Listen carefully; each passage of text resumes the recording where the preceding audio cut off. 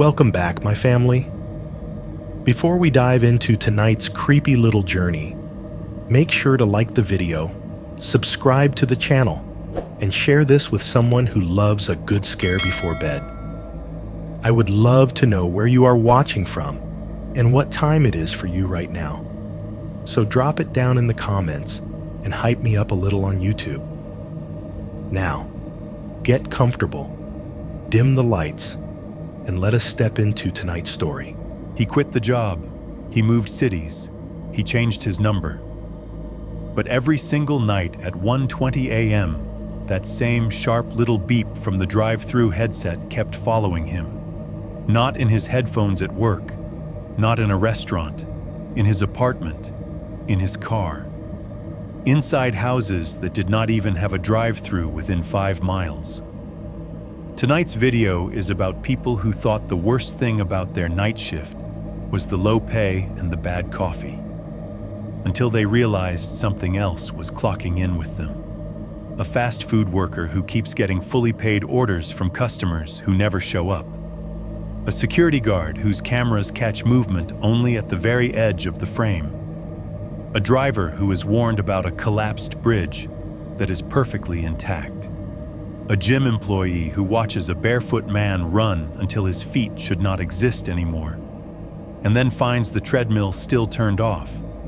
These are not polished horror scripts. They are memories, messy, specific, full of times, streets, receipts, and camera angles that should not lie. So if you are watching this alone, late at night, with your phone or TV glowing in a quiet room, pay attention to the sounds around you. The fridge, the heater, the hallway. And if, at any point during this video, you hear one short, clean beep that does not match anything in your house, you might understand exactly what he was trying to escape at 1:20 a.m., 1.1, Night Owl, on Westheimer. My name is Eric Hurley, and for almost 3 years, my world was a red and white Wendy's sign off Westheimer Road. I was 27, a college dropout with a communications degree that never got finished, and a night shift that never seemed to end. While most people my age were trying to climb some kind of career ladder, I was pulling on a stained red polo at 9:30 at night and clocking in under fluorescent lights that made everyone look a little bit sick. If you live in Houston, you probably know the stretch of Westheimer I'm talking about. It is the part where the chain restaurants start to thin out and the strip malls get a little sadder. On one side of us was a tire shop that closed at 6 sharp every day. On the other side was a liquor store that claimed to close at midnight, but always had someone rattling its back door later than that. Behind the restaurant, beyond the dumpsters and the grease-stained concrete, was a tired apartment complex where I lived in a 1-bedroom on the 2nd floor. From the street, our Wendy's looked exactly like every other Wendy's in America, except more tired. The neon sign out front flickered a little on humid nights, the red W stuttering as if it was trying to decide whether to stay lit or not. The big menu board in the drive-through lane hummed constantly, a low electric buzz that you only noticed when everything else went quiet. The concrete under the lane was always a little wet, stained with oil and something that never quite washed out, no matter how many times they pressure washed it.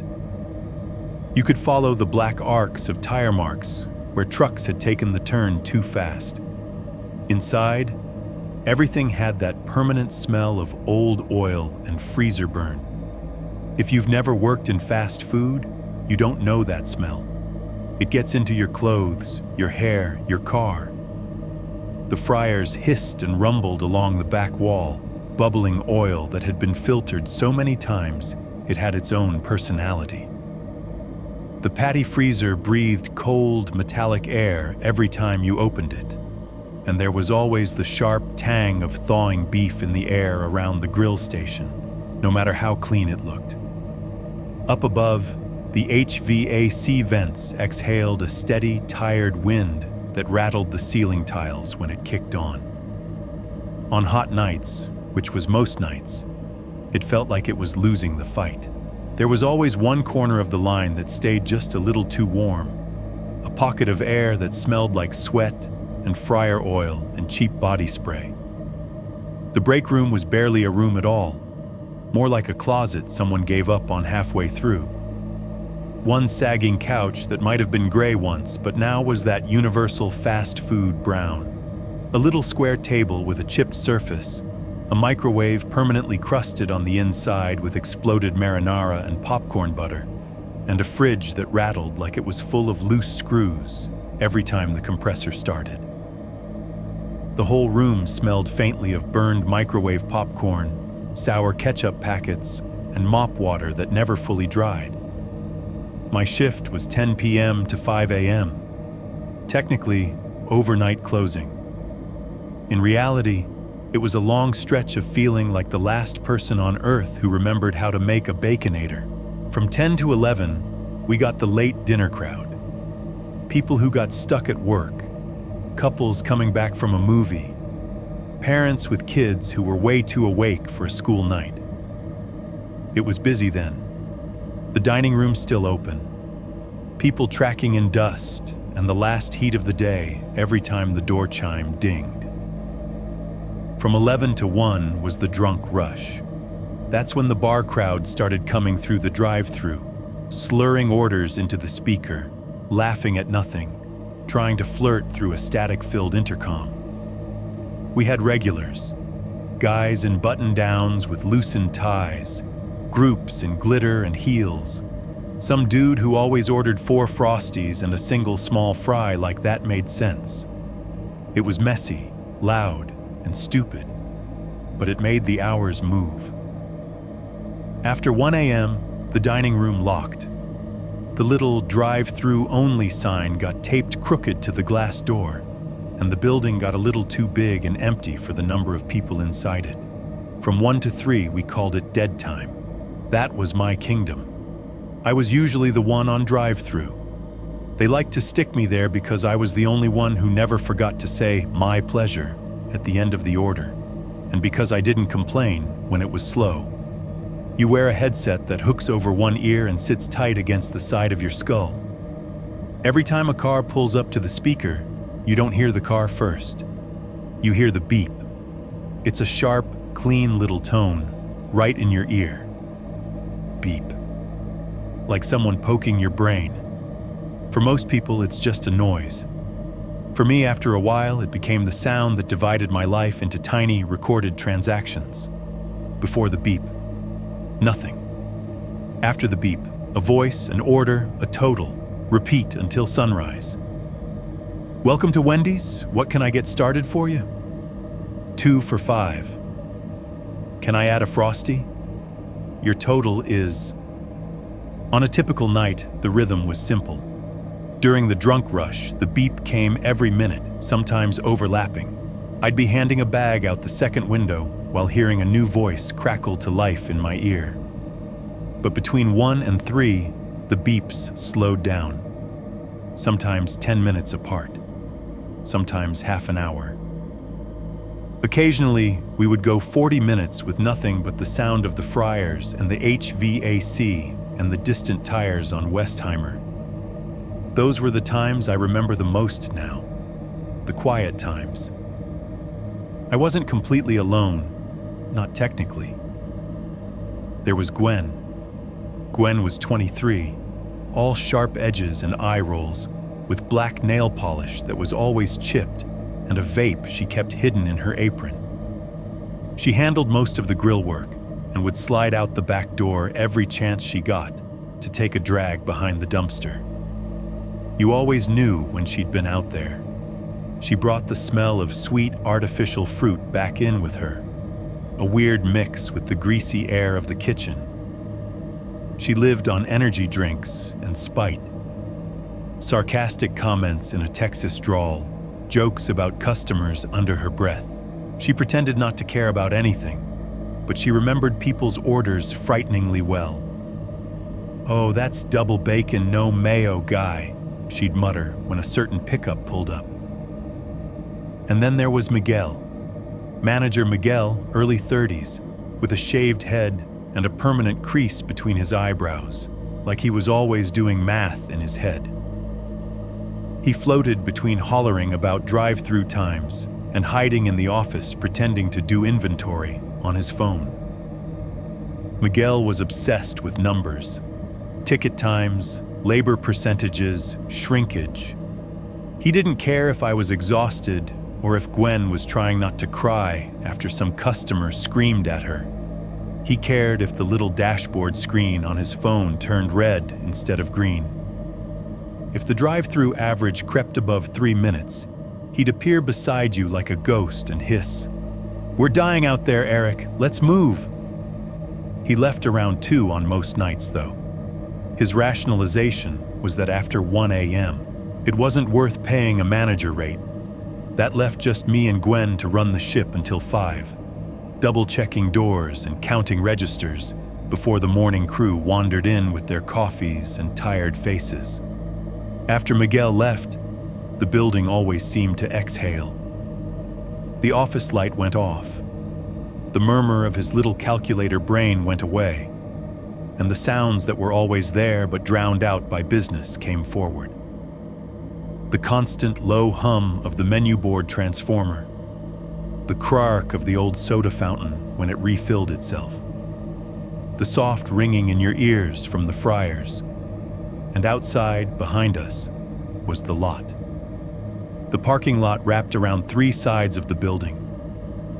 In the front, facing Westheimer, the asphalt was relatively flat, painted lines mostly visible. The overhead sodium vapor lights cast everything in that sick yellow that makes skin look waxy. At night, the lot was usually half empty. A scattering of late customers and whoever was living at the apartments behind us who didn't want to park in their own crowded lot. Around back, behind the building, the asphalt broke up. Old cracks filled with weeds and black tar.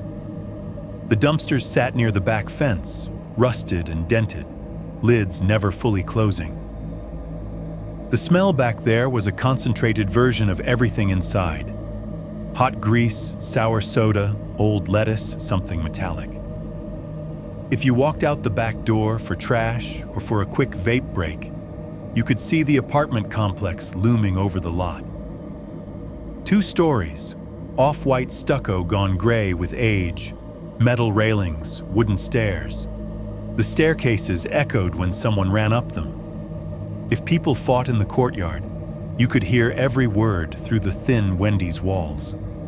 My own apartment was on the 2nd floor, left side, 2 doors from the end.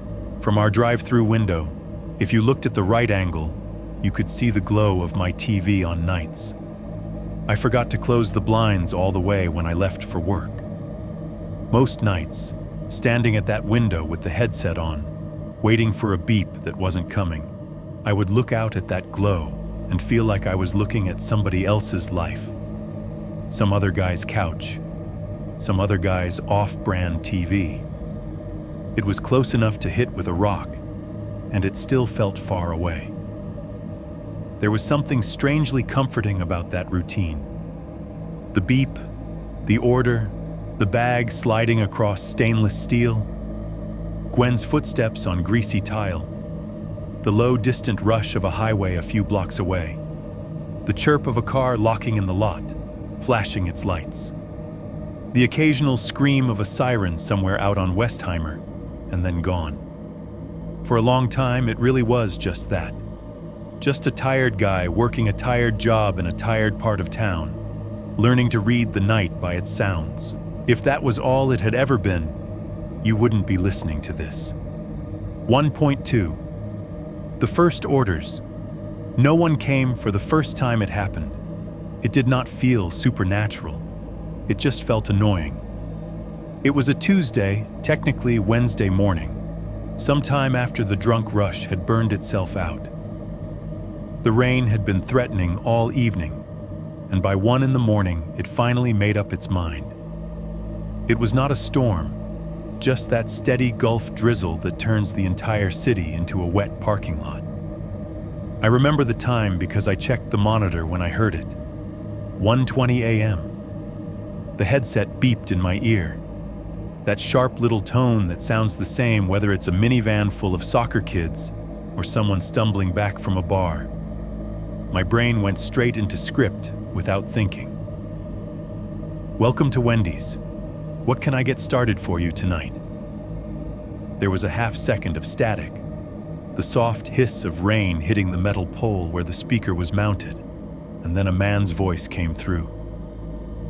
Yeah, he said. Let me get a Baconator combo. Large, extra fries, Coke, no ice. Middle-aged from the sound of it.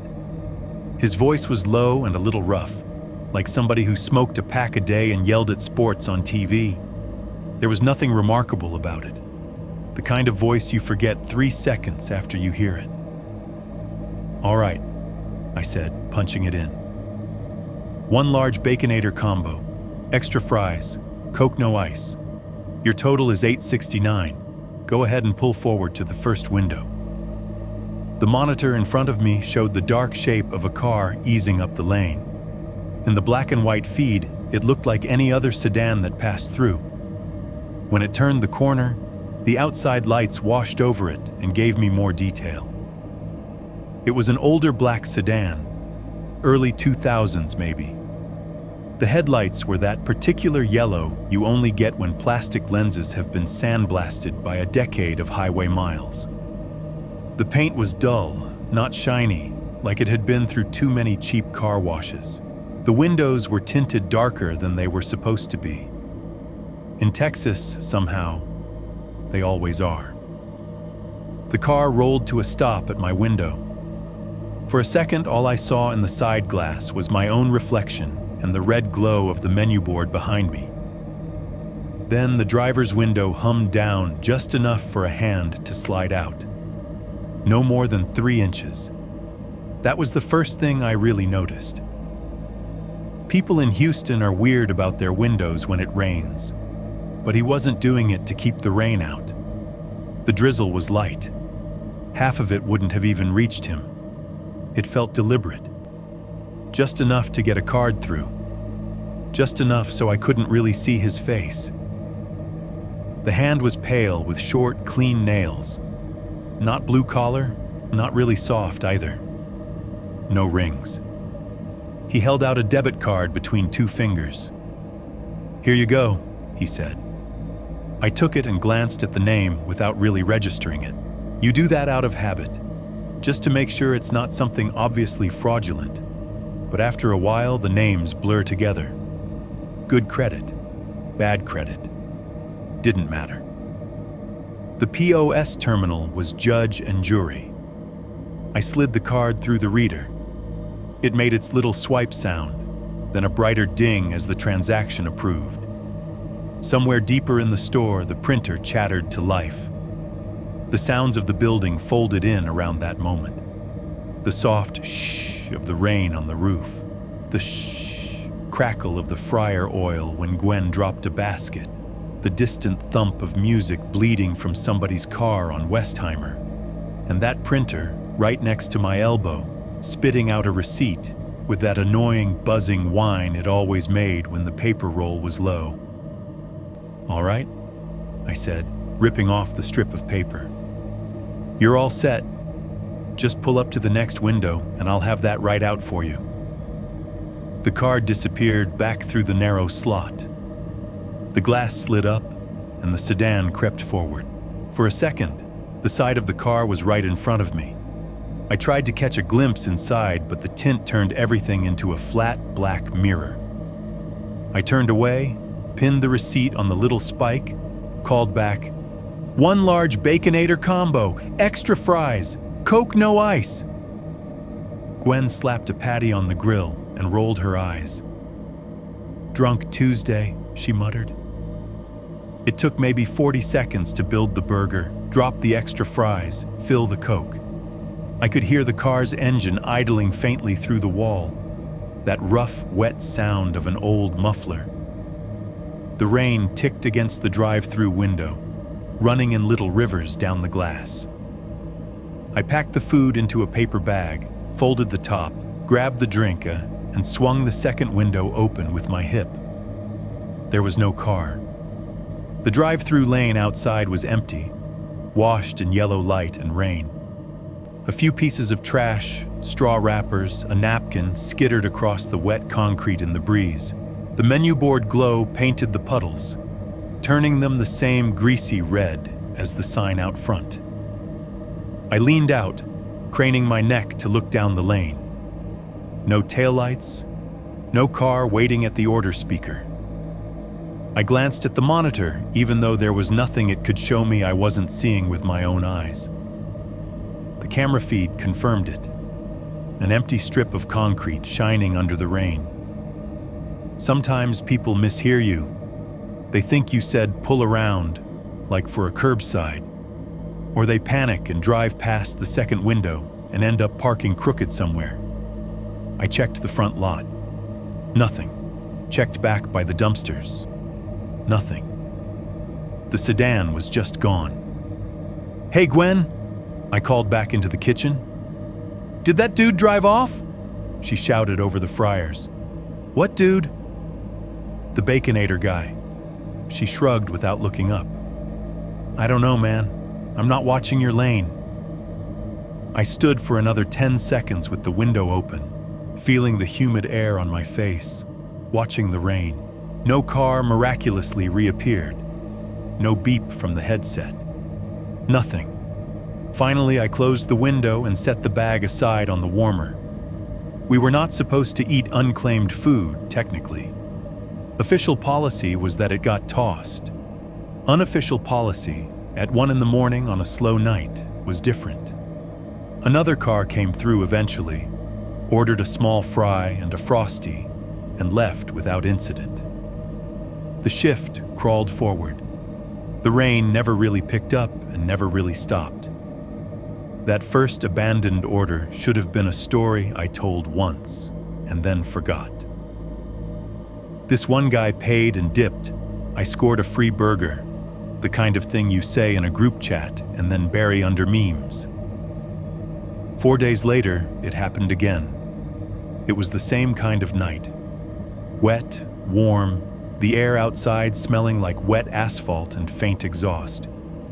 The time on the corner of the monitor said 1:23 a.m.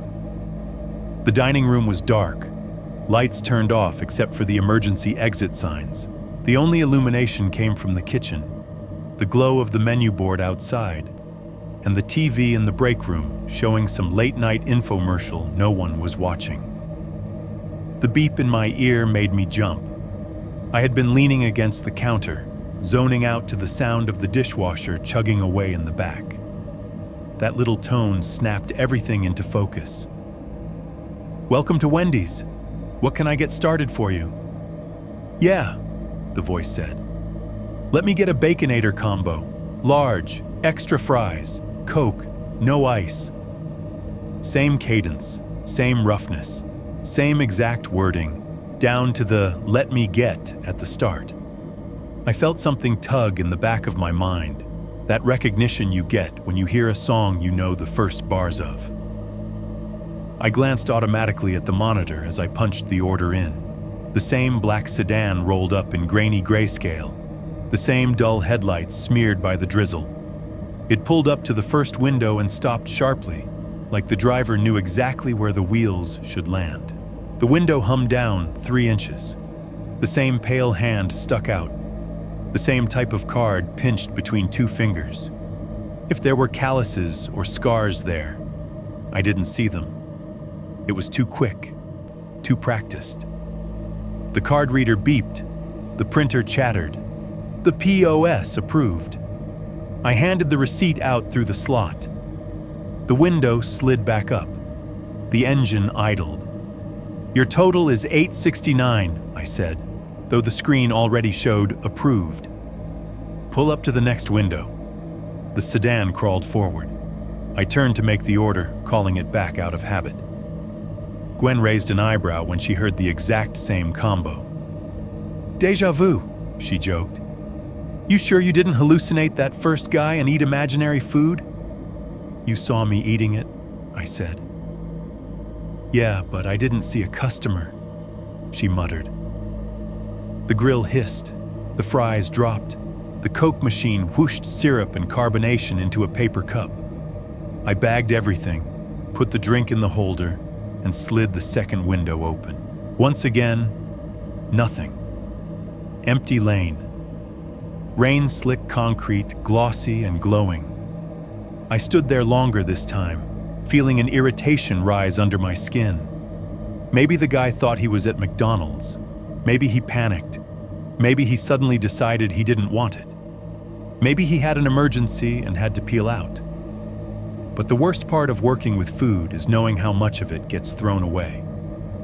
While I held that warm bag in my hands, smelling the mix of greasy beef and hot salt, the idea of just rolling my eyes and tossing it in the trash felt wrong. Stupid. When Miguel left at 2, he didn't care about an extra Baconator on the warmer. When the clock crept past 3 and we started cleaning the line, that bag migrated to the back counter, where it sat like a promise. By the time I walked out into the parking lot at 5:05 a.m., the rain had stopped. The asphalt was still wet, reflecting the coming light in patches. I carried the lukewarm bag in one hand, my backpack over the other shoulder, keys jingling. I ate it standing at my tiny kitchen counter with the overhead fluorescent buzzing above me. The burger was sloppy and soggy, the bun starting to break down, but it filled the hole in my stomach in a way cereal never did that late. The extra fries were limp and a little sad. The Coke had gone flat, but I drank it anyway. Over the hum of my apartment fridge, I could hear the ticking of the cheap wall clock I'd bought at a dollar store. Somewhere upstairs, someone flushed a toilet. The TV washed blue light over the living room from an old sitcom rerun. It all felt very ordinary. I told myself I'd just gotten lucky, twice. And then there was the third time. It was maybe a week later. The days run together in a way you don't understand until you work nights. You become more familiar with 1 a.m. than with 1 p.m. The dates on the little sales printouts matter more than the dates on a calendar.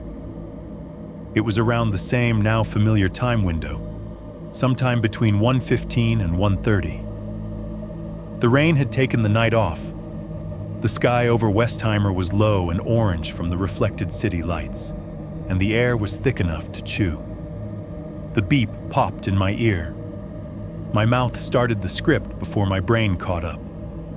"Welcome to Wendy's. What can I—" "I'll do the Baconator combo," the voice said smoothly. "Large. Extra fries. Coke. No ice."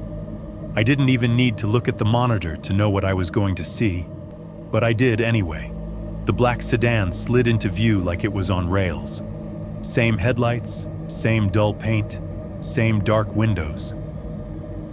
The car rolled up to the first window. The glass dropped 3 inches. The hand emerged, the card glinting faintly. By then, the weirdness had turned into something almost like superstition, like a slot machine that kept paying out just enough to keep you feeding it quarters. I took the card, swiped it, heard the ding of accepted payment. But when I handed the receipt back this time, something in me couldn't resist. "So," I said, keeping my voice casual, "Baconator, extra fries, Coke no ice, this your usual now?" For the first time, there was a pause. The hand held the receipt a little too long. The engine idled roughly, caught itself, settled. Then, through the crack in the window, through the occasional hiss of static in my ear from the headset, I heard him laugh. It was not a loud laugh, just a single low sound in the back of his throat, like he was amused that I'd finally noticed something obvious. "The usual," he repeated. "Yeah." The way he said it sent a line of cold down my back that I could not explain. I had heard thousands of customers say those words over the years. People say it when they've decided they're a regular somewhere, when they want to be known. But nobody at 1 in the morning in a half-dead Wendy's drive-thru should want to be known that badly. "You got it," I said, forcing a chuckle. "Pull up for me." He did, or at least the car moved forward out of view. I turned to prep the order. The whole time I assembled the burger, counted out the extra fries, poured the Coke, I could hear the muffled idle of that engine through the wall. Under it, just barely, that soft crackling in my headset, like someone somewhere was brushing a microphone against their shirt. When I opened the second window with the bag in my hands, the lane was empty. The third abandoned order might have been my breaking point if I'd been smarter. Instead, it became a running joke, I told myself. At the end of that shift, I sat alone in the break room under the flickering fluorescent tube, eating the Baconator that no one had claimed. The dishwasher roared in the back like an airplane engine. The second hand on the cheap clock above the microwave jerked its way around the face. I remember thinking, not in a scared way, just in a tired, darkly amused way, that if some stranger wanted to keep paying for my dinner and vanishing into the night, maybe I shouldn't complain. Maybe, I thought, as I bit into lukewarm beef and cheese, I had finally found one good thing about working the night shift. I did not know yet that somebody else thought I was the thief. 1.3. I hope you've been enjoying them, Eric. By the time it finally got weird enough to scare me, the abandoned orders had become part of my routine. It kept happening. Not every night, but often enough that I started thinking of that Baconator combo as a kind of unofficial employee meal plan. A black sedan would appear between 1 and 1:30. The man would order the exact same thing, he'd pay, then vanish somewhere between the first and second window. The food would sit on the warmer until the clock crept closer to 4, and then I'd end up eating it in the break room while the dishwasher roared behind me and the fluorescent light flickered overhead. It was wrong, sure, wasteful, strange. But strange things accumulate quietly on the night shift. Someone who always parks in the same spot and never comes in. A guy who sits in the lot for an hour with his headlights off. A regular who swears he saw a ghost in the bathroom mirror. You get good at shrugging. On the night everything tilted, the weather finally took a break. No drizzle, no wind. Just that dry, almost cool air you get in Houston maybe 3 times a year, when the humidity loosens its grip for a couple of hours, as if by mistake. The parking lot looked different in that air. The puddles had dried into dull stains, and the asphalt had that faint, dusty smell instead of the oily, wet one. The sodium lights still bathed everything in that bruised yellow glow, but the edges were sharper. You could hear more, too. No rain on the roof, no tires hissing on wet streets. Just the low rumble of the highway in the distance, and the constant white noise of the HVAC fighting to keep the kitchen at something like a reasonable temperature. Inside, it was quiet. Too quiet, Miguel would have said, if he'd been there. He'd left a little after 1, muttering something about labor numbers and call me if it catches fire. Gwen was in the back, earbuds in, scrubbing down the grill with a brick in tight circles. I could hear the faint scrape of it through the pass, under the steady rush of the vents. I was at my post by the second window, leaning one hip against the counter, staring out across the empty drive-through lane. The menu board glowed red and white. Moths pinged themselves stupidly against it. Little pops of shadow in the corner of my vision. The speaker pole stood there like a skinny metal scarecrow, waiting. My headset sat snug around my ear, the plastic warm against my skin. At that hour, you almost forget you're wearing it until it reminds you. The beep came right on schedule. Beep! My spine straightened before my brain even registered the sound. My thumb flicked over the little talk button out of habit. "Welcome to Wendy's," "What can I get started for you tonight?" I said. I already knew. There was the now familiar half-second of static, that faint whisper of outside noise bleeding through.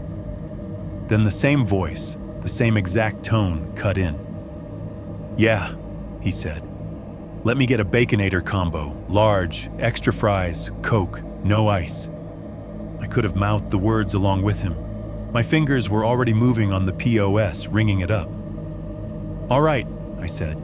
"One large Baconator combo, extra fries, Coke, no ice. Your total is $8.69. Go ahead and pull up to the first window for me." As I spoke, my eyes went to the monitor. The camera feed flickered from the static image of an empty lane to the unmistakable shape of that sedan turning in off Westheimer. Even in black and white, I recognized it. The low nose, the way the headlights seemed a little dimmer than they should be, the dull sheen of the hood. The car slid up the lane, perfectly centered, like it had made the trip 1,000 times. It came to a stop at the first window. I turned my head, even though there was a wall between us, just to feel that little mental click of knowing exactly where he was in relation to me. The driver's window hummed down, that soft electric whine. Not all the way, just that practiced crack. 3 inches, maybe 4. Enough for the hand to emerge. Same pale skin, same clean fingernails, same kind of card. The blue-green flash of a debit stripe visible in the corner of my eye. "Here you go," he said. The voice was so normal. If it had belonged to someone at a table in the dining room, I would have forgotten it completely by the time they left. It was the repetition that made it stand out now, like hearing the same song at the same time every day. I took the card. The reader chirped as I slid it. The receipt printer beside me buzzed and rattled, spitting out another narrow strip of paper. Approved. No issues. No errors. "All right, you're all set," I said automatically, tearing the receipt free. "Just pull up to the next window and—" He cut me off, not rudely, calmly, like he'd been waiting for this particular moment. "I hope you've been enjoying those combos, Mr. Hurley." For a second, I thought I'd misheard him. There was no reason for my name to sound like that. It had never felt heavy to me before. Hurley, just a last name. Something I'd heard in roll call in middle school, on cheap birthday cards from relatives, on a diploma I never bothered to frame. Coming through the headset, with that slight open vowel Texas drawl, it fell into my ear like a drop of ice water. My brain stuttered. The receipt in my hand crinkled as my fingers clenched. "What?" I said before I could stop myself. He didn't repeat it. He didn't need to. The way he'd said it the first time had been careful, deliberate, not like reading it off a screen, like tasting it for the first time. Mr. Hurley. My name tag just said Eric in cheap black letters on a white plastic oval. First name only. That was the uniform. There was no visible paperwork in the drive-thru. No display showing my full name. Customers did not get to see last names here. That was the point. My throat went dry so fast it actually hurt. I swallowed and felt nothing move. "It's good," he went on, like this was the most normal conversation in the world. "Not many people would keep eating them. I appreciate that, Mr. Hurley." I could feel sweat prickling between my shoulder blades, a damp patch spreading under the scratchy red polo. The kitchen wasn't hot. The AC was actually doing its job for once, but a line of cold unfurled itself slowly along my spine. Behind me, the fryer hissed. The sound seemed to recede, like someone turning down a TV in another room. The hum of the lights faded to a thin whine. The only sound that felt close was his voice in my ear and my own breathing, suddenly too loud. "How?" I started, then stopped. My tongue felt thick. I forced the words out in a voice that did not sound like my usual customer service tone. "How do you know my name?" There was a pause, a real one this time, long enough for my heart to throw itself hard against my ribs twice. Static whispered in my ear, not the usual sharp crackle of bad connection, but a softer, muffled rush, like fabric brushing over a microphone. Under it, very faint, I thought I could hear the uneven rhythm of breath. Not quite in, not quite out, just there. When he finally did make a sound, it wasn't a word. It was a sort of half laugh, half sigh, amused, pleased with himself. Then the line went dead. The headset clicked softly. The background noise snapped back into focus, and the order vanished from the active screen like it had never been there. No car rolled forward into the frame of the second window camera. No headlights washed over the concrete. "Hello?" I said, into nothing. "Sir, can you still hear me?" Nothing answered. Just the familiar hum of the looped audio from the headset, the whisper of grease, the faint buzz of the menu board transformer, the tick of the clock mounted above the back door. I realized I was still holding his card. I looked down hard at the rectangle of plastic in my hand, expecting the name to leap out at me, to burn itself into my retinas. For a second, unbelievably, I thought maybe my own name would be printed there. It wasn't. It was some other name I did not recognize and will not repeat here. A generic bank, a generic logo. No immediate connection to me aside from the fact that my fingerprints were all over it now. I stepped forward and stuck my head out of the first drive-through window, rainless night air rushing up to meet my face. The sedan was still there. For one heartbeat, I saw the smear of its rear quarter panel under the harsh light, saw the curve of the trunk. Then, without a sound, it moved. Not forward, backward. The reverse lights did not come on. I didn't see any red flare up.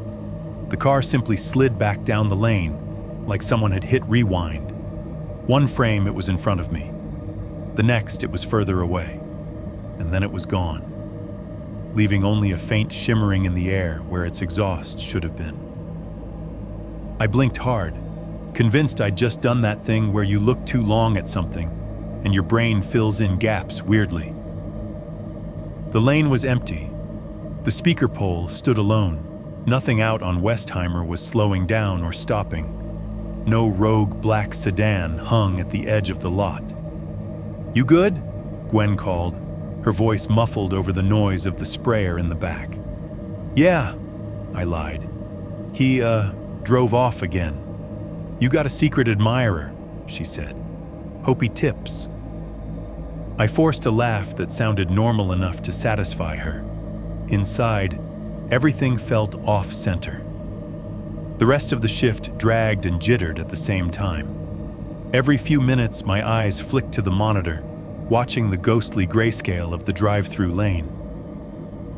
Every beep from the headset made my heart jump, even when it turned out to be a very real, very irritated guy wanting a baked potato at 2 a.m. Between orders, I replayed it over and over in my head. "I hope you've been enjoying those combos, Mr. Hurley." Maybe he'd seen my full name on some paperwork, I told myself. Maybe there was a slip somewhere on a register. Maybe it was a guy from my high school messing with me. Maybe. The one thing I couldn't find a rational maybe for was how every time I tried to remember what his face looked like, there was nothing. Just dark glass, the shape of a head, a pale hand, no eyes, no nose, no features my brain could hang on to. Somewhere around 4:30, when the sky outside had faded from black to a dull steel gray and the first birds were starting to argue in the scrub trees by the lot, we started our closing routine. Gwen scrubbed down the line. I took the mop and bucket and began working my way from the front counter back. The building sounded different once you turned off most of the machines. The fryers went silent. The soda fountain settled into a quiet gurgle. The TV in the break room was off, finally. The air conditioner still blew, but softer, like it was tired too.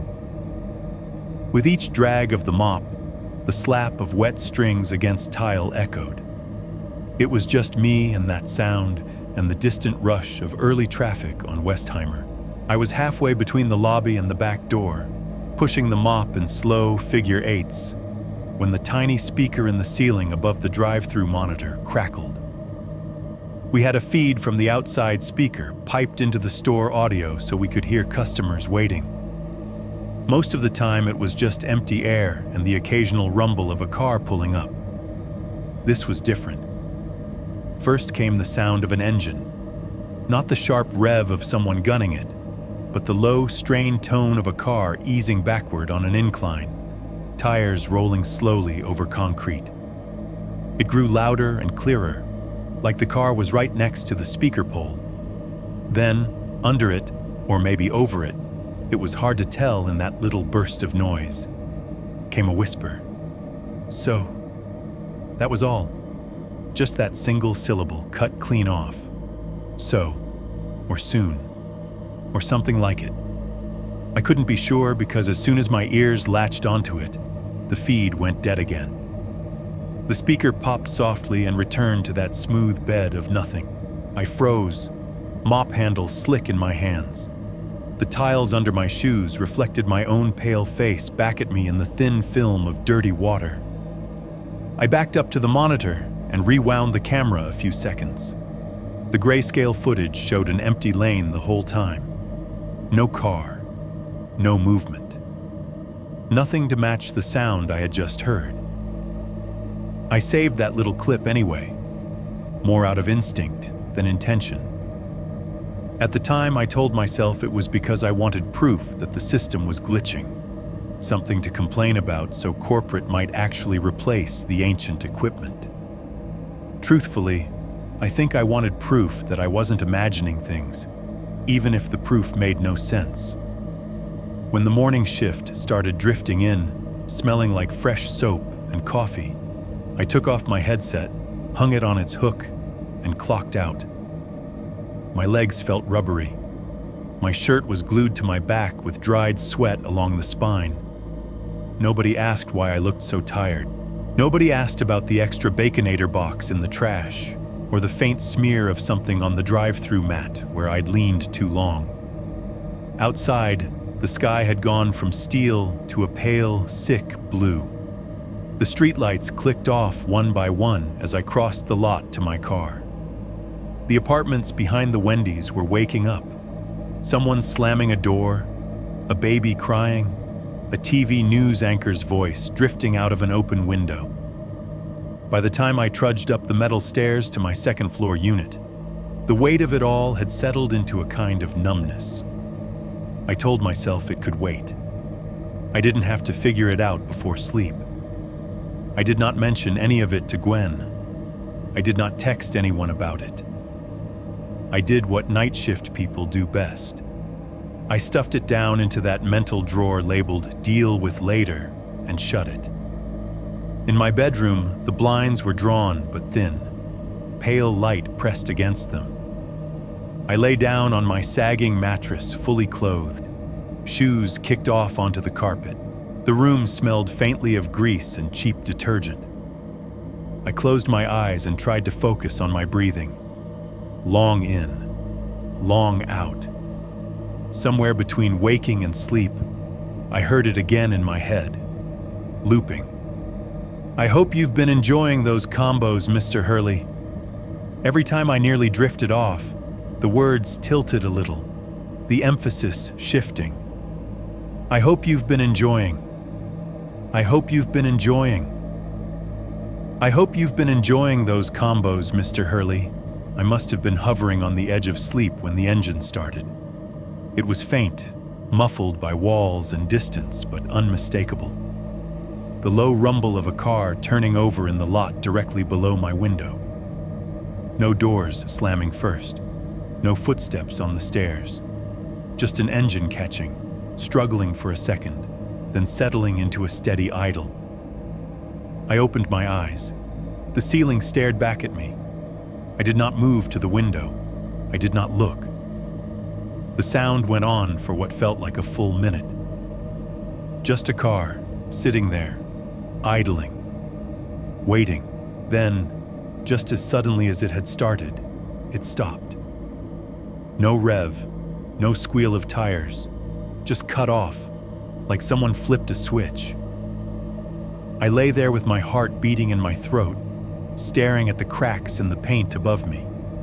In the silence that followed, my ears rang with leftover noise. In that ringing, buried under the phantom hum of my own blood, I could still hear that voice, right behind my ear, saying my name like he owned it. Mr. Hurley, 2.1. The first note. If you work nights long enough, you start to convince yourself that nothing truly bad can happen after sunrise. That morning, walking home behind the Wendy's with my shirt sticking to my back and my eyes burning, I clung to that idea like it was a rule. The sky over Westheimer was that pale, washed-out blue that only shows up around 6 a.m. before the sun really commits. The streetlights had flicked off one by one as I watched through the drive-through window. By the time I pushed the back door open and stepped into the little alley between the restaurant and the apartments, it felt like the world was rebooting without me. The apartment complex behind the Wendy's was nothing special. 2 stories, off-white stucco that had gone gray in patches, metal railings that rattled if you touched them. The kind of place where the grass looked okay from far away, but up close you could see the bare dirt and cigarette butts. I lived on the 2nd floor, middle of the longest hallway. 1 bedroom, barely. You could stand in the middle of the living room and touch the kitchen counter with your fingertips if you stretched. The stairs up to my hallway were metal and always a little slick from grease or rain or both. When you walked on them, every step rang out with a hollow clang that announced you to the whole building. That morning, as I climbed, the sound bounced off the stucco walls and followed me up like something trying to keep pace. The hallway itself was a straight tunnel of beige and brown. The floor was covered in a low, flattened carpet that had been some color once. Brown, maybe, but now was just a pattern of darker stains over lighter stains. It had that permanent smell of old cigarette smoke and fried food that never goes away, no matter how often someone mops. Every door was the same fake wood slab with a brass number bolted on crooked. Mine was 207. The overhead lights were long fluorescent tubes in cracked plastic covers. Most of them were stained with dead bugs.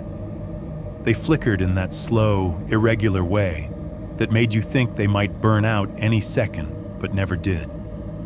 The light they gave off was thin and yellow, and made the end of the hall look farther away than it really was.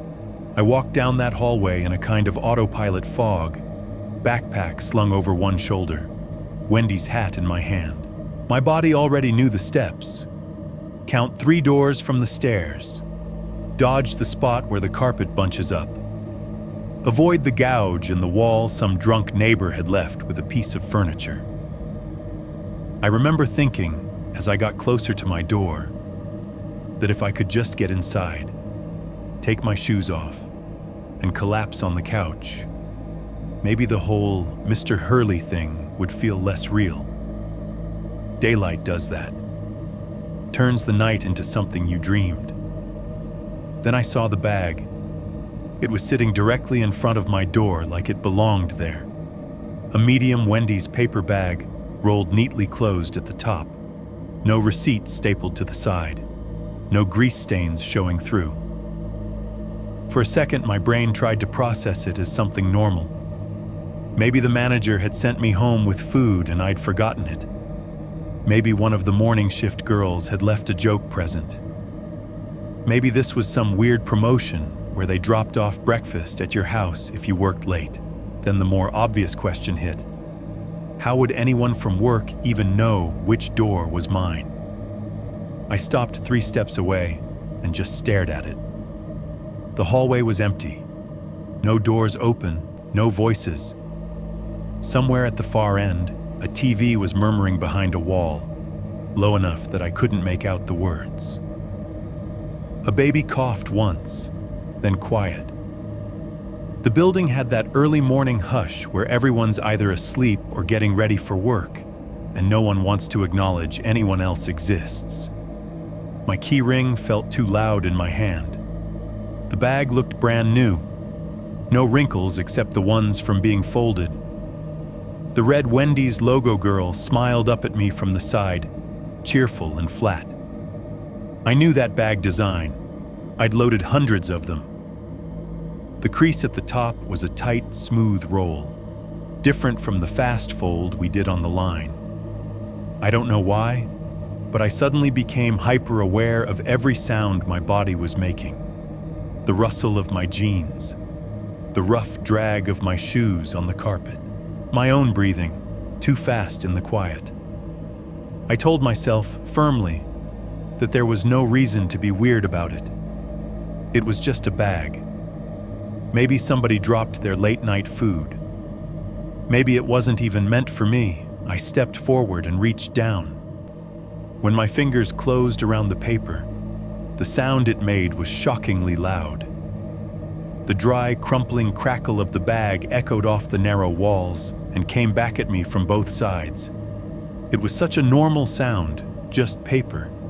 But in that empty hallway, it landed like a fire alarm. I actually flinched and looked over my shoulder, half expecting a door to fly open, somebody to lean out and ask what I was doing. Nothing. All the doors stayed shut. The lights kept buzzing. Somewhere in another unit, an old refrigerator compressor kicked on with a low, rattling brrr and then settled. The bag was light. Lighter than it would have been if there was a burger and fries in it. No warmth came through the bottom into my hand. The shape felt wrong too. Too flat, like it was full of paper, not food. That was the point where my skin started crawling. I straightened up and stood there with the bag in my hand, facing my own door. The peephole was a black circle at my eye level, reflecting a tiny dot of yellow from the hallway light. The familiar scratch on the paint by the knob, the one I'd made moving in a Walmart bookshelf, suddenly looked like something else entirely. Like claw marks. "Relax," I muttered under my breath. My voice sounded small even to me. "You're fine. It's nothing." I fumbled my keys out of my pocket, unlocked the door with my free hand, and slipped inside. The deadbolt thunked home behind me with a solid, comforting sound. My apartment smelled like it always did after a shift. Stale grease, laundry soap, and whatever air freshener I'd sprayed last to try to cover those two things. The living room was a rectangle carved into zones by cheap furniture, a second-hand couch I'd bought off Facebook Marketplace, sagging in the middle. A low entertainment stand from IKEA with a TV that was a little too big for the space, and a dusty Xbox sitting in front of it. A tiny kitchen tucked into one corner, half-size fridge, 4-burner stove that took forever to heat, laminate counters with fake granite flecks. The fridge was humming loudly, like it was working too hard. The clock on the microwave blinked 6:02 a.m. because the power had hiccuped sometime last week, and I still hadn't bothered to reset it. The neighbor above me slammed a cabinet door. The impact traveled down through the ceiling and made the overhead light fixture tremble. I dropped my keys into the little ceramic bowl by the door and set the bag on the kitchen counter. My plan was to open it, see something stupid, a stack of coupons, some fries someone left, and laugh at myself for being tense. What I did instead was just stare at it for a full minute. It sat in the center of the fake granite laminate, perfectly upright.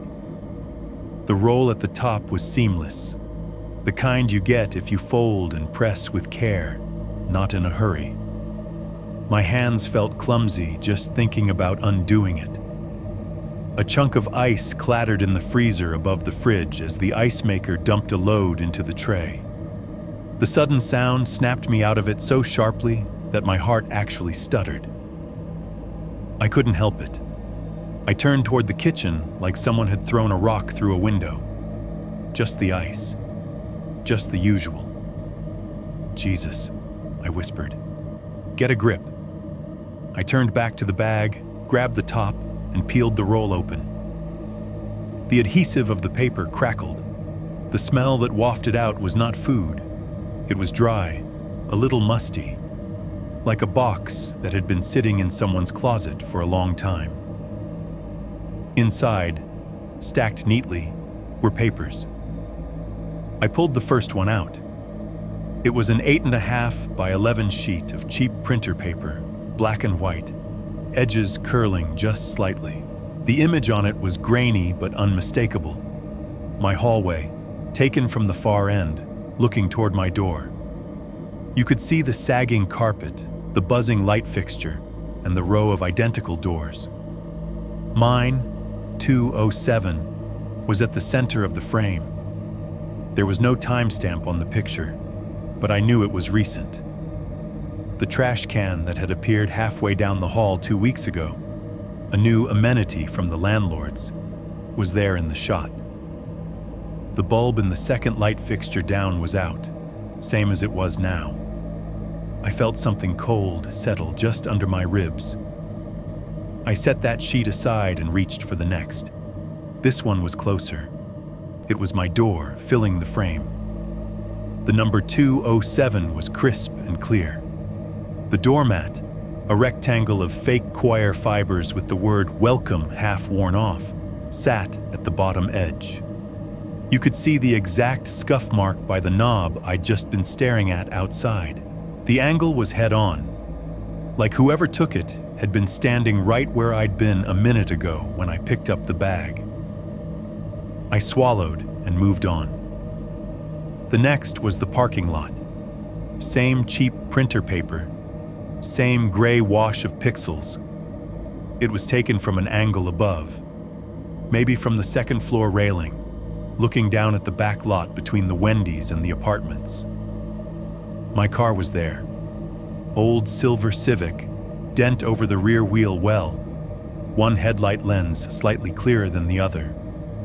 The photo had caught it in that early morning half-light where everything looked flat. There were no other cars close by. The last few pages were variations on that theme. The hallway from different angles, the stairs, the view down into the lot from right outside my unit. In one of them, in the corner of the frame, you could see my own bedroom window with the blinds half open. It made my skin crawl to know that someone had stood there and aimed a camera at a place I went to sleep. At the very bottom of the stack, folded in half, was a smaller piece of paper. Not printer stock, thinner like the kind you'd grab from a notepad by the phone. My fingers shook a little as I unfolded it. The message was written in thick, blocky letters. Black ink, no flourish. The kind of handwriting you might see on a cardboard sign, big enough to read from far away. Stop stealing. You have 2 nights to put it back. My first reaction was stupid. I actually laughed. A short, sharp, disbelieving sound that sounded wrong in my own kitchen. Very funny, I said aloud, to nobody. Because what else was I supposed to say? It read like a prank, like something you'd do to freak out a coworker on Halloween. Stop stealing. Put it back. It sounded childish, petty. But the longer I stared at those words, the less funny they felt. I leaned back against the counter, note in one hand, hallway photos in the other, and tried to assemble a sane explanation. Maybe it was Gwen. She had a dark sense of humor. She knew where I lived, sort of. She'd dropped me off once when my car was in the shop. Maybe she'd followed me home some other night, taken pictures, printed them, stuffed them in a bag as a joke about the free food. But Gwen didn't know my last name. Not really. Not enough to write it on anything. And even if she did, why mention stealing? If anything, she'd be the one cheering for the free burgers. Miguel? No way. He barely cared what my first name was, let alone my address. And if corporate had a problem with shrink, they would send an email or a warning, not a stalker note in a Wendy's bag. Co-worker prank, I told myself anyway. It was the least frightening option, and I wanted badly to believe it. Somebody from work. They're messing with you. The apartment suddenly felt smaller. The kitchen narrowed around me. I could hear every appliance in the place working at once. The fridge buzzing, the bathroom fan someone had left on, the faint gurgle of pipes in the wall as an upstairs neighbor flushed. That faint ice maker clatter came again, a few cubes dropping into the plastic bin with a hollow rattle. I jumped so hard, I nearly dropped the note. For the first time since I'd moved in, I had the distinct sensation of being watched from more than one direction.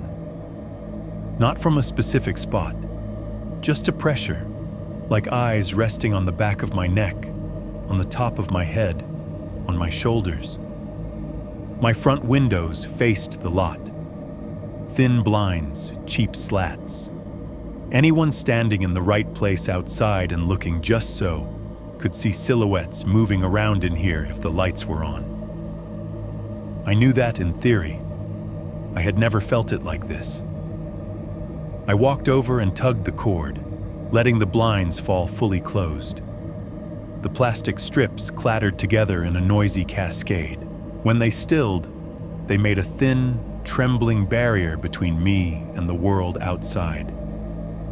On the TV stand, the black screen reflected a ghostly version of the room. The couch, the coffee table, me standing there holding a piece of paper I didn't want to look at anymore.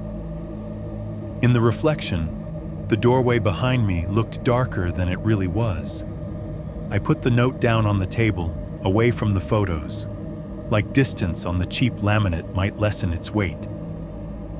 "Stop stealing," I read under my breath. "You have 2 nights to put it back." Stealing what? The abandoned combos? The extra food someone else had paid for and walked away from? That was hardly a crime, not compared to half the things people did for free every day. And put it back? Where? In the cash register? The trash? The mouth of the guy who vanished between windows? The worst part was not the threat itself. It was the implication buried under it.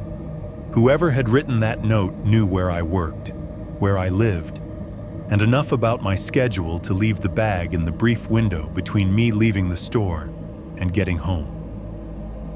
They had walked up the same hallway I did, stood in the same place I had just stood, bent down over my worn-out welcome mat, and set the bag gently in front of my door with all the time in the world, and I had never heard them. Somewhere beyond my walls, a neighbor's ice machine dropped another chunk of frozen cubes into a tray. The sound echoed in the pipes like bones clacking together. I told myself again that it was a joke, that I would go into work that night and find Gwen smirking, waiting for me to react, that someone would send a follow-up text with "got you" and a string of laughing emojis. But even as I thought it, I knew I wasn't going to show anyone the note.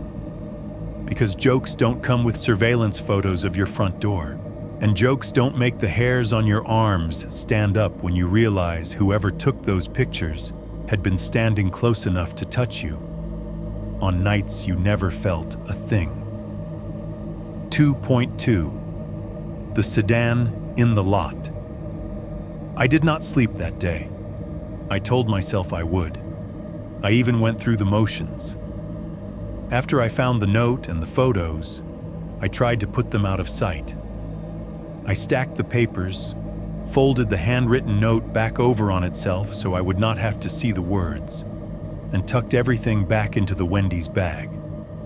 I rolled the top down and set it in the corner by the TV stand, like it was just another piece of trash I would take out later. Then I lay down on the couch instead of my bed, because somehow the idea of sleeping in the room with the window that had been photographed felt worse. I kicked off my shoes and stretched out, grabbing the remote on the way. The TV blinked to life, throwing blue-white light across the small living room. I muted it immediately. I did not want to hear voices. I just wanted moving pictures. Some dumb rerun, people laughing with a laugh track. Proof that somewhere, at some hour, life was normal. With the sound off, the TV was just a flickering rectangle. Faces moved, mouths opened and closed in silent arguments. Commercials flashed bright colors and superimposed slogans I could not hear. It painted the walls with a jittery glow that made the shadows in the corners look like they were breathing. I lay there on my back, one arm over my eyes, and waited for my brain to shut down. It didn't. Every time I closed my eyes, I saw that grainy photo of my door from the hallway. I saw the stack of papers with my Civic in the lot and the view from the railing. Worse, I saw the one I had only admitted to myself in passing, the photo that had been taken from the hall through my living room window. I hadn't let myself look at that one too long. It was clearly shot from outside, maybe from the stairwell or the far end of the hall, through the thin blinds that I never fully closed. You could see the glow of the TV, the outline of my couch, and, blurred but recognizable, the shape of me sitting there with a controller in my hands. The realization that someone had already stood out there and taken that picture, while I sat in here playing games and thinking I was alone, kept looping in my head like a bad clip on repeat. It made my skin feel too small. After about 20 minutes of pretending to rest, I gave up. I sat up, grabbed the Wendy's bag, and dumped the contents out on the coffee table. The printed photos fanned out across the scarred laminate. I spread them with my fingertips, trying to turn fear into analysis. That was the lie I told myself. I wasn't obsessing, I was investigating. I examined each picture one by one, the way you might if someone handed you evidence at a job. I looked at the shadows to guess the time of day, the angle of the light fixtures, whether the bulbs were flickering or dark. Little details no one else would care about. In one hallway photo, the overhead light had a halo of brightness around it and cast sharp shadows straight down. That meant whoever took it had done so late at night, when the sun was long gone and the only illumination came from those buzzing tubes. In another, the light looked dimmer, and a thin strip of daylight showed at the bottom of a far door. Early morning, maybe, before people left for work. The picture of my car in the lot showed the asphalt still wet, reflecting the glow from the back of the Wendy's. That put it somewhere after a rain, probably in the same messy time frame as my shifts. My trunk was closed. No one else parked near me. When I got to the shot from the hallway through the living room window, I held my breath. It was blurry, but the shapes were clear enough.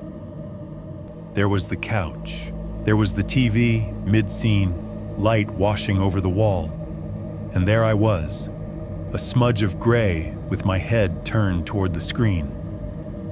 From the angle, whoever was holding the camera would have been standing slightly off to the side, far enough that if I had glanced at the window at the right moment, I would have seen nothing but the faint suggestion of a figure and my own reflection.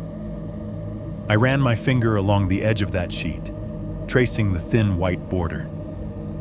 No watermark, no timestamp, just ink and cheap paper and the knowledge that I had been watched from a distance of maybe 10, 15 feet without knowing it.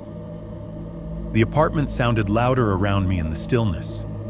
The AC unit, mounted in the wall under the living room window, cycled off with a hollow thunk. A few seconds later, as the temperature rose that tiny bit it always did, the thermostat clicked and the compressor kicked back on with a vibrating whir, shuddering through the metal frame and into the thin drywall. In the bathroom, a pipe knocked once inside the wall. One of those hollow, echoing thuds old buildings make when someone upstairs runs water or flushes. Another knock answered it from a different direction a few minutes later, as if the building were clearing its throat. I sat on the couch with my elbows on my knees, the photos spread out, the AC humming, and no noise from the TV except the undead movement of people I could not hear. Every little sound felt like it was aimed directly at my nerves. The faint buzz of the refrigerator in the kitchen, the tick of the cheap wall clock above the stove, the occasional soft creak as the building settled on its foundation. I could not shake the feeling that the hallway outside my door was full of quiet, patient listening. The day crawled past in a smear. Around noon, sunlight pushed harder at the blinds, turning the thin slats into glowing stripes. Cars came and went in the lot outside. I heard their engines, the thump of bass from stereos, voices rising and falling. Somebody argued loudly on the phone right outside my door for 10 minutes about child support.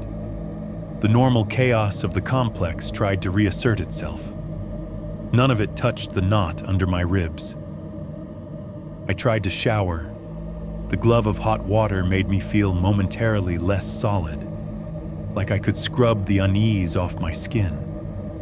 But when I stepped back into the living room, drops still on my hair, the photos were still there on the table, and the Wendy's bag sat in the corner like something alive.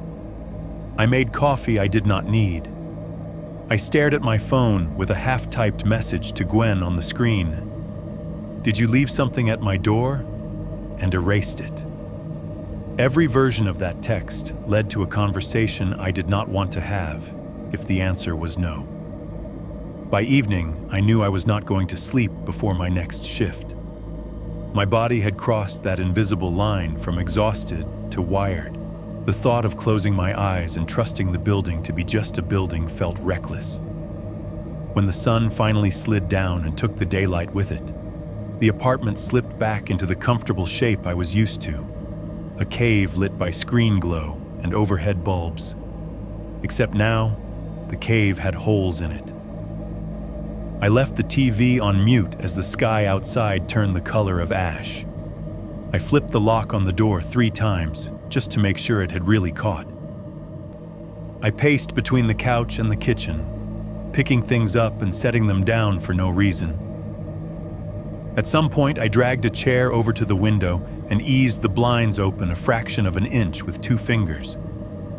The gap was just wide enough to see the back lot and the rear wall of the Wendy's beyond it. The restaurant's back door was a square of dull gray metal. The dumpsters sat nearby, hulking shadows in the sodium light. The asphalt was mostly empty, my Civic in its usual spot, a pickup closer to the stairwell, a couple of cars parked over on the restaurant side that probably belonged to the closing crew. The air outside looked cold, even if the reality was just Houston mild. I watched my own reflection float over the glass, pale and jittery, as the minutes ticked by. It was a little after 1 a.m. when I saw the headlights. Not from Westheimer this time. They came from the side street that ran behind the complex, a narrow strip of asphalt that delivery trucks and people who didn't want to be seen used. The light swept across the back wall, slid over the dumpsters, washed up against the fence, and then turned into the lot. A car rolled into view, moving slow. Black sedan. Dull paint. Those same soft, tired headlights. It eased itself into the space directly under the tall pole light near the center of the lot. The lamp above flickered once, then steadied, bathing the car in yellow. From my angle on the second floor, I could see the top and part of the hood clearly, but the windshield was a dark mirror. The license plate was just a reflective smear under a layer of road grime.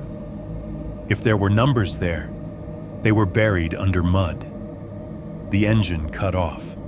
The headlights went dark. The car sat there, a dark shape in the center of an empty lot, like a rock dropped into a shallow lake. No one opened a door. No dome light came on. No figure emerged to light a cigarette or check a phone or walk toward the stairs. I held my breath and watched. The AC unit under the window shut itself off with another hollow thunk, and for a few seconds the apartment was very, very quiet. I could hear my own pulse in my ears. The only other sound was the distant hiss of traffic far away. Just when I was starting to think I was imagining it, that this could be any car, anyone, and I was just forcing it into the shape of my fear, the sedan's lights flashed. Not the headlights, the parking lights. A quick, soft blink of orange, accompanied by the faintest, high-pitched click of electronics engaging. A sound I knew intimately from thousands of nights in the drive-thru. The sound of a key fob locking a car. I could not hear the beep from that distance, but my brain supplied it anyway. Sharp, clean, right in my ear. The hairs on my arms rose. Still, no door opened. Whoever was inside had locked the car without getting out. I don't know how long I stood there, peering through that thin slit in the blinds, watching a parked, silent car. Time slid sideways. My knees started to ache. My hands went numb where they pressed into the back of the chair. At some point, the AC kicked on again with its vibrating whir, and the sudden noise made me flinch. That small motion, that break in my focus, must have shaken something loose in me. A thought bubbled up. Call someone. The word police formed in my mind like a stone dropping into water. I stepped back from the window, letting the blinds fall closed with a soft clatter. I grabbed my phone from the coffee table and stared at the screen. What exactly was I going to say? Hi, there's a car parked in my lot, and it looks like the car of a guy who ordered fast food and drove away a lot. And someone left pictures at my door that might be from that car, and they spelled a vague threat in block letters on a piece of paper. No broken windows, no one trying my door, no one banging on the walls. Just a car sitting in a parking space in a complex where strangers came and went all the time. Calls like that go into a mental file labeled Paranoid Night Owl, and maybe rightly so. I hovered my thumb over the numbers anyway. Call and risk being the person who cries wolf over nothing. Don't call and risk. What? I didn't know, and that uncertainty felt worse. In the end, cowardice and pride won. Or maybe it was something uglier. That tendency people have to talk themselves down from their own instincts because they don't want to be inconvenient. I chose to stay quiet, I'm telling you now, because that's the truth of it. Because I didn't think this counted as a crime yet. Because I didn't want to sound crazy. And because deep down, I still wanted this to be a joke. I set the phone down without dialing. I went back to the window. The sedan was still there, patient and black under the yellow light. The meters on the light pole hummed faintly. Somewhere beyond the fence, a dog barked twice, then stopped. I watched for another full minute. Then, without warning, the car's taillights glowed dull red. The engine coughed to life. That same tired, low hum I remembered from the drive-through lane. Even through the glass, I heard the uneven grumble of it. A moment later, there was the crunch and grind of gravel and loose asphalt under the tires as the car slowly backed out of the space. The sound of the wheels rolling over the rough patches dragged itself up my spine, It was exactly the same as the noise I'd heard over the speaker in the store when no car showed up on the camera. The sedan reversed in a slow arc, then straightened. The headlights stayed off. It rolled toward the exit of the lot like a shadow changing position. Just before it slipped out of my line of sight, it paused. I could not see the driver's window from my angle, but I felt very strongly that whoever was inside had turned their head toward my building, toward my window. The urge to drop the blinds completely, to throw myself onto the floor like some kind of target, almost overwhelmed me. Instead, I froze. The only thing that moved was my breathing, shallow and fast. Then the car eased forward, slid into the darkness beyond the edge of the lot, and was gone. The lot looked emptier after it left. The pole light hummed. The AC unit rattled back into silence. I stood there for a long time, staring at nothing, until the muscles in my legs finally protested enough that I had to sit down. Back on the couch, with the blinds closed, I reached for the pile of photos again. My fingers found one of the hallway shots at random, and I turned it over without really thinking, just to get a break from the same view. There was writing on the back. Just one line, in the same thick, blocky handwriting as the note from the bag. The ink had soaked into the cheap paper a little, making the edges of the letters feather. Night 1. That was all. No date, no explanation. I flipped over another photo. Blank. Another. Blank. I picked up the one of my car in the lot, turned it in my hands, and there, near the bottom edge, small and almost lost in the white margin, was another note. Lot. Back. Whoever had taken these wasn't just snapping random shots.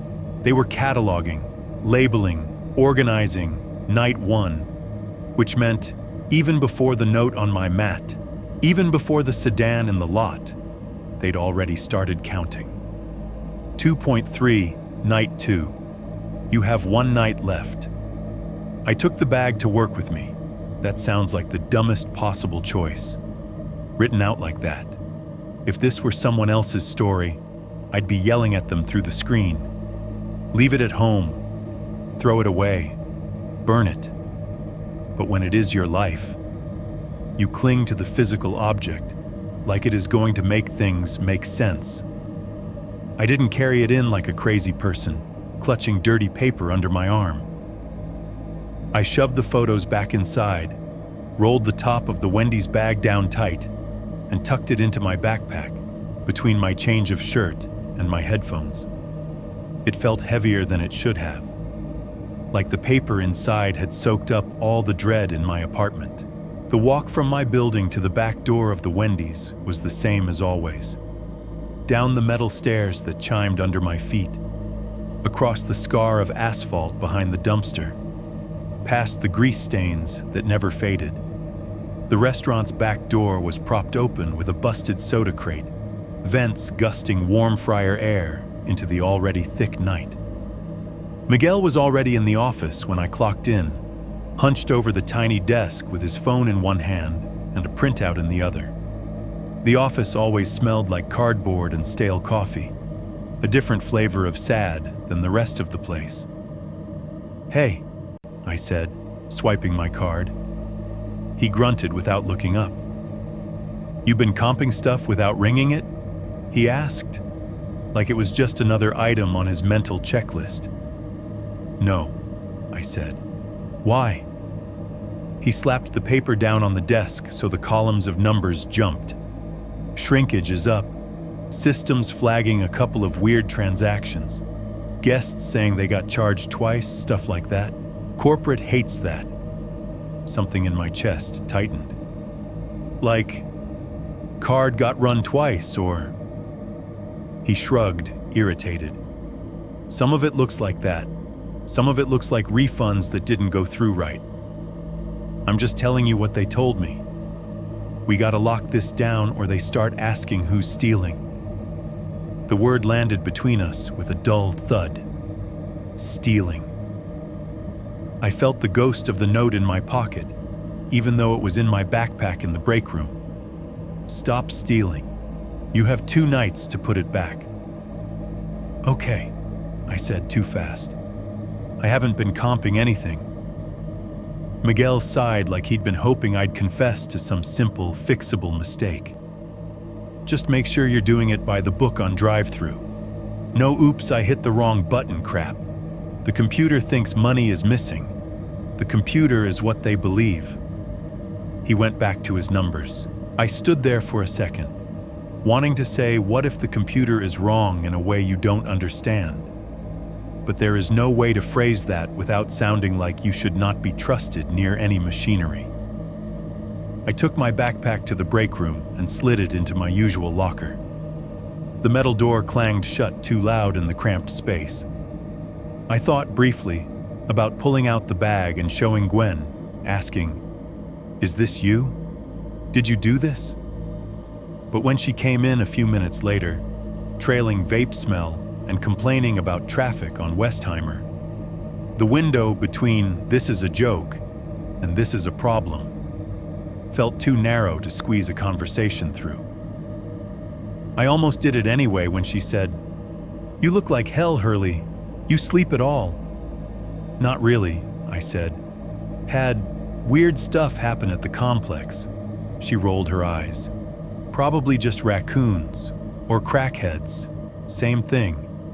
She bumped my shoulder with hers. "You'll survive." I smiled because that's what you do. I did not say, "What if it's neither?" The night lurched along in fits and starts. The dinner crowd had already thinned by the time I took my place at the drive-thru window. The drunk rush was lighter than usual. Maybe some big game had kept people home. Orders came and went in manageable waves. My hands knew the dance. Beep, greet, ring, total, bag, smile. Even as I worked, I felt like there was another clock ticking on top of all the ones I could see. Not the POS system, not the one on the far wall, the one that had started when I read that note in my kitchen. You have 2 nights to put it back. Night 1 had already happened. The sedan in the lot, the photos labeled Night 1 in careful block letters. That made this, whatever this was, Night 2. By the time Miguel left, the air outside had cooled off slightly. The asphalt in front of the menu board looked dry for once. The sky over the lot was clear, a haze of city orange with no clouds to hide behind.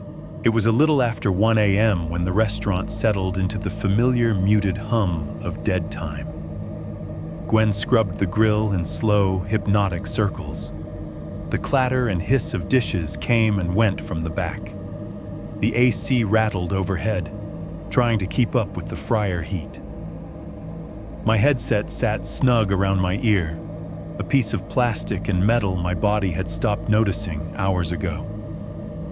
I leaned my elbows on the stainless steel counter and stared out through the glass at the empty drive-thru, the speaker pole, the boxy silhouette of the menu board. Nothing moved. The parking lot might as well have been a photograph. Then the beep came, sharp and clean, cutting through everything. My shoulders tensed before I could tell them not to. I didn't bother with the full script this time. I just thumbed the talk button and said, "Go ahead whenever you're ready." There was a soft rush of static, like someone exhaling close to the mic. Then that same voice slid through my ear. "I'll do the usual," he said. My fingers were already hovering over the Baconator button. "Large Baconator combo, extra fries, Coke no ice?" I asked. Not because I didn't know, but because the ritual demanded it. "You got it," he drawled. The POS screen lit up with the familiar numbers as I tapped them in. The little line at the bottom waited for me to hit total. I hesitated a heartbeat longer than usual. "Your total is $869, I said. "Go ahead and pull up to the first window." I watched the monitor automatically. Nothing moved yet. The lane in the grainy black and white feed was still empty. I could hear the outside ambient noise through the headset now. A faint hum of air, the occasional distant whoosh of a car on the street beyond. No engine right at the speaker yet. He didn't move his car. Instead, he spoke again. The tone was almost conversational, like we were two co-workers on a break instead of a cashier and a disembodied voice. "Last night," he said, "you looked out the window too early." I froze. The words tangled. "What?" The headset hissed softly. I could picture the metal pole in the lot, the little grill of the speaker box where his words were coming from. The hair on my arms stood up, even though the kitchen was warm. "You weren't supposed to see me in the lot yet," he said. "You threw off the timing." My mouth went dry. All I could see in my head was the sedan under the pole light outside my apartment, sitting there with its windows dark. The way I had watched it from behind the blinds. The way I had stepped away and come back and watched it leave. I started. He cut me off gently. "Wait till I'm parked next time," he said. The words were calm, almost kind. Then look. A cold, thin line slid through the middle of me, like a wire pulled taut. "What are you talking about?" I managed. "Who are you?" For the first time, there was strain in the sound coming through the headset, not in his voice, but around it.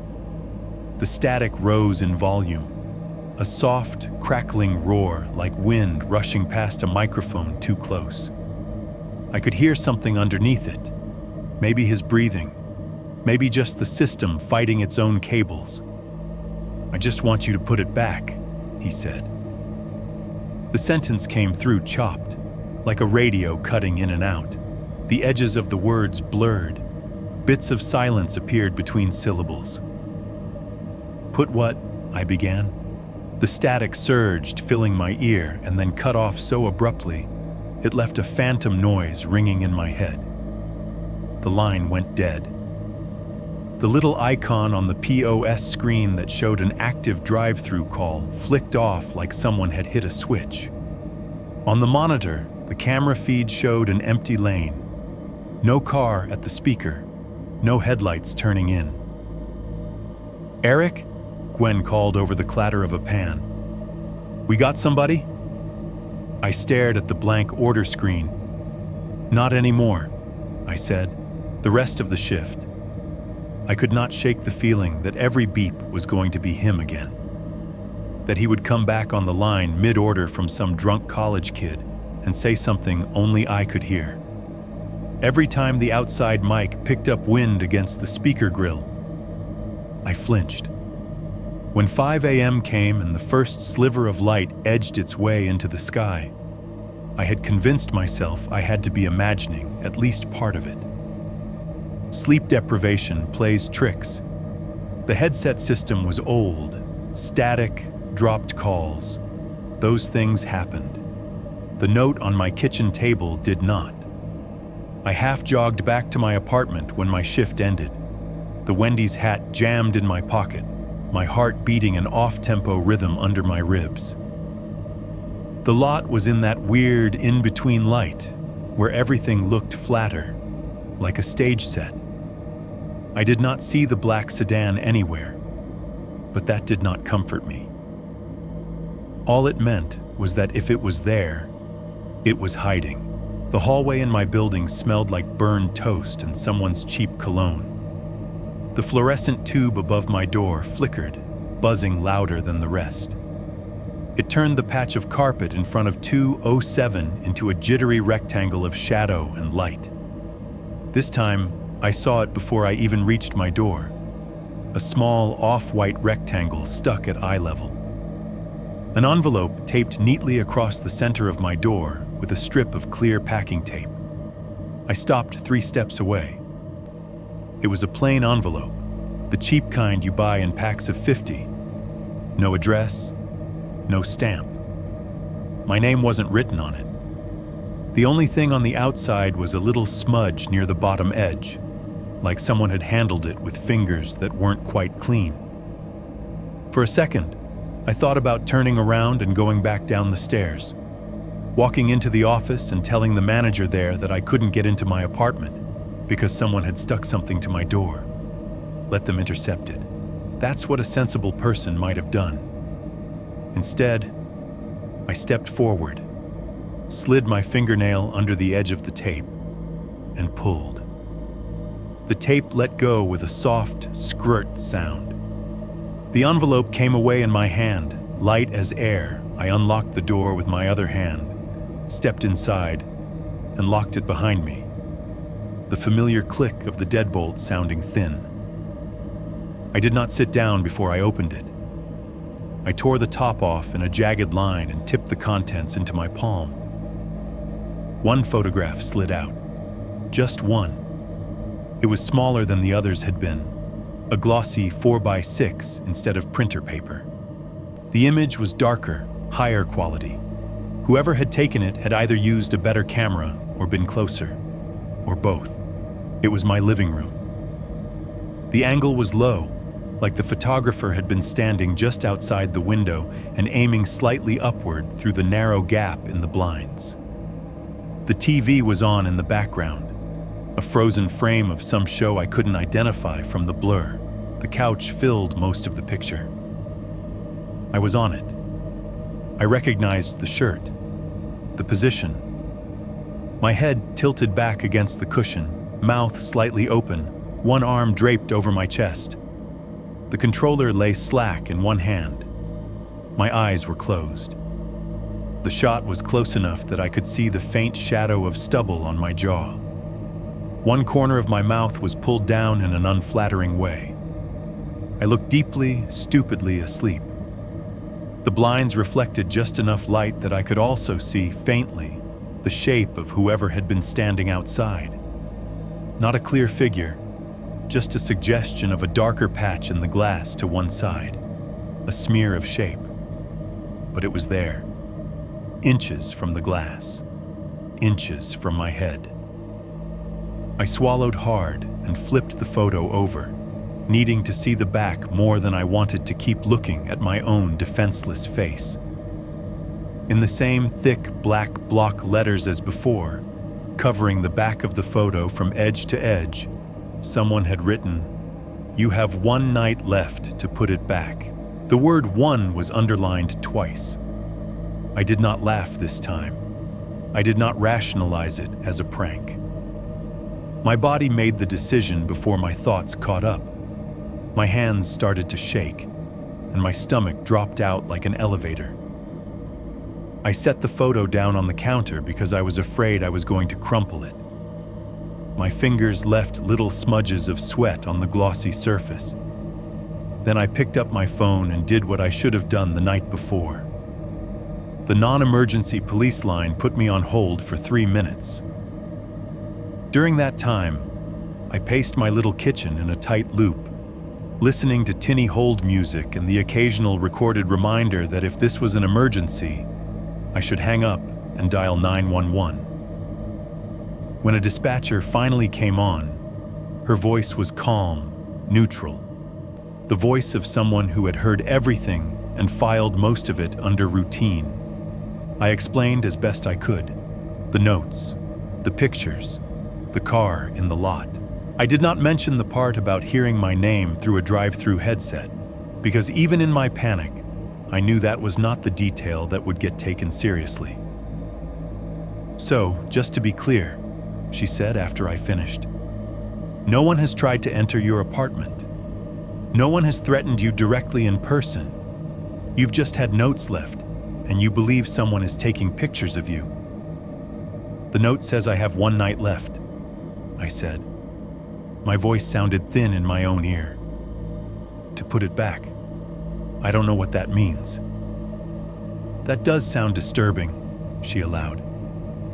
"We can send a patrol car through the area more often tonight, and I can make a report so we have this on file. Do you have any kind of camera system at your apartment? A Ring doorbell or anything like that?" "No," I said. It's old. No wiring for that.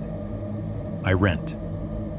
I would strongly recommend, if you can afford it, that you get some kind of camera for your door, she said, like she was giving advice about better locks. If the person comes back, we'll have an ID. And of course, if anyone actually tries to break in, or you feel like you're in immediate danger, call 911 right away. Her tone never changed. It was not unkind, but it was detached. I could hear typing in the background as she spoke, keys clicking steadily. My life reduced to bullet points on a screen somewhere.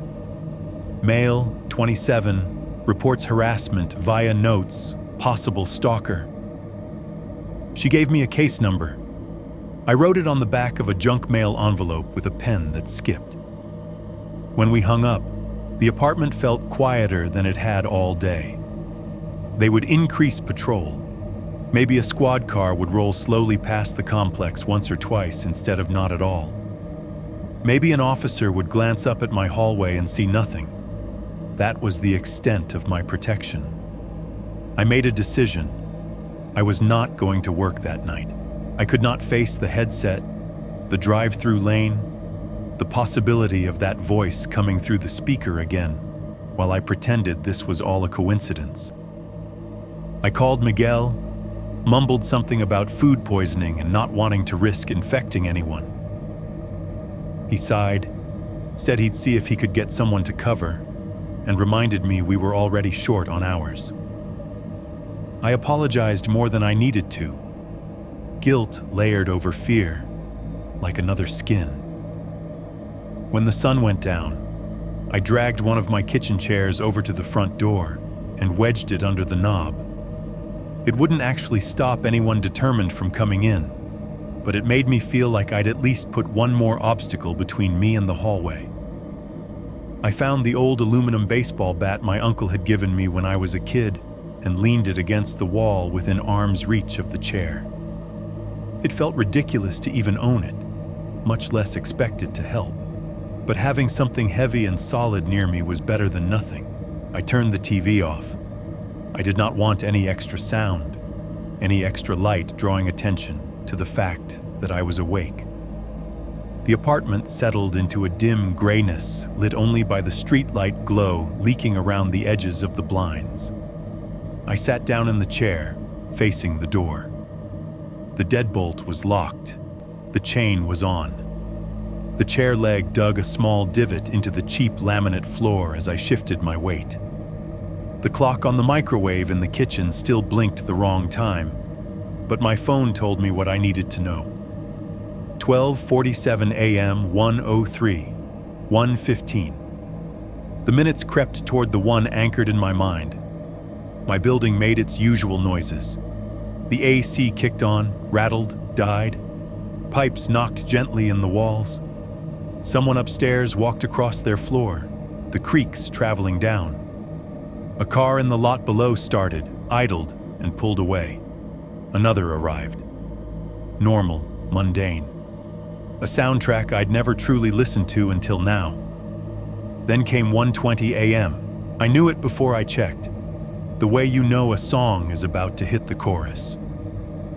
It felt like the air in the room tightened by a degree. Somewhere outside, in the lot or on the street just beyond my sight, an engine turned over. The sound was muffled by walls and distance, but still clear.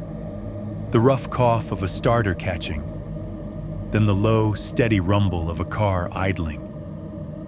It seemed to come from directly below my window, the same spot where the sedan had parked the night before. I held the bat a little tighter. My fingers were slick on the handle. I did not move to the peephole. My whole body wanted to, the way your whole body wants to look at the source of a loud noise. But I stayed glued to the chair. I stared at the door instead, at the cheap brass of the knob, at the faint vertical scratch in the paint. There was a pause, a stretched out moment where the only sound was that engine, humming low and patient. Then, as definitely as if someone had held a headset next to my ear, a single beep sounded in the apartment. Not from my phone, not from the microwave, not from any device I could see. It was the same pitch, the same short, precise tone I'd heard thousands of times at the drive-thru. The one that told me a car had pulled up, that someone was waiting on the other end of a speaker and a camera. It hung in the air for a fraction of a second, and then was gone. My heart hammered so hard I could feel it in my teeth. The engine outside shifted. I heard the faint squeak of brakes as the car eased out of idle and began to move. Tires rolled slowly over gravel and broken asphalt, crunching, popping. The sound moved away toward the exit of the lot. Then, nothing. No doors, no footsteps on the stairs, no knock at my door. Just silence settling back over the building, thick and complete. The kind of silence that you do not realize exists until suddenly you are inside it, and every muscle in your body is waiting for it to break. I sat there staring at the door, bat in hand, for a long time after the sound of the car faded. I did not look through the peephole. I did not check the window. I did not move from that chair until the first gray hint of dawn pressed against the edges of the blinds, and the world outside started filling up with noises that felt less personal. Garbage trucks, alarms, the distant honk of someone's horn. By then, my legs were pins and needles, and my back ached. My phone buzzed once on the counter with a notification I did not pick up to read. All I could think, over and over, was one line, in thick black letters. You have 1 night left to put it back. 3.1. Check your bottom drawer. I wish I could tell you I quit. That, after the second note and the car in the lot, and that impossible beep in my apartment, I finally listened to my instincts and walked away from that job, from that headset, from the whole mess. That is what people say they would do when they hear stories like this. I'd be out of there. I'd move. I'd never go back. In reality, I still had rent due on the 1st, and a manager who had already reminded me we were tight on hours. I had a police report number scribbled on an envelope on my kitchen counter, and nothing else to cling to. So when the night that note had counted down to finally came, my 1 night left, I put my red polo back on and walked in through the back door of Wendy's like I always did. The air inside hit me in the face. Old oil, thawing beef, chemical cleaner that never quite masked either. The fryers hummed. The HVAC rattled overhead. Everything looked exactly the same, which somehow felt worse. Miguel gave me a half-hearted nod from the office, eyes on his phone. Gwen flicked me a glance over her shoulder at the grill. You look like you haven't slept in a week, she said. I haven't, I said, and left it at that. I told myself, as I took my place at the drive-thru station, that nothing special was going to happen. That this would just be another night of drunk kids and late meals, and that the worst part of it would be the way my heart leapt every time the headset beeped. The human brain is very good at bargaining with its own fear. Dead time still came right on schedule. By 1:10 a.m., the dining room lights were off, the lobby doors locked, and the only illumination out front came from the menu board and the red Wendy's sign on Westheimer. Inside, the kitchen glowed in harsh fluorescent strips. Gwen scrubbed the flat top with that brick, making tight, angry circles. The smell of scorched grease clung to the back of my throat. I stood at the second window, headset on, fingers drumming lightly on the stainless counter. My reflection hovered in the glass, pale, tired, eyes slightly too wide. Beyond it, the drive-thru lane was empty. The speaker pole stood in its puddle of light, a thin metal thing with a little black box at the top. The outside mic fed a constant wash of faraway noise into my ear. Wind hiss, faint passing traffic, the occasional chirp of some nocturnal bug near the hedge. My phone, shoved deep in my pocket, told me it was 1:17 a.m. At 1:18, the beep came. It was almost a relief at first. For the last 10 minutes, I'd been bracing for it, like waiting for a punch that never landed. When it finally did, my shoulders jerked and then dropped, muscles relaxing into the familiar pattern. "Welcome to Wendy's. What can I get started for you tonight?" I said, and my voice only trembled a little bit. Static whispered in my ear, soft and close. Not the harsh snap of a bad connection. The kind of sound you get when someone is very near a live mic, breathing. He didn't make me wait. "You didn't put it back, Eric," he said. He didn't say Mr. Hurley this time. Somehow that made it worse. The use of my first name felt more intimate, like we had skipped a step in a relationship I had not consented to being in. My tongue stuck to the roof of my mouth. "Put what back?" I asked, because I had to say something. He ignored the question. His voice stayed low, perfectly clear over the hum. Calm, like he was giving instructions to a trainee. "Check your bottom drawer," he said. I actually looked down in front of me, as if he might mean the POS station. The metal panel under the register was just a blank sheet of stainless, smudged with shoe scuffs and cleaning streaks. I started. The outside noise rose for a second. I heard the unmistakable rumble of an engine revving close to the speaker. The mic caught the growl of it, amplified and distorted by cheap wiring. It surged, then cut. The line went dead with a soft click. On the POS screen, there was nothing. No active order, no total waiting to be paid. The last transaction was from 10 minutes earlier. Some guy who had wanted 3 baked potatoes and nothing else.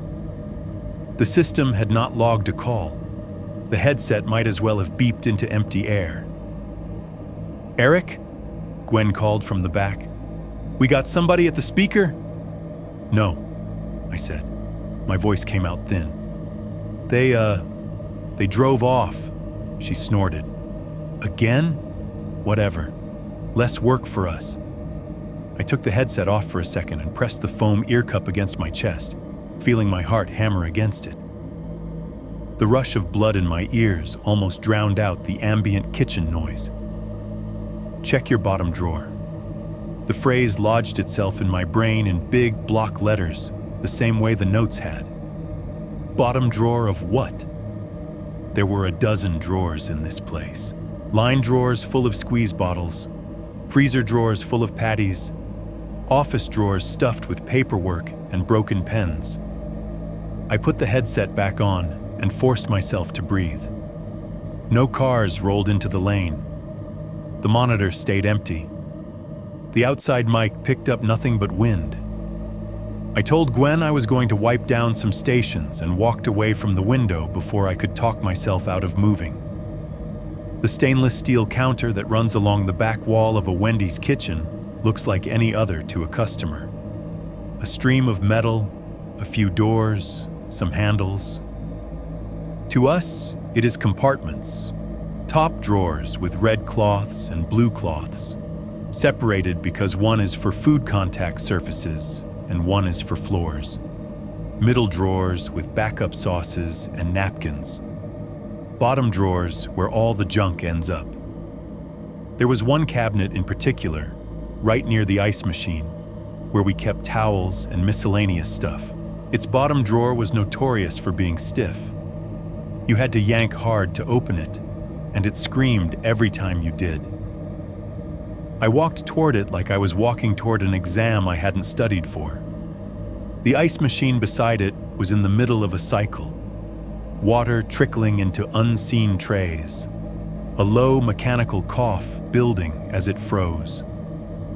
The floor felt tackier under my shoes than usual, as if the mop water from earlier had never quite dried.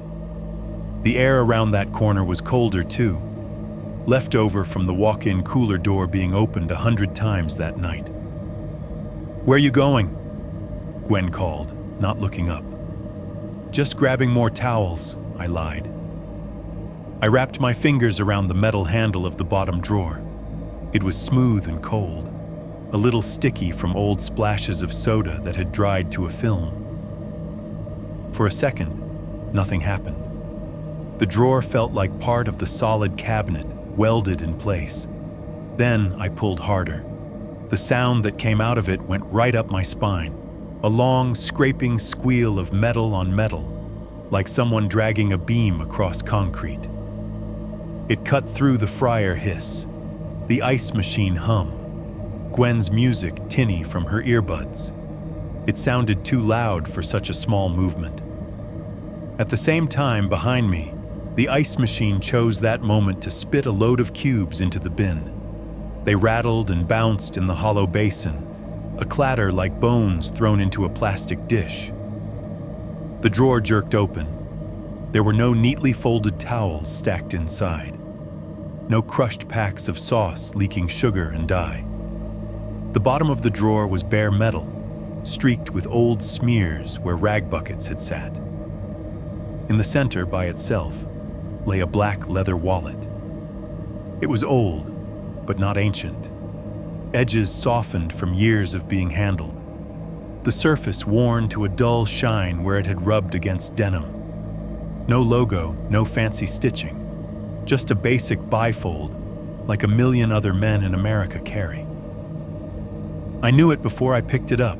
I still bent down and did it anyway, because some part of me needed the confirmation of touch.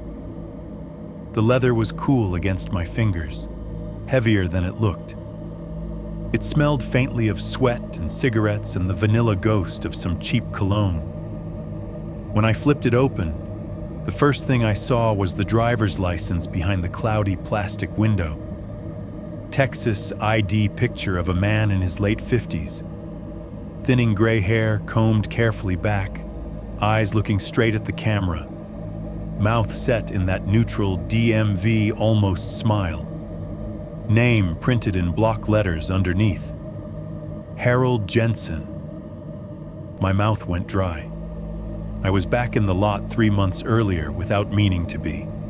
It had been a Saturday night sliding into Sunday morning, late enough that the drunks had gone home and the early church crowd hadn't stirred yet. Somewhere around 3 a.m., there had been a pounding on the front doors of the Wendy's, hard, frantic blows that rattled the glass. I remembered Miguel swearing under his breath as he went to see who was trying to get in. I remembered the way his voice changed when he shouted for me to call 911. The panic in it had cut through my fatigue like a knife. Outside, under the jaundiced light of the pole lamp, a man had been lying on the asphalt near the edge of the lot, middle-aged, maybe older, in a button-down shirt and jeans. One hand clutched at his chest, the other flung out. His face was a strange color, somewhere between gray and red. He was gasping, a horrible wet rasp that sounded more like someone trying to clear their throat than breathe. I had taken exactly one CPR class in high school and never thought about it again. That night, it tore itself out of the back of my brain in scattered pieces. I remembered kneeling on the rough asphalt, the grit of it biting through my jeans, the smell of hot tar and spilled soda and something else. Sweat, fear, maybe. Someone had put Harold's wallet on the ground beside us, maybe pulled from his pocket to look for medical info. The flashing red and blue of the ambulance lights, when they finally arrived, had made it look black. They had talked me through compressions over the phone while the sirens grew louder. Push hard, push fast, in the center of the chest. Don't stop unless someone tells you to. No one tells you about the sound. There is a point where pushing down on someone's sternum sounds like stepping on an old branch. This dry, cracking noise that you pray is just cartilage and not bone. It is not gore, not blood, nothing like the movies. It is somehow worse, because it is so mundane. Just a bad noise in a parking lot that you made with your own hands. I remember the paramedics taking over, moving me aside efficiently. Oxygen mask, defibrillator pads, shouted jargon between them. I remember standing there, hands shaking, staring at the wallet on the asphalt and the ID photo peeking up at the sky. One of the officers who arrived later had bagged it. I watched him slide the wallet into a clear plastic evidence bag, along with a handful of credit cards and a crumpled receipt. Everything of Harold's that had been on the ground that night went with them. His car, his groceries, his body, that's what I believed. Now here I was, 3 months and 100 lifetimes of night shifts later, holding that same wallet in my hand in the back of the Wendy's kitchen, looking at the same picture, the same name, as if none of that had happened. I flipped through the rest of it, my fingers clumsy. Credit cards, 3 of them. One with the same bank as the card I had been swiping for those abandoned combos. A folded coupon for a hardware store. A receipt from a pharmacy dated the evening before his heart attack. Time-stamped 8:42 p.m. There was a faint dusting of something whitish along the edge of one of the card slots, like drywall powder, as if the wallet had been dragged along a wall somewhere. "Eric?" Gwen called from the line. "You find those towels, or are you moving in back there?"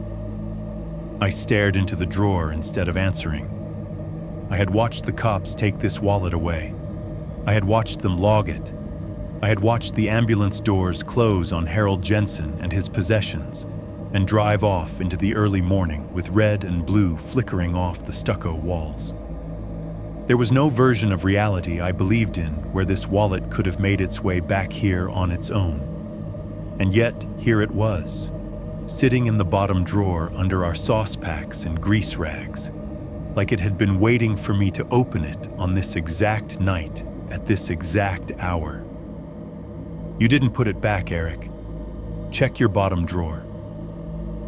The word stealing from the earlier note flared in my mind like a neon sign.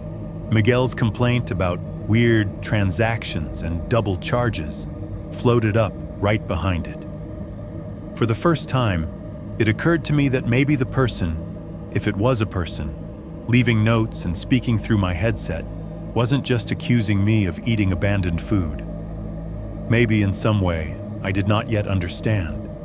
They thought I had stolen something much bigger from a man who died in our parking lot. 3.2. You should have checked. For a long moment, all I did was stand there with Harold Jensen's wallet open in my hands. The kitchen noise washing around me like I'd stepped underwater. The little rectangle of his driver's license stared back up at me.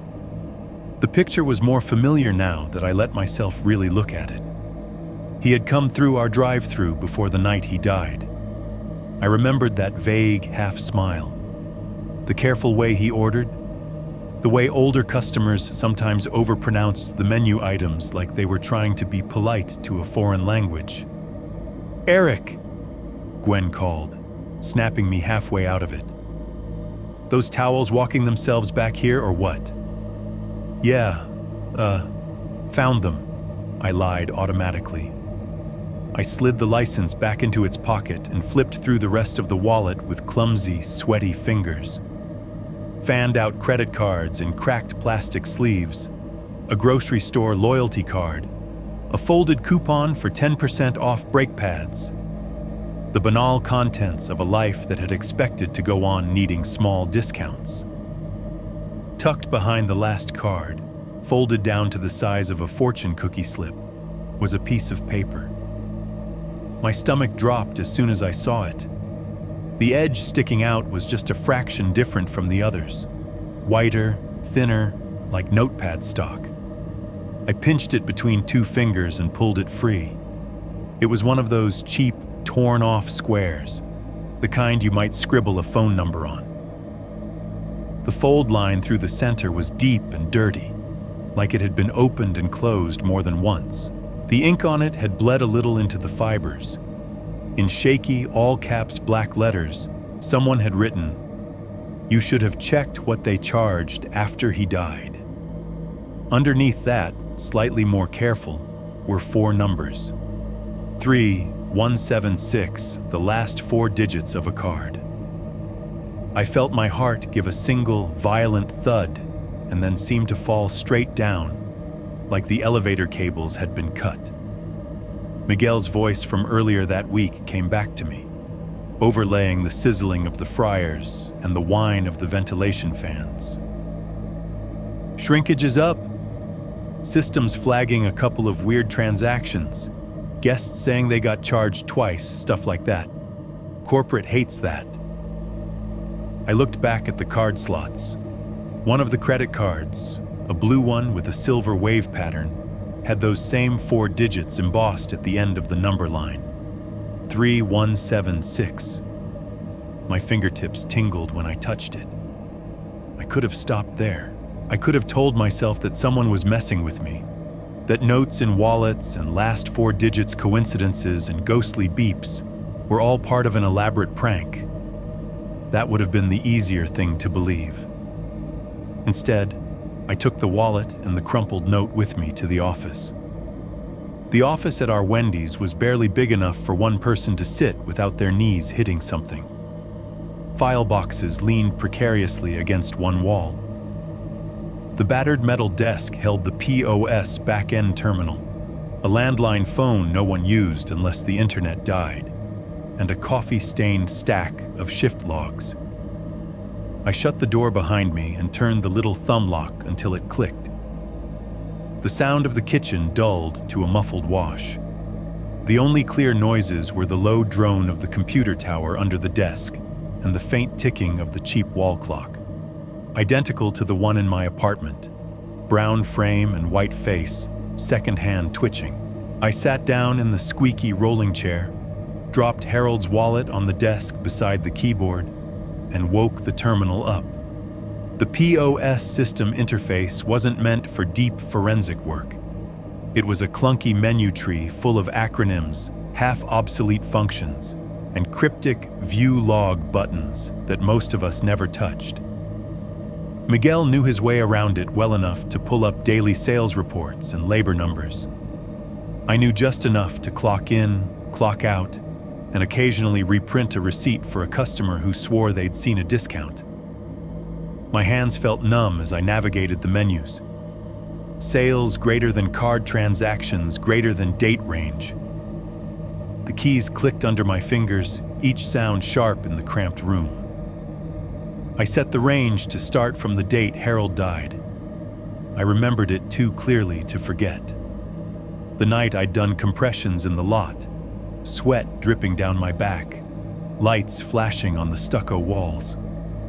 I punched the date in, added a week for good measure, and hit enter. The terminal thought about it for a second, fans spinning a little louder. Then lines of text began to populate the screen. Each one was a transaction summary. Time, amount, approval code, last 4 digits of card, and cashier login. The first few belonged to random cards: 5521, 8910, 0044, burger combos, kids' meals, Frosties, normal. Then I saw it. Amount, 24.18 card. 3176, cashier, Eric H. The timestamp was 3 days after Harold's heart attack, 1:26 a.m. I stared at it until the screen blurred. Then I scrolled down. 2 nights later. Amount, 21.73 card. 3176. Cashier, Eric H. And another, 19.84, 23.06, 22.41. All within that same 2-week window. All between 1 o'clock and 3 o'clock in the morning. All with the last 4 digits 3176. Every single one logged under my username. The beeps as I scrolled through the pages sounded wrong. The key press on that terminal always gave a soft feedback chirp, not unlike a smaller, weaker cousin of the drive-through headset tone. In the small office, each pip felt like it was marking time, like a heart monitor line stepping forward. Pip. Another order. Baconator combo, extra fries, Coke no ice. Pip. 2 combo meals, large fries, a Frosty. Pip. A run of items that looked suspiciously like someone ordering for an invisible friend. My stomach twisted. The air in the room felt thinner. I tried to construct a rational explanation. Maybe someone had typed a card number in manually after the fact. Maybe there'd been a system glitch, copying the last entered digits to multiple entries. Maybe a fraudster had cloned Harold's card, and we just happened to be the unlucky store where the charges went through. None of that explained why every suspicious transaction was tied to my login. I could feel sweat running down my back again, sliding under the cotton of my uniform shirt. The chair creaked when I shifted my weight.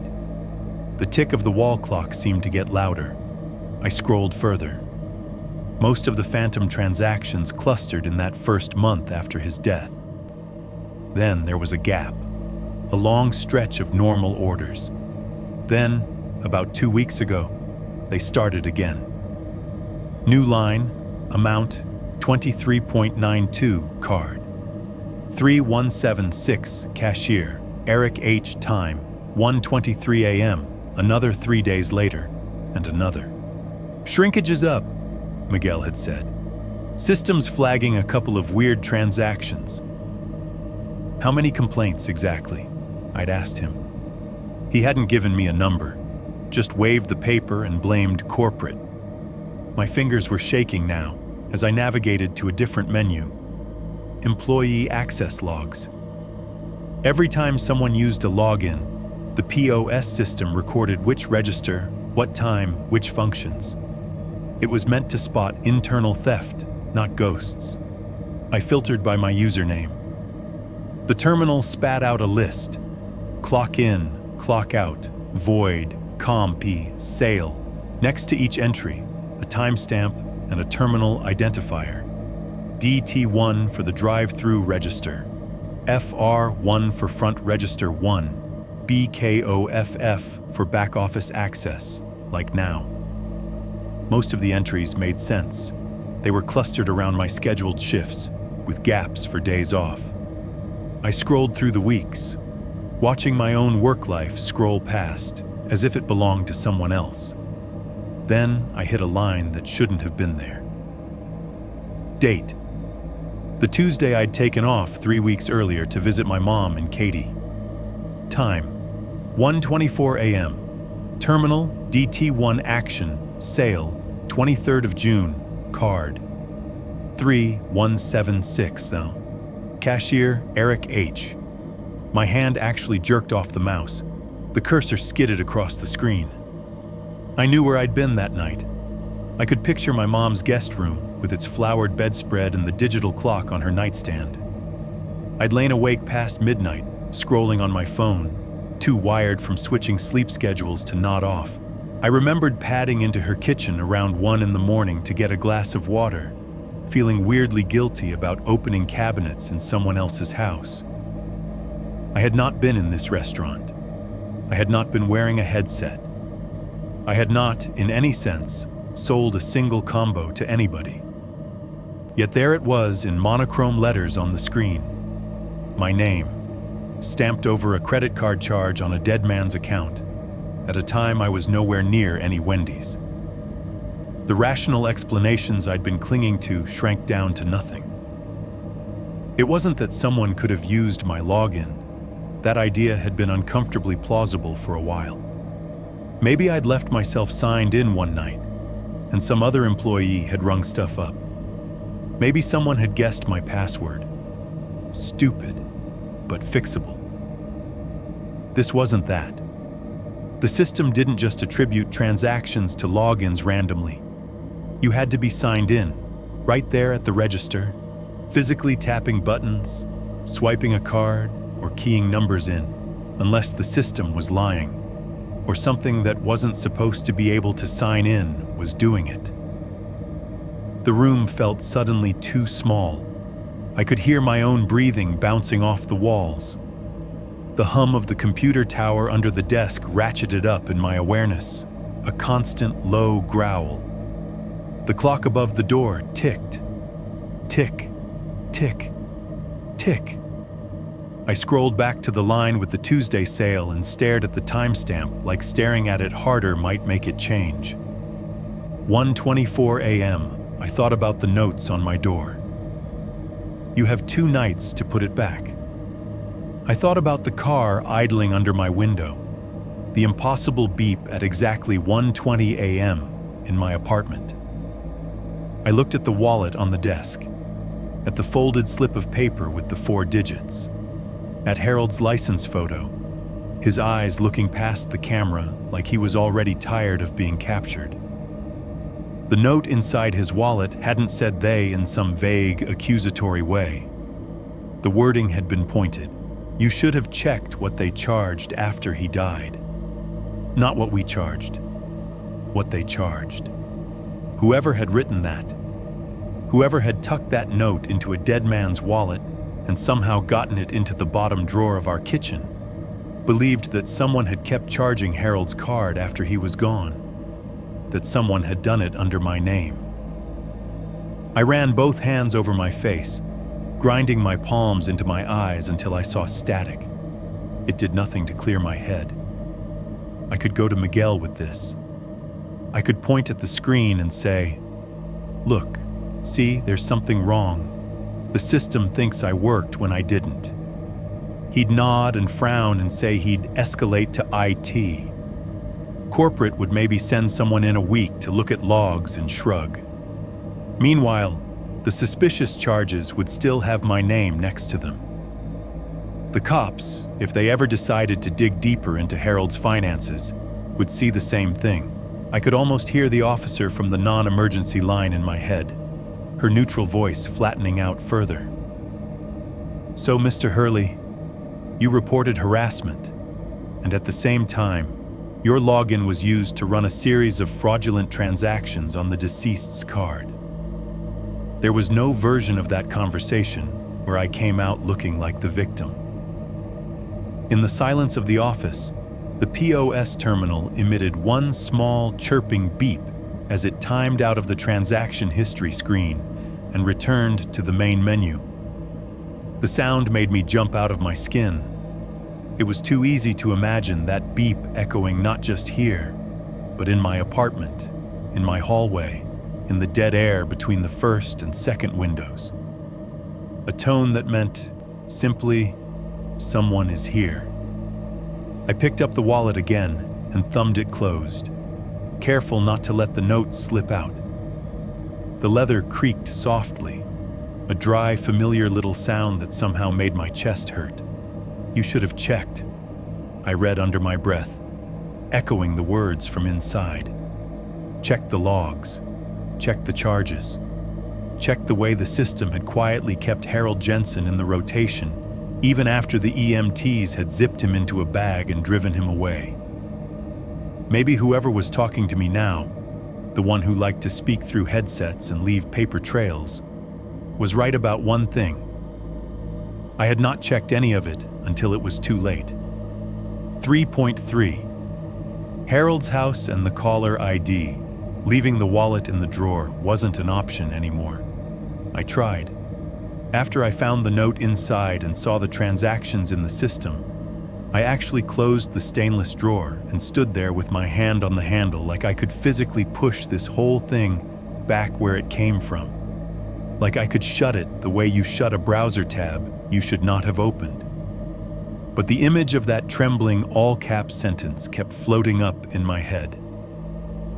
You should have checked what they charged after he died, and underneath it, those 4 numbers that matched his card, and the list of combos the system claimed I had sold him after his heart had already stopped in our parking lot.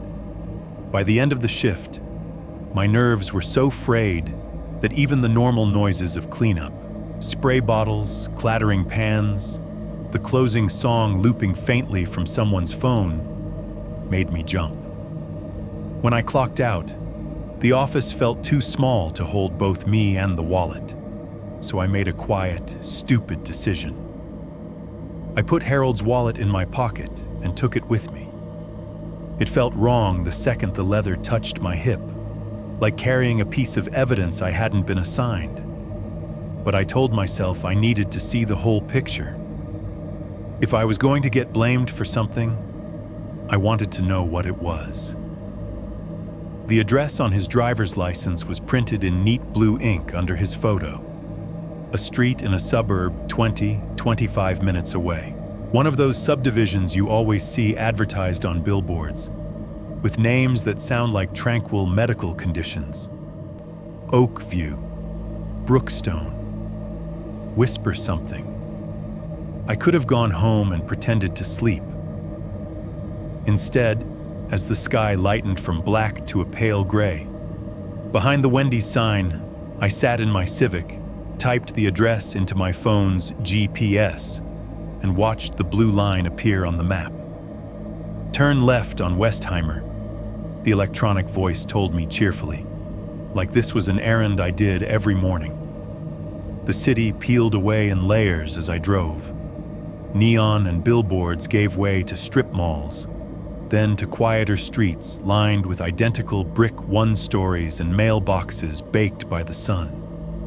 It was past the edge of where my bus routes used to run when I was a kid. The roads out here were wider, with fewer potholes. People parked in their garages instead of under flickering lot lights. It was full daylight by the time I turned into his subdivision. The sky was a hard, flat blue, already promising heat.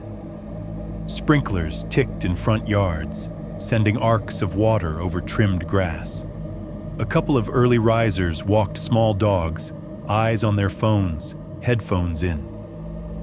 Harold Street was quieter. The houses here were all variations on the same theme. One-story brick with short driveways, small porches, fiberglass front doors with oval windows in the middle. Half the mailboxes leaned a little. A few lawns were immaculate. A few had dandelions pushing up through cracks in the sidewalk. The GPS chimed, "You have arrived," as I rolled to a stop in front of a house that looked tired in a way the others didn't. The grass was longer, just enough to look like whoever lived there had missed a mowing or two. A couple of brown patches had crept in from the edges. The front flower bed held more weeds than flowers. The blinds in the front window were crooked. One slat bent upward like a broken tooth. There was a car in the driveway, a beige sedan that had seen better days, streaked with pollen and dust. A faded magnet on the bumper read, "World's Okayest Mom." Someone had taped a small black ribbon to the mailbox. My stomach knotted. For a full minute, I just sat there with the engine off, hands locked on the steering wheel, watching nothing move. I could hear the quiet tick of my cooling engine, the faint, distant whoosh of a car on the main road, and somewhere, a dog barking in short, regular bursts.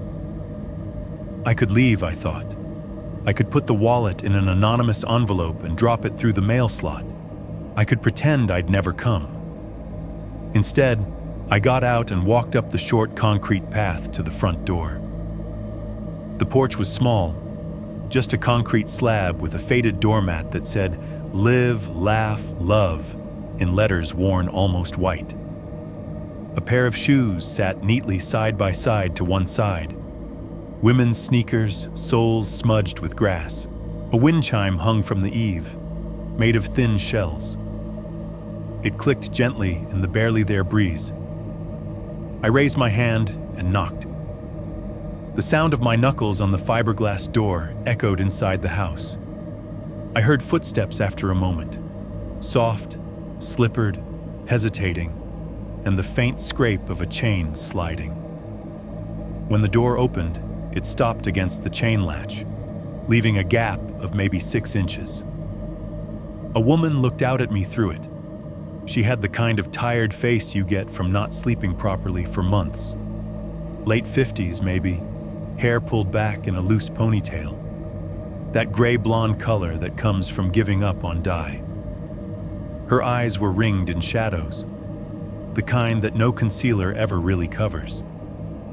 She wore a faded t-shirt and sweats that had seen a lot of laundry cycles. "Yes?" she said. Her voice wasn't hostile, just wary. The voice of someone who's had one too many unexpected visitors. "Mrs. Jensen?" I asked. My throat felt dry. My name is Eric. I work at the Wendy's on Westheimer. Your husband... I know where my husband died," she said, sharper than she probably meant. The words hung in the air between us. I winced. "I'm sorry. I didn't mean..." She closed her eyes for a second, then opened them again. The hardness shifted to something else. Not kindness, exactly, but a weary willingness to tolerate me. "Why are you here?" she asked. I swallowed. The answer in my head was, "Because something is wrong, and your husband seems to be at the center of it, and my name is on charges that should not exist." Out loud, I said, "There have been some issues with card charges, and I thought maybe I could..." She snorted, a small, humorless sound, and unhooked the chain. The door swung open another foot. "Incredible," she said. "You all finally decided to show up." The living room smelled faintly of coffee and perfume that had soaked into the furniture over years. A TV on a stand against one wall was turned off, the black screen reflecting the window. Family photos lined the mantel over an electric fireplace. Kids at the beach, a younger Harold in a suit, the two of them at some kind of banquet. A dog barked again, louder now from somewhere down the hall. A sharp voice from a neighboring yard called, "Mister, hush!" The sound filtered in through the front window. "Come in," she said without much enthusiasm, stepping back from the door. "You want to talk about issues with card charges? You can do it inside. I'm done yelling through doors." I stepped over the threshold, suddenly very aware of how much grease my shoes had tracked through my own apartment lately. The carpet here was worn, but clean.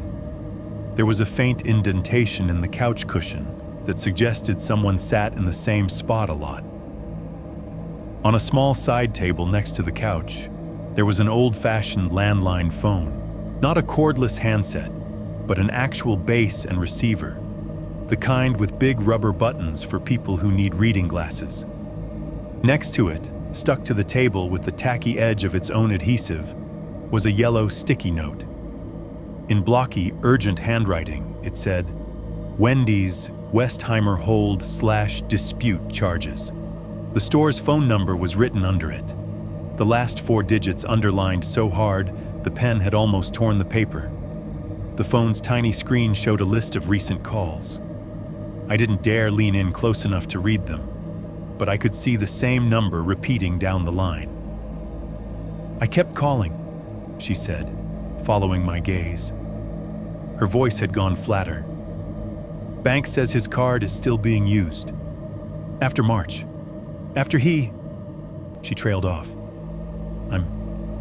I'm so sorry," I said. The words felt useless in my mouth. "I called your manager," she went on, like I hadn't spoken. "More than once. They told me they'd look into it. They said it must be a bank error. They said they'd have someone call me back." She lifted her chin. "No one ever did." The wall clock over the TV ticked. The sound was almost identical to the cheap clocks at work, the ones I'd been measuring my life in 8-hour increments against. The familiarity of it made my skin crawl. "I didn't know," I said, which was the only truth I had. "I swear to you, I didn't know the charges were still going through. I only found out..." "Why are you here then?" she interrupted, and there was no mistaking the anger now. It wasn't a shout. It was a low, simmering thing. The resentment of someone who'd had to call strangers and explain her dead husband's credit card statement over and over. Corporate finally send you to pacify the widow? You here to offer me coupons? No, I said quickly. No, I came on my own. They don't know I'm here. She stared at me, skeptical. What do you want? I felt the weight of the wallet in my pocket like a stone. I have something that belongs to you, I said. I pulled it out slowly and set it on the coffee table between us. Her hands were on it before I could finish regretting that decision. She snatched it up, thumbed it open, eyes scanning the contents with a mix of relief and fresh hurt. When she saw Harold's license, her shoulders sagged. They told me they'd given everything back, she said quietly. The cops, the hospital, said they'd released his personal effects. I thought we had all of it. They did, I said. This showed up at the restaurant. I don't know how. It was in a drawer in the back. I swear She shook her head, like shaking me off. You work nights, right? That's what his friends at the bar said. He liked that you were right there, could grab food late. Said the kid in the window was always polite. Her eyes flicked up to mine, pinning me. Was that you? Sometimes, I said. I think I took his order a couple of times. Her jaw clenched. He was a good man, stubborn as hell, but good. Worked 30 years at the same plant, paid his bills on time. He was proud of that. Then I opened the statement after the funeral, and what do I see? Charges, burger places, pizza, drive-through. Like he'd been sneaking out behind my back from the grave. Her laugh was sharp and thin. You know what the bank told me? Sometimes charges get delayed, ma'am. Sometimes they batch later. Weeks later, months. They didn't want to hear it. I didn't know what to do with my hands. I tucked them into my pockets and immediately took them back out, feeling like a teenager caught stealing from a tip jar. Did you? I hesitated. Did anyone mention my name when you called? The store, I mean. A cashier called Eric? I don't remember names, she snapped. Then, softer. They put me on hold so long I started writing the Muzak lyrics in my head. She gestured toward the sticky note by the phone. I wrote that so I'd remember who to yell at. Never got the chance. On top of the phone, the red voicemail light blinked, a slow, steady pulse. You have messages, I said, because my brain latches onto dumb things when it doesn't know what else to do. She followed my gaze. Yeah, last call he made from here was to that damn store, she muttered. Day before he died, he wanted to get the good fries for the grandkids. Sometimes I play it. Her eyes glistened. Not using company time, sweetheart. Just hearing his voice. My chest tightened. You kept the message? I asked. She looked at me like she was considering whether to kick me out or not, then reached for the phone. Her fingers, thin and veined, pressed the playback button. The speaker crackled, and a robotic voice announced, "You have one saved message." Then, another beep. A different one this time. Longer, lower than the cheerful drive-through tone. The kind you hear when a voicemail recording starts. Harold's voice filled the room. It was thinner through the cheap speaker, but unmistakably the same man from the license photo. "Hey, Karen," he said. "I'm gonna stop at the Wendy's on the way back. Thought I'd grab some Baconators for the boys. Maybe those nuggets you like. Call me if you want anything special. Otherwise, I'll just get the usual. Love you." There was the ambient sound of a car in the background, a blinker clicking, a distant hollow turn signal tick-tock. Then the message ended with a double beep. My throat closed up. The idea that this might have been the last time his wife heard his voice, not filtered through EMTs or hospital staff, made my skin feel too tight. The fact that he'd used the word usual sent a separate, smaller chill through me. My mysterious benefactor's favorite word. "I'm sorry," I said again, even though it covered none of this. "I really am." She hit the button again, letting the mechanical voice cut off the silence. "Message saved," it said. Beep.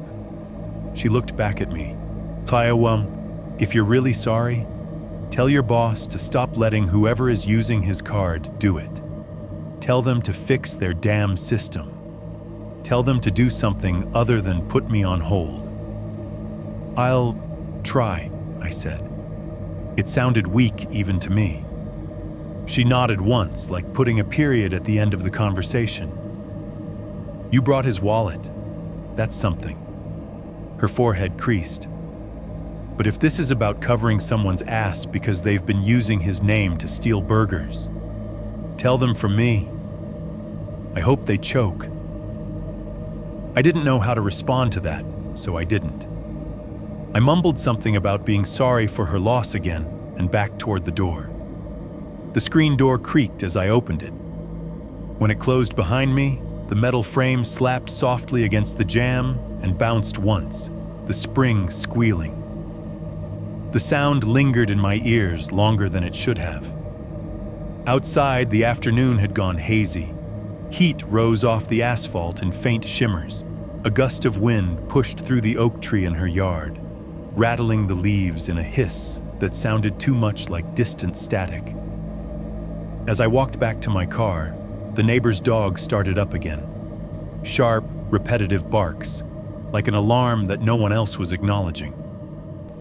A truck drove past at the end of the street, tires crunching over some unseen patch of gravel. For a second, the engine sounded exactly like the sedan I'd heard under my window. I drove back toward the city with my windows up and the radio off, watching my own reflection float in the windshield. The sun sat low enough now that it flashed through gaps in the trees, strobing my vision.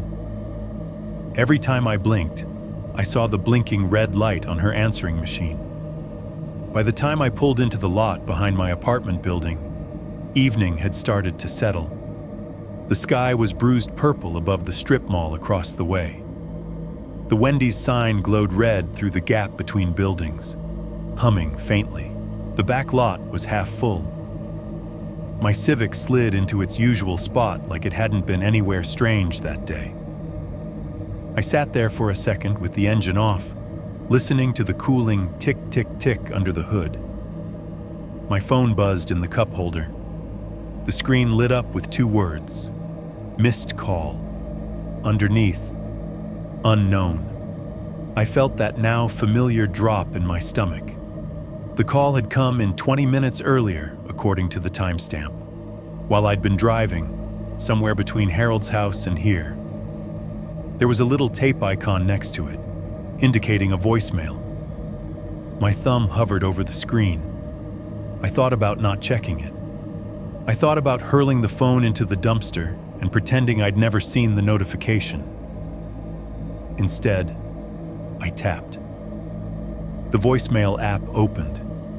There was one new message. The caller information at the top did not say unknown anymore. It showed a number I recognized by heart, because I'd written it on schedules and called it when I overslept. Wendy's, Westheimer, Storeline. My mouth went dry. I hit play. There was a long beep, longer than the voicemail intro beep, higher than the landline tone at Harold's house, but unmistakable in its own way. The precise clipped sound I'd heard 1,000 times when a card was declined at the register. That drawn-out, humiliating note the system played when it didn't accept payment. Then, nothing. No voice. No ambient noise. Just that single electronic refusal, stretching out into silence until the recording cut off. The message timer read, 0 minutes, 2 seconds, 2 seconds, one beep and emptiness. I sat there in the driver's seat, phone in my hand, the quiet of the lot pressing in from all sides. Somewhere in the distance, a siren wailed, rose, and faded. The buzz of the Wendy's sign carried faintly on the air. On the screen, under the store number, was the word "Today." It felt less like a timestamp and more like a warning. Harold Jensen had tried to call our store before he died, to order the good fries for his grandkids. His wife had tried to call after, to dispute charges that shouldn't exist. No one at Wendy's had called her back. Now my own phone had a call from that same number, at a time when I knew for a fact no one was at the office desk dialing it. For the first time, sitting there in the half-dark, I had the distinct, irrational impression that someone, or something, was finally returning all the calls we'd ignored, not to the store, to me. 4.1. When the speaker talks first.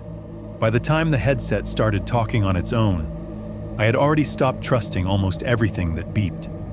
My phone, the microwave, the landline at Harold's house, the Wendy's POS, they all lived in the same part of my brain now. The part labeled, "Things that can hurt you without ever touching you." Every sound they made felt personal. 2 nights after the voicemail from the store number hit my phone, I was back on the drive-thru, because of course I was. Bills don't disappear just because your equipment is haunted. Corporate doesn't accept, "I think a dead customer is messing with the system," as a reason for time off. If anything, the night felt aggressively normal at first. Clear sky, no rain. The kind of Houston night where the heat finally lets go a little and the air tastes like dust instead of soup. The parking lot behind the Wendy's was dry for once. The oil stains flat and dull instead of rainbowed with standing water. Inside, it was just me and Gwen. Miguel had cut labor early and gone home, leaving us with the usual cheerful threat. Keep everything tight, or I'll hear about it in the numbers. It was one of those shifts where the rush comes early and then burns out. By midnight, the dining room was already empty. Chairs up on tables, lights off. We'd had the usual run of drunk kids and bar stragglers between 10 and 11. Slurred orders for 20 nuggets and whatever's the biggest burger you got, man. But that wave had passed. The city outside felt like it had rolled onto its side and was snoring. Gwen was in the back, scraping the grill with that pumice brick, earbuds in, head bobbing to whatever noise she used to survive these hours. The sound of the brick across the metal came in harsh, rhythmic bursts. Scrape, scrape, scrape, rinse. The fryers gurgled quietly to themselves, their oil cycling. The HVAC moaned overhead, kicking between too cold and not cold enough. I stood at the second drive-through window with my hip against the stainless counter, headset snug over one ear, arm resting on the sill. The glass reflected my own tired face back at me, ghost double overlaid on the empty lane outside. The menu board glowed red and white. The speaker pole was a thin silhouette in its halo. Westheimer beyond that was strangely calm. Just the occasional pair of headlights sliding past instead of the usual river of traffic. If you had walked in at that exact moment, you'd have said it was peaceful. Boring. Just another slow night in fast food. My phone, in my pocket, buzzed once with a notification. I didn't check it. I couldn't handle another unexpected number right then. The first wrong thing was small. The outside mic feeds into your headset even when no one's at the speaker. Usually it's just a low blanket of noise. Cars in the distance, wind against the grill of the box, the occasional insect hitting the metal, background radiation of the night. I was zoning out to that hum when there was a tiny glitch, like a skip in a record. The sound dipped for a fraction of a second, then came back a hair louder, like someone had leaned closer to the microphone. In the same instant, the headset beeped. It was the normal tone, sharp, clipped, the one that means a car just rolled up to the ordering point. My body reacted automatically. My thumb went to the talk button before my brain caught up. I glanced at the monitor out of habit. The camera feed that showed the speaker lane was empty. No headlights, no bumper, just the pole, the menu board, and the slick black of empty asphalt. I frowned and hesitated, thumb hovering over the button. Sometimes the camera lagged a couple of seconds behind reality. We joke about phantom cars, but the lane had that still, dead look it gets when nothing is moving anywhere near it. Before I could decide whether to speak, the headset answered itself. "Welcome back, Harold," it said. The voice was male. Not mine, not Miguel's, not any of the day shift guys I knew. It rode in on a wave of static that made the hairs on my arm stand up, then cut clean, leaving the words sitting in my ear by themselves. I actually looked over my shoulder purely on instinct, like there might be someone standing behind me with a second headset on, grinning. There was no one there. Just the empty prep counter, the heat lamps shining on a single forgotten fry, the stainless door to the walk-in cooler slightly ajar. From the back, over the low roar of the vents, Gwen's voice floated through, surprisingly clear. "Did you just say that?" she called. My throat closed. "Say what?" I managed. She emerged from the grill station. One earbud popped out, brick in one gloved hand. Grease speckled her apron. "Welcome back, Harold," she quoted with a mock formal lilt. "You trying out new scripts now? That was creepy as hell." Every nerve in my body lit up at once. "You heard that?" I asked. Yeah." She jerked a thumb toward the ceiling.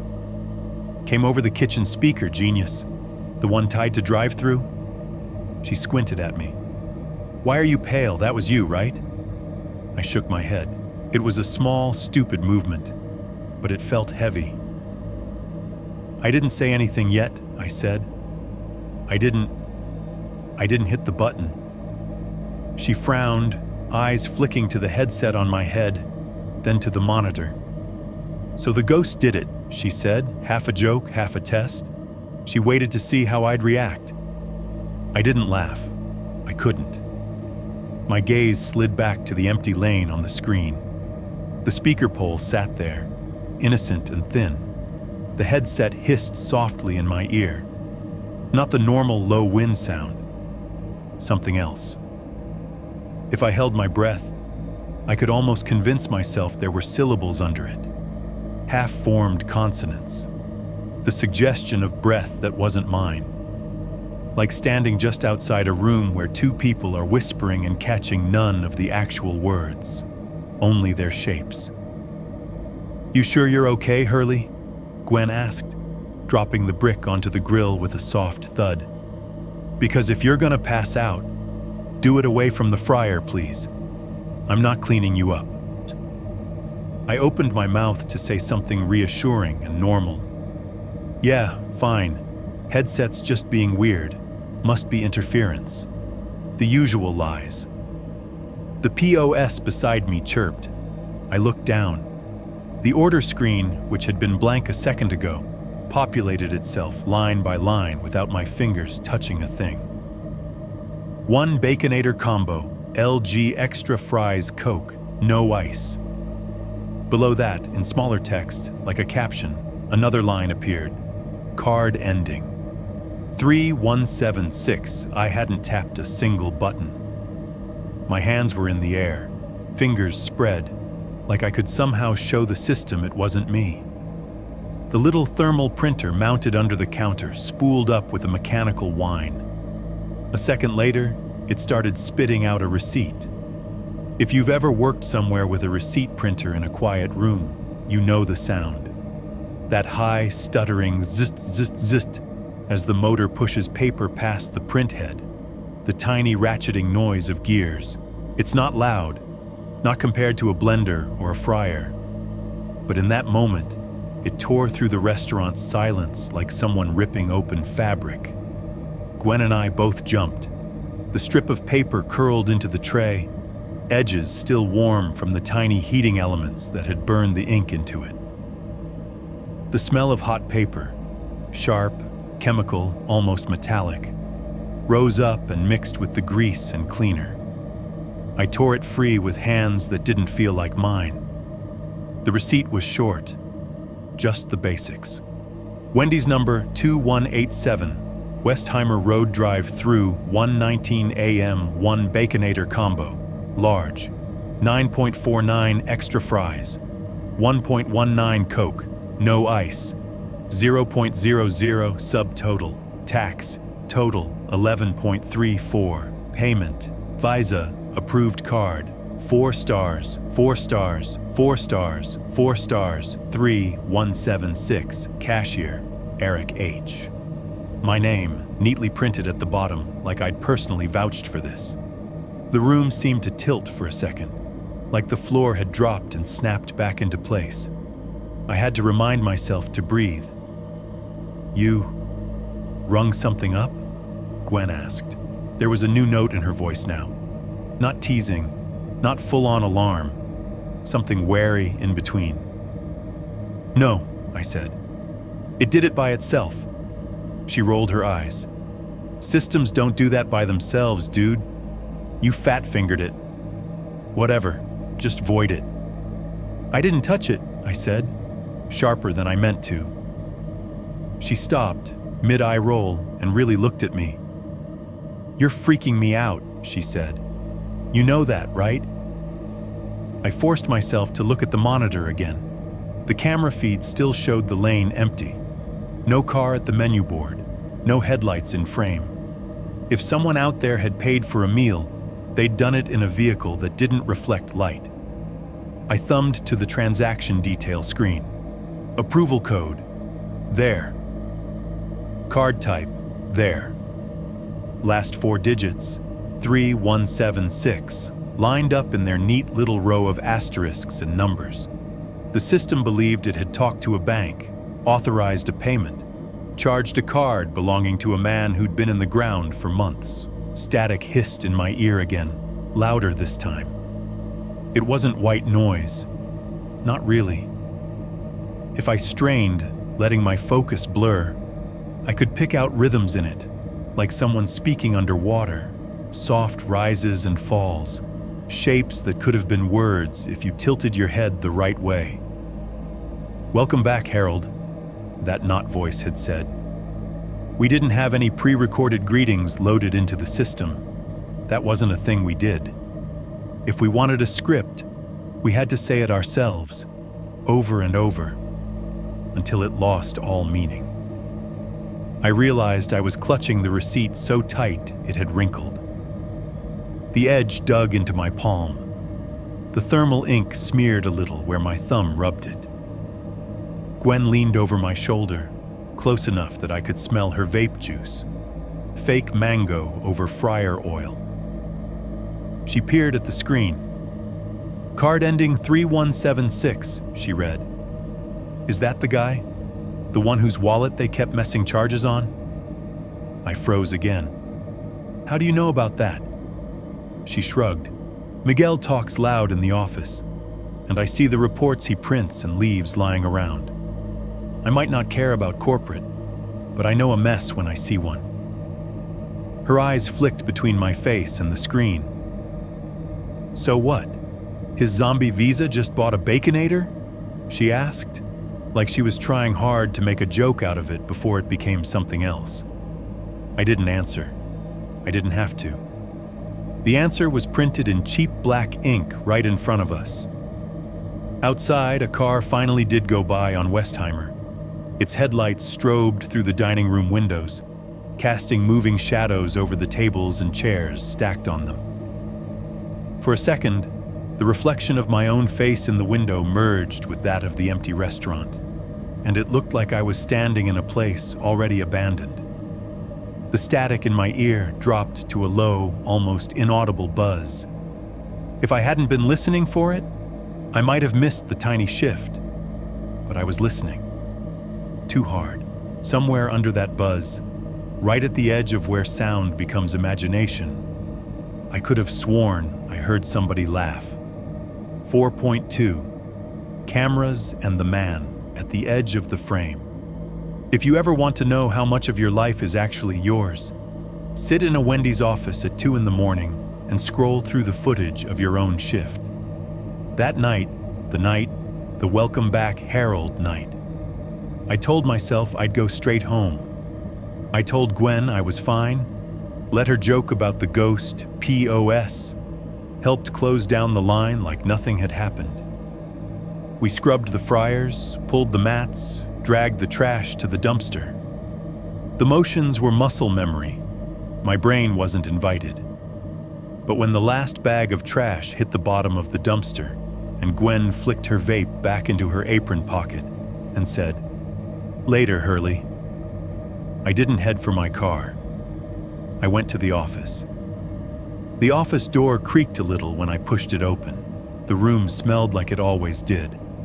Stale coffee, toner, and that faint hot dust scent electronics get when they've been running too long in a too small space. I shut the door behind me and turned the thumb lock. The sound of the kitchen dropped to a dull murmur, the hum of the walk-in cooler, the faint slosh of a mop bucket being wheeled across tile as Gwen finished up. The DVR sat on the shelf under the desk, a black box with a row of tiny green LEDs and one tired little fan that whined constantly, like a mosquito you couldn't swat. The monitor on the desk was split into a 4-way grid: dining room, register area, backlot, and the drive-through lane. Each square carried its own angle on the same sad little world. I dropped into the rolling chair, the vinyl seat exhaling a tired sigh under my weight. My fingers found the mouse out of habit. The cursor lagged a half-second behind my movements, leaving a ghost trail on the cheap screen. I clicked into the drive-through camera feed. The image filled the monitor. The menu board on the right, the speaker pole in the center, the strip of asphalt lane running out of frame. On the left, the hedge that separated our lot from the chain-link fence. Beyond that, the dark smudge of the service road. A timestamp glowed in the top corner in blocky white numbers. I rewound to about 10 minutes before the "Welcome Back, Harold" incident, just to give myself context. Hit play. The footage rolled by at 4 times speed. The grainy view of the night jumped in little jolts. Gray cars streaking past like blurs, headlights flaring and vanishing. The image had that low-res, permanent twilight look cheap cameras get, where everything is either too bright or too dark. I watched my own shift play back, ghosted. A car pulled into frame, stopped by the menu board, then rolled forward and disappeared toward the window. On the left side, the hedge barely moved. A few bugs flickered in and out as blurred, fast-moving specks. The tiny speaker in the monitor hissed, but there was no audio feed from that camera, just the faint electrical whine of the machine itself. I fast-forwarded. Rainbows of static flickered now and then. Compression artifacts, blocks of pixels that danced at the edges. I'd seen that plenty of times before. The system was old, sometimes it stuttered. Then the timestamp crept close to the time I remembered looking at the POS and seeing that unauthorized order appear. 1:19 a.m. I slowed the playback to real time. The lane was empty. No car gliding into view, no brake lights, nothing. The menu board glowed. The hedge loomed. The pole stood like a thin, upright bone. I watched. My hand tightened on the mouse without meaning to. On the screen, nothing dramatic happened. The world did not glitch. The tape did not jump.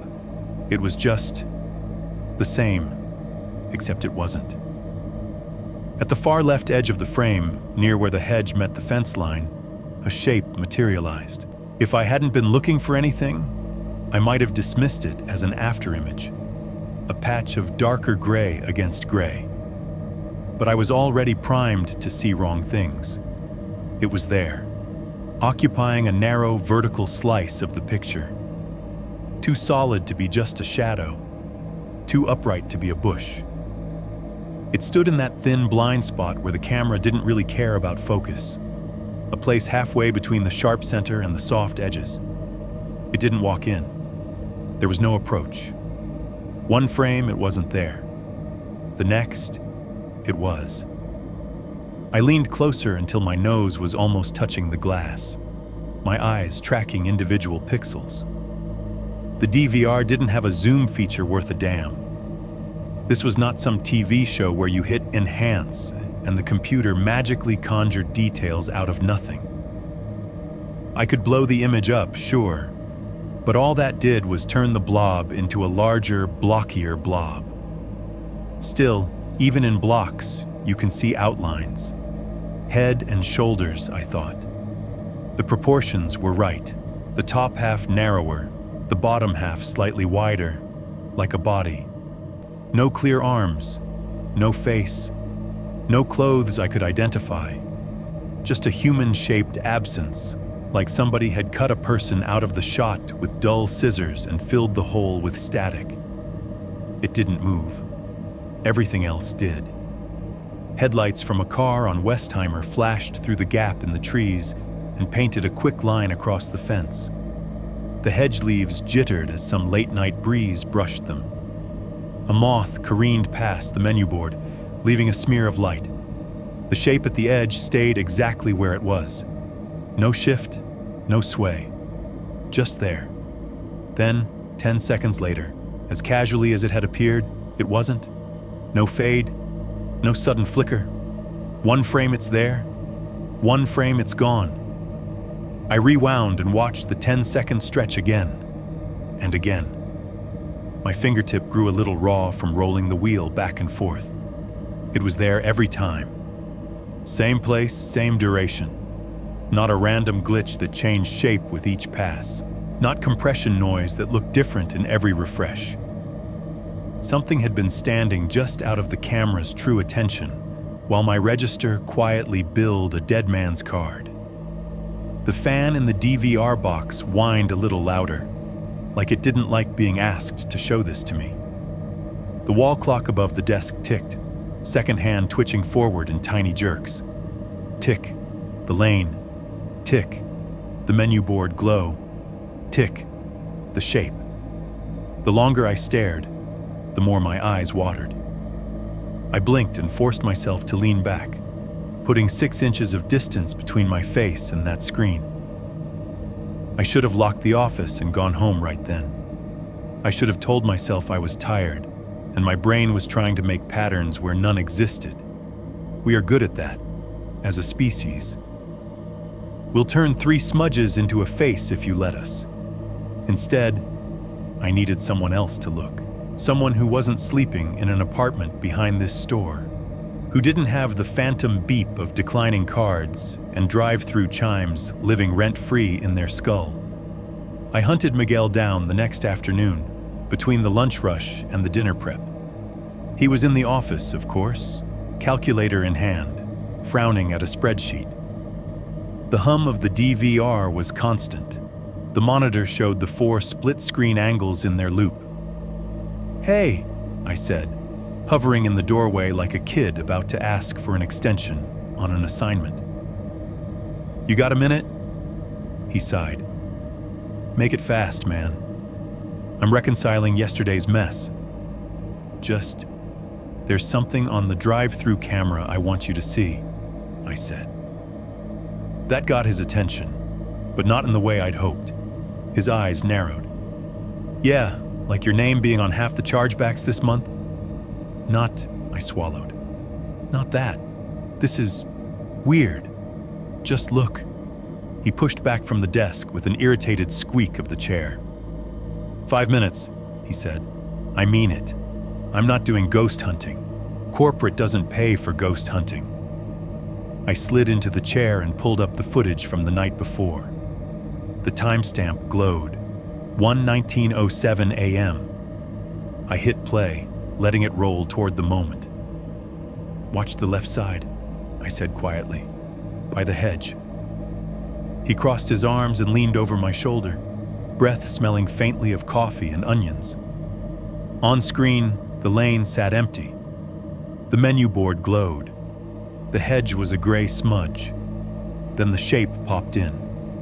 Vertically oriented, darker than the background, right at the edge of the frame. It hung there, stubborn, for 10 heartbeats worth of video, then blinked out like it had remembered it was supposed to be invisible. Miguel watched in silence. "Replay," he said after a second. I ran it again. Same appearance, same disappearance. I could feel my own pulse speeding up. "You see it, right?" I said. "That thing in the corner?" He stared at the screen for another few seconds. Then he shrugged.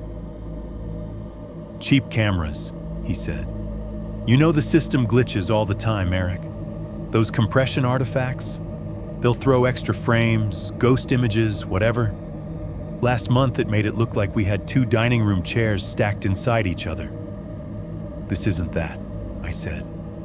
I could hear the edge in my own voice. "Artifacts move. They change shape. This is in the same spot. It shows up at the exact moment that a transaction you can't explain hit the system under your login," he cut in. My mouth snapped shut. He clicked away from the camera view with a few sharp mouse taps and pulled up a different screen. An internal report, all numbers and shorthand codes. "Look," he said, jabbing a finger at the pages. "I've got corporate on my back about this. Refunds, disputes, double charges. You see this column?" He dragged his finger down a line of cashier Eric H. "You're in there more than anyone else on nights." I stared at the list of transaction IDs. The 4 last digits of Harold's card popped up again and again like a bad chorus. "I'm telling you, I wasn't even in the building for some of those," I said, feeling that helpless, nauseous twist in my gut again. "The night I took off to visit my mom, there's a sale logged under my name at 1 in the morning. I was an hour away." "Then you left yourself logged in," he said. "Or someone punched your code, which is its own problem. Either way, that's on you. You know the rules." "It isn't just my login," I insisted. "The card, it's the same card. Endings 3176, that's the dead guy, yeah. I know," he snapped. "We already sent the logs to the bank. They'll deal with it. You know what they don't care about? Fuzzy shapes on a janky camera." He gave the monitor a little smack with the side of his hand, like that proved something. The DVR hummed on. I thought about telling him that the shape had been there the first night Harold collapsed, that I'd seen it not just once, but twice. But I hadn't. Not yet. "Look, man," Miguel said, softer. "I don't have the bandwidth for spooky stories. I got numbers not adding up and corporate thinking someone in my store is skimming. You want me to go to them with 'the system's haunted' as my defense?" He shook his head. "You got an issue with the cameras. Submit a maintenance ticket. Until then, log out when you're supposed to. Stop letting stuff ring under your name, and do not talk to customers about any of this. Last thing we need is someone filming TikToks about the haunted Baconator lane. Clear?" I nodded, because clear is what you say when your manager is staring you down and your job is hanging by shredded thread. He dismissed me with a wave, turned back to his spreadsheets, and the office once again filled with the tiny, cramped sounds of his calculator buttons clicking and the DVR fan whining. I let the door shut behind me, the cheap wood catching on the jamb for a second before closing all the way. The kitchen seemed louder after the office. The The sizzle of frozen fries hitting hot oil, Gwen's music buzzing from her earbuds, the blip of the front door chime as someone tested it and found it locked. I could have left it there, written it off as a coincidence, a bug, a trick of light. Miguel had practically ordered me to do so. Instead, that night after my shift, I went back into the office alone. The building was quiet in the way only a closed fast food place can be. All the machinery resting, all the smells stale. The drive-through menu board still glowed outside, lighting up an empty lane that looked even more like a picture when no one was in it. I sat down, pulled up the archival footage menu, and scrolled back further than I ever had before.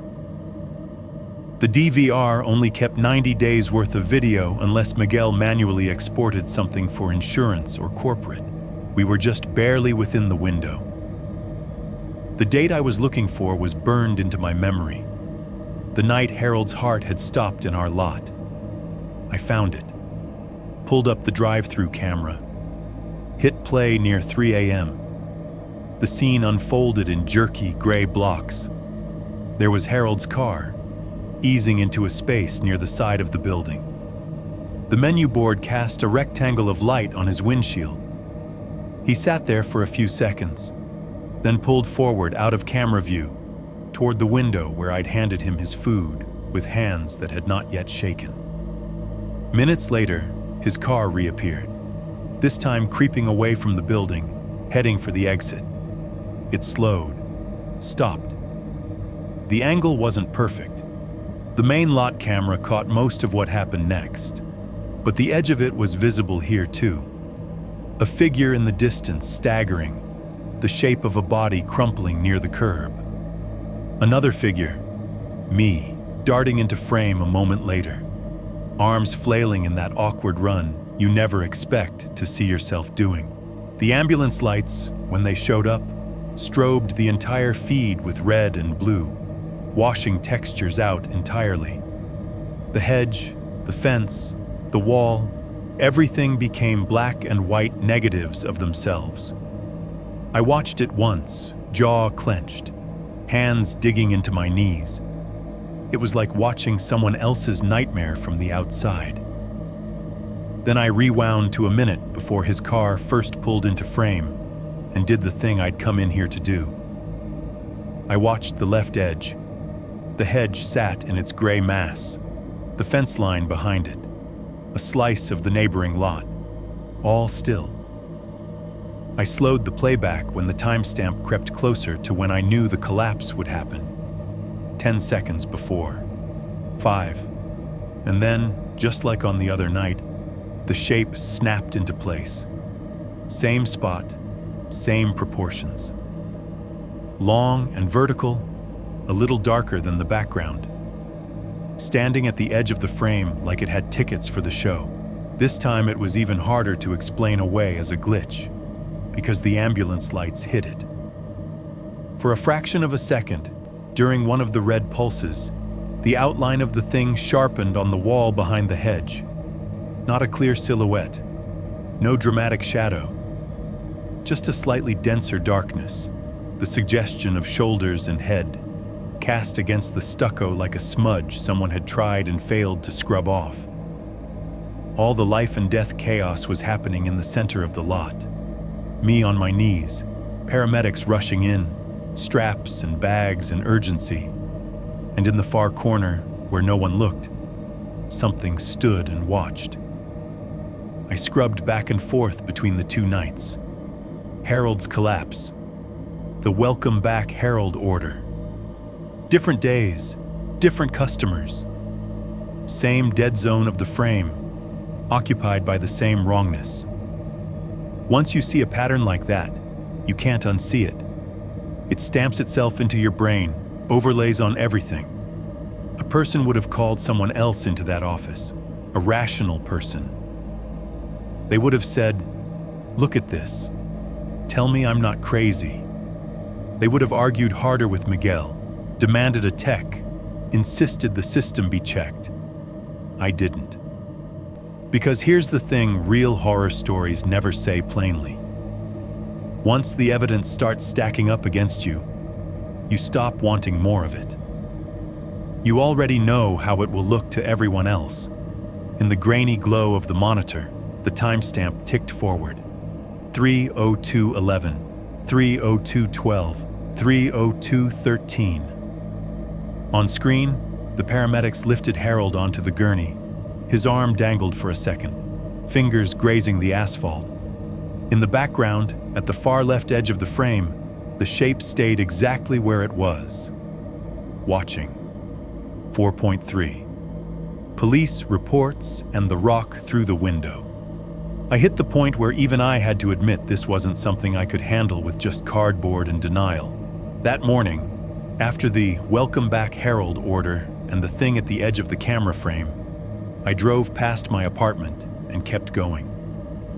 The thought of going back there, back to the blinds and the hallway and the phantom beeps, made my skin crawl. Instead, I followed the blue signs toward the police station.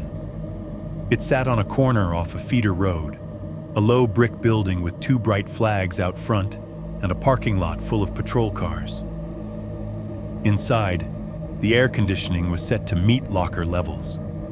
Everything smelled like industrial cleaner and stale coffee. The front desk officer was a bored-looking woman with her hair in a tight bun, clicking through something on her computer when I walked up.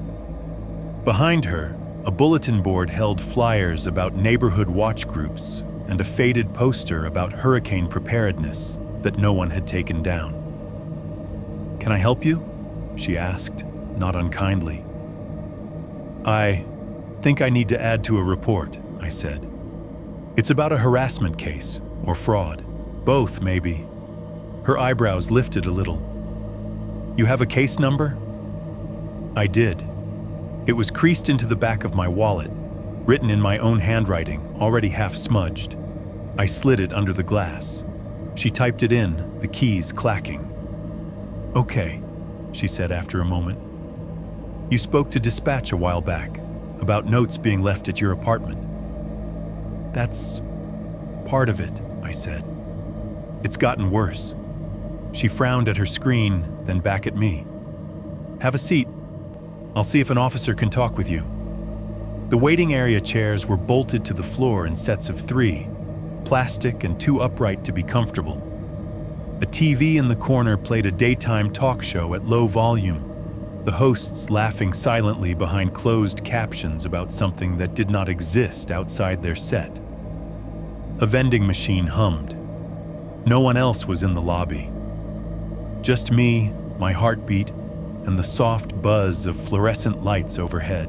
After 10 minutes, a door buzzed open, and a uniformed officer stepped out, a notebook in one hand, pen tucked into his vest. He was mid-30s, maybe, with the tired but alert eyes of someone who has heard a lot of versions of, "This is going to sound crazy." "Hurley?" he said. "Yeah." I stood, wiping my palms on my jeans. "I'm Officer Ramirez. Let's talk in here." He led me into a small interview room with a metal table bolted to the floor and 2 chairs. No two-way glass, no drama. Just cinder block walls, painted a soul-killing beige, and a ceiling vent that rattled once every few seconds. He sat, flipped open his notebook, and nodded at me. "So tell me what's going on." I put everything on the table, literally.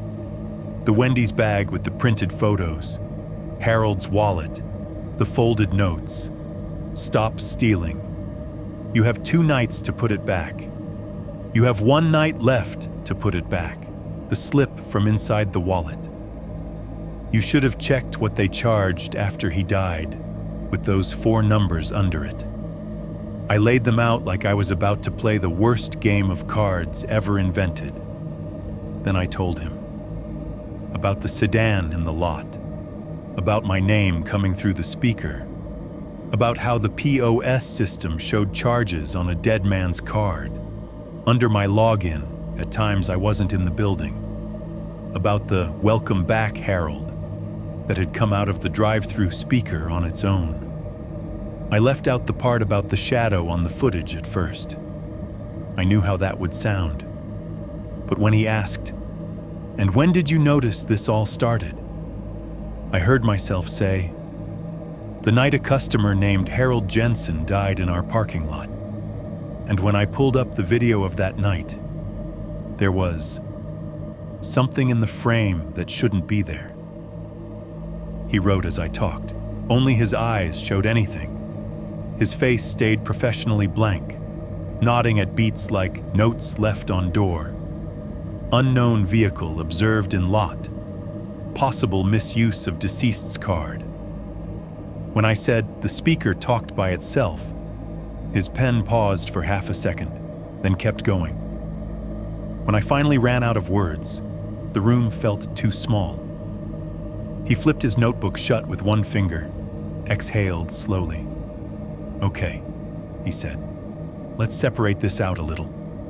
He pointed with his pen at Harold's wallet. "The fact that this was returned to you instead of being logged properly is weird, yeah. That's something. If it was in a drawer at your place of work, it could be mishandled property, maybe evidence that was misfiled. We can look into that." He tapped the receipt with the 3176 number. "The fraudulent charges on Mr. Jensen's card? That's primarily a bank issue. His widow has probably already opened a dispute. What we can do is note that your store's POS shows activity under your login and send that to our fraud unit. They'll liaise with the bank and corporate. You might get a call from them." He looked up at me. "The notes at your apartment and the rock you mentioned from your initial call, that's harassment, possibly stalking. We take that seriously, but we don't have a suspect yet. No camera on your door, no eyewitness ID on the vehicle. We can increase patrols and log this as an ongoing issue." "What about the camera footage?" I asked. The figure at the edge of the frame." He hesitated just long enough that I felt it. "Security camera artifacts are tricky," he said carefully. "Unless we see a clear face, a license plate, something actionable, our tech guys aren't going to get much out of a smudge in the corner.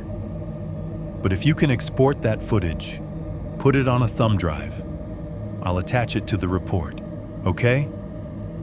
Which is cop speak for, I will put this in a file where it will not hurt anyone." "And the voice," I said quietly. "The system talking, orders printing themselves."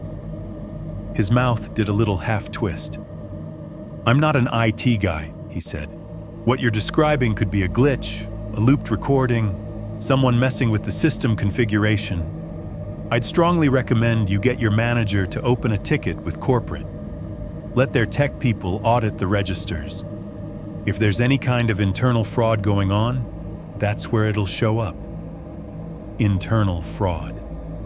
Two words that landed squarely on my chest. "I didn't do this," I said. "It came out rougher than I meant. I know how it looks. I know my name is on those receipts. But I didn't do this." He held my gaze for a moment. His eyes were not unkind, just tired. "I'm not saying you did," he replied. "What I'm saying is, from a legal standpoint, we have to deal with what we can prove. Right now, that's notes, weird charges, and one possible vandalism incident. No direct threats of violence, no bodily harm." He slid one of the notes closer with his pen.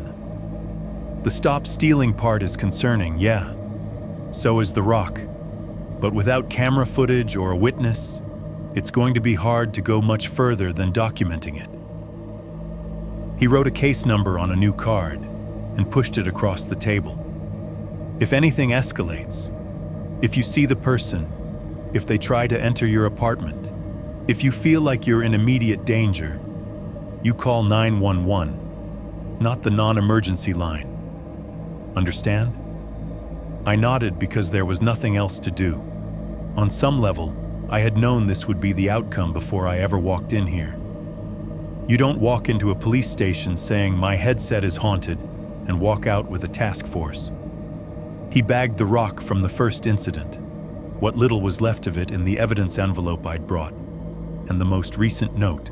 He photographed the wallet and the receipts with his phone, fingers steady, like this was all just one more odd detail in a long day. When I walked back out into the sunlight, everything felt washed out. The world was still going on. Cars in the lot, a woman corralling 2 kids into a minivan, someone in a city truck checking a fire hydrant. Somewhere above, a plane's contrail cut a straight white line through the sky. The only thing that had changed was that a thin, official-looking layer of ink now sat between me and whatever was happening. That night, I called in sick. Miguel wasn't happy. "We're already short," he said. "You know that, man." "I know," I said. I need a night." I didn't say I'd spent the morning in a police station, that I'd laid out my life in notes and photos for a stranger and gotten back a file number and a "we'll see." Outside, the weather had turned. By sunset, low bruised clouds had stacked up over the city, and the first fat drops of rain hit the roof hard enough to rattle the light fixtures. Thunder rolled somewhere far off, a long, low growl that vibrated through the thin walls of my apartment. I didn't turn the TV on loud. I left it at a murmur, just enough sound to keep me from jumping at every creak. On the screen, some crime show played, actors pretending to be detectives who always had the right camera angle, the right tech, the right answers. The real detectives had told me, politely, that they'd call if the bank found anything. Rain splattered against the living room window in uneven bursts, making the blinds tremble. Every time lightning flashed, the slats turned white for an instant, then fell back to gray. The air conditioner struggled, breaths of cool air mixing with the damp coming in through whatever cracks the building had. I sat on the couch, one knee bouncing, and tried to pretend this was just another stormy night with nothing to worry about. People in this city rode out hurricanes. I could ride out a little ghost fraud. The thunder moved closer. The apartment shook slightly when it cracked right overhead, that chest-thumping crack that feels like the sky tearing. I think that's why, when the window exploded, my brain registered it as thunder at first. It wasn't. Thunder rolls. This was a single, sharp, violent sound, like the world's largest bottle being smashed. The glass gave way in a sudden, dazzling spray. 1 second, the blinds were shuddering under the weight of the rain. The next, they were bowing inward, strips of white flying, shards of glass clattering across the living room like thrown ice. I dropped to the floor before my conscious mind caught up, instinct yanking me off the couch. My cheek hit the carpet. Something stung my forearm. A shallow, bright pain where a small piece of glass had kissed skin. For a few seconds, all I could hear was my own breathing and the tinkling, falling sound of glass still settling in the frame. The air changed. The hum of the AC met the wet breath of the storm pouring through the new hole, and the temperature shifted. Somewhere on the other side of my wall, a neighbor screamed. A man's voice shouted, "What the? You okay over there?" Feet thudded in the hallway. Rain blew into the room in a sideways sheet, soaking the curtains and the edge of the couch. Wind made the broken glass in the frame rattle. I risked lifting my head. The window was a jagged mouth now, missing teeth of glass. The blinds hung at an angle. Some slats snapped, others bent. Water ran down the wall in narrow streams. On the carpet, amid the mess of glittering shards, lay a rock. It wasn't big, maybe the size of my fist. Rounded on one side, jagged on the other, like it had been broken off something larger. Wet dirt clung to it. a strip of clear packing tape wrapped around its middle, the plastic creased and beaded with water. Under the tape, protected from the rain, was a receipt. My stomach dropped in a way that felt familiar now, like falling in a bad dream. I crawled closer, glass crunching under my palms, and peeled the tape up with shaking fingers. The paper underneath was dry. The thermal ink glared up at me, dark and precise. Wendy's number 2187, Westheimer Road Drive-Thru, 10:41 p.m. 1 Baconator combo, large extra fries Coke, no ice total, 11.34. Payment, Visa, approved card. 3176, cashier, Eric H. I hadn't been at work at 10:41 p.m. I'd been on my couch watching fictional detectives solve fictional crimes. Someone had thrown this through my window. Someone who had access to our POS, to our receipt printer, to Harold's still suffering card, and to my name. My hands were bleeding in a couple of places where the glass had nicked them. I didn't feel it until I saw the little red smears on the white part of the receipt where my fingers had pressed. My neighbor banged on my door. "You okay in there?" he called. Sounded like a gunshot. I'm calling the police," I said, louder than I needed to, as much for whoever might still be outside as for him. This time, it was 911. The dispatcher's voice was brisk. When I said someone threw a rock through my window, she moved into the script like a train hitting a track. Was I injured? Was I alone? Did I see anyone? Did I hear a car? I said I was bleeding a little but didn't think it was serious, that my neighbor was outside, that I hadn't seen anyone, just glass and rain and this rock with a receipt taped to it. There was a pause at that. "Like a store receipt?" she asked. "Yes," I said. "From my job." She told me to stay inside, away from the window, and wait for the officers. I sat on the floor with my back against the far wall, the room smelling of wet drywall and rain and that strange, dry scent of fresh broken glass. The patrol car arrived in under 10 minutes. Their lights painted red and blue streaks across my ceiling through the hole. 2 officers came up, flashlights cutting through my cramped living room like search beams. They took pictures of the window, the rock, the receipt in its little plastic evidence bag. They shone their lights along the outside wall, looking for a point of origin, and checked the hallway camera, which had been broken for months, of course. The building manager had been waiting on a part. "No cameras outside?" one officer asked. I shook my head. "No Ring doorbell? No personal security?" "Just my phone," I said. The officer with the notebook, different from Ramirez this time, younger, more impatient, scribbled for a while. "Could be kids," he said. "Could be someone from your work messing with you. You mentioned earlier you had some kind of dispute with someone there. Stalker, maybe?" "I don't know," I said, which was true and not nearly enough. He shrugged in a way that said he hated not having an easy box to put this in. "Without cameras or witnesses, there's not much more we can do tonight," he said. "We'll add this to your existing report. If you can, get that window repaired soon. And seriously, man, consider a camera. People see a red light, they think twice." When they left, the apartment felt even emptier than before they'd arrived. The wind had picked up. Rain slapped against the building in angry bursts. I did my best to sweep the glass away from the window and couch, then taped a piece of flattened cardboard over the gap. The tape didn't want to stick to the damp frame. It peeled at the edges, fluttering with each gust. The room was quieter with the cardboard up, but I could still hear the storm in the background. A steady roar punctuated by the deeper booms of thunder. Somewhere in the building, A baby started crying and then quieted.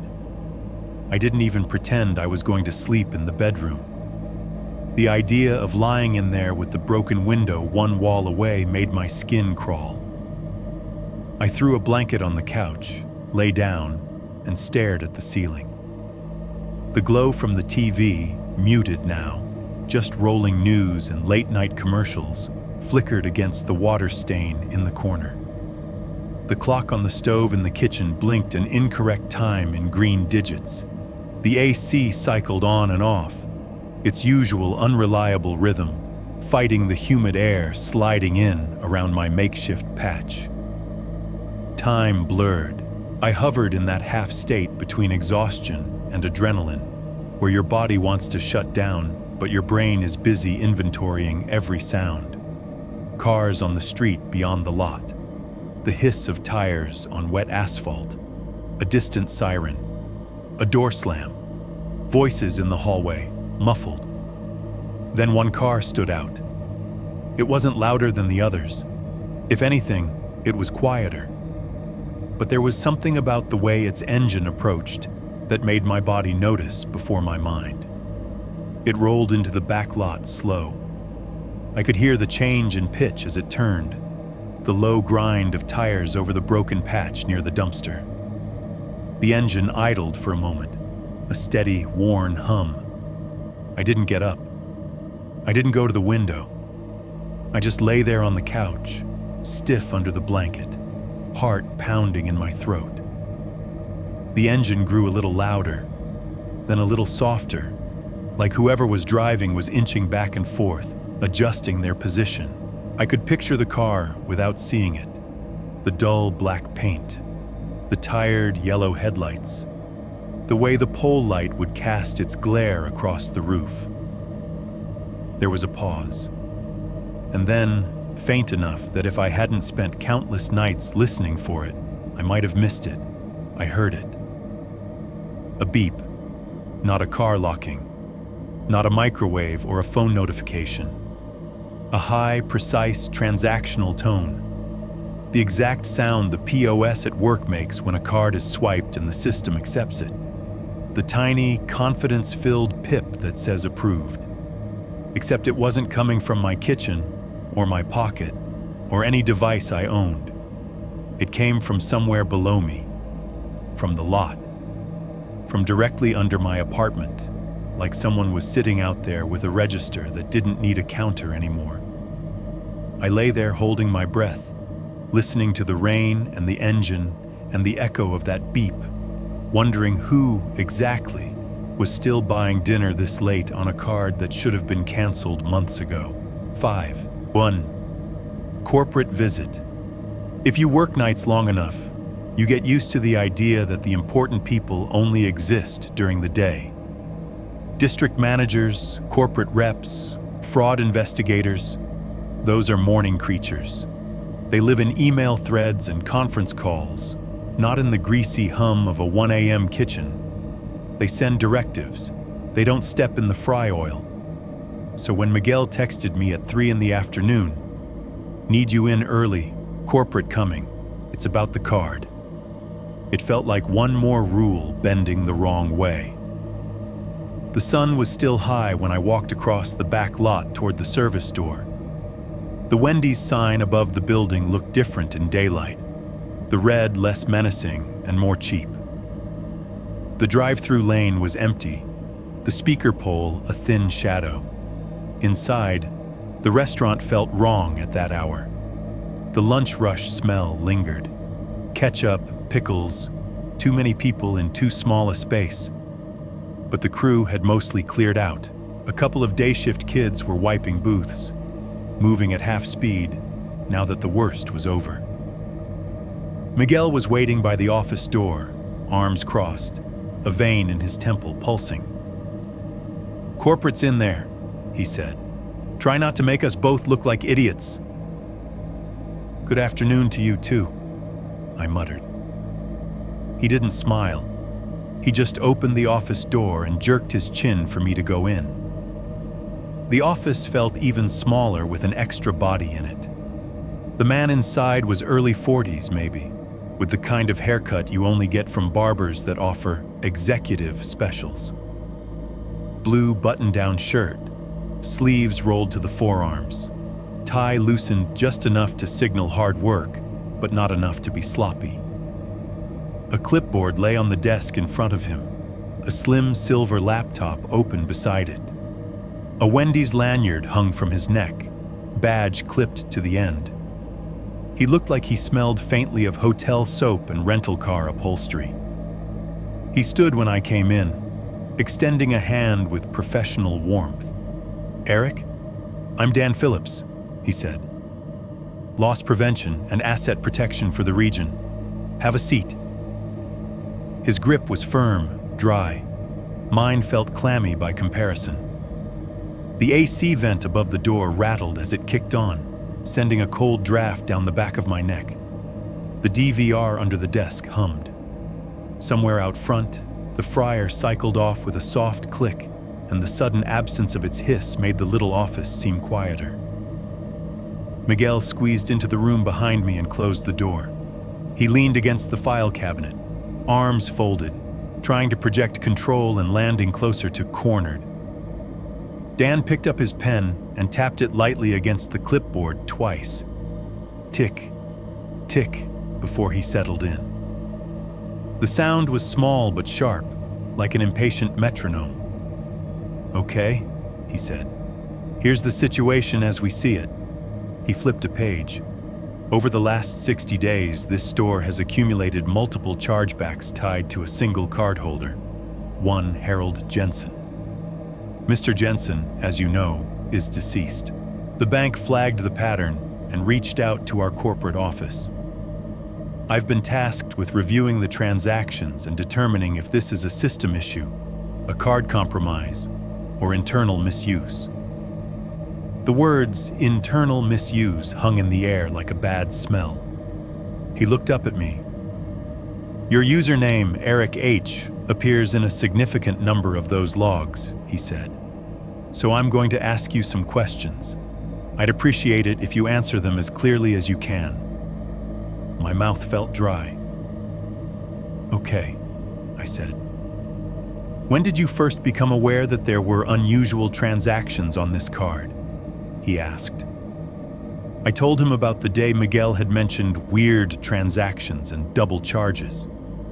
About the night I'd pulled up the logs and seen my name next to sales on nights I wasn't even in the building. About seeing the last 4 digits, 3176, repeat down the screen like a taunt. He took notes, pen scratching quietly. The AC rattled again. The clock above the monitor ticked on. "And at any point," he said, "did you manually enter this card number? Run it after the guest left? Process refunds or comps you didn't log?" "No," I said. "Never. I wouldn't." Miguel shifted. "I told you that," he muttered. "He's not that stupid." Dan gave him the kind of look you give a gnat. "We're just gathering facts right now," he said. Back to me. "Have you ever given your login to another employee? Left yourself logged in when you left the register?" "Maybe a couple times, when it's busy and we're short," I admitted. "But not on my days off, and some of those charges happened when I was out of town." He made a small note at that. "We'll cross-reference with your time cards," he said. "See where the overlap is." I swallowed. This was the part I'd been dreading, and I hadn't even started talking about notes on my door yet. "There's more," I said. "Stuff that doesn't really fit into the normal fraud box." One of his eyebrows ticked up. "Such as?" I told him about the wallet, how I'd found it in the bottom drawer that night, folded into a nest where towels should have been. How Harold's license had been inside, with the same 3176 card, and the note that said, "You should have checked what they charged after he died." I left out the part where I had taken it to his house and given it back to his wife, because that would have prompted a different set of questions I wasn't ready for. Instead, I told him the version that had been true before the world got weirder. "Mishandled property," Dan said, almost before I finished. "If a guest collapses on our property and their belongings are collected, they're supposed to go straight into a sealed envelope and into the store safe until they can be transferred to law enforcement or next of kin, not into a towel drawer." "I didn't put it there," I said quickly. "I just found it." He made another note, pen tapping, tick, on the clipboard between strokes. "And the notes at your apartment?" he prompted. "Someone left a Wendy's bag with photos of my hallway and my car, and a note saying, 'Stop stealing. You have 2 nights to put it back.' Then another note with, 'You have 1 night left.'" I realized how insane it sounded as I said it out loud, corporate air and all. And then there was the rock through my window with a receipt taped to it. A receipt from here, for a Baconator combo on that card, with my name on it. Miguel's eyes flicked to me at that. He hadn't heard all of this detail before. Dan's face stayed in that neutral investigator mode, but his pen paused again. "You reported the vandalism to the police?" he asked. "Yes," I said. "They filed it. They said they'd talk to your fraud department and the bank. They, weren't too interested in the weird parts." "And the weird parts being," he said, tipping his head. "The drive-through speaker talking before I do," I said. Saying, "Welcome back, Harold," with no car on the camera. Orders printing themselves. The security footage, showing something at the edge of the frame every time this card is involved. There it was, out on the table with everything else. In the fluorescent light of the office, with his pen and laptop and corporate logo on his badge, it sounded less like a confession and more like a cry for help from someone who'd been in the fryer too long. He let the silence stretch just long enough to be noticeable. Then he nodded once. "Okay," he said, very evenly. "So, couple things there. The physical incidents, notes, rock, wallet in the drawer, those are tangible. We can document those. The rest, the system behavior, the AV anomalies, that's going to be for IT software, hardware, not my specialty." He gave me that same careful look Ramirez had given me, the one that measured not just what I was saying, but what I might do next. "I'm not here to tell you what you did or didn't experience," he said. "I'm here to figure out if anyone in this store has been using a deceased guest's card, and if our systems have been compromised. Right now, the logs say someone ran those transactions. The bank wants to know who. So do we." He turned to Miguel. "You were the manager on duty the night Mr. Jensen collapsed, correct?" Miguel cleared his throat. "Yeah, I called it in. Gave the cops what they needed, wallet and all."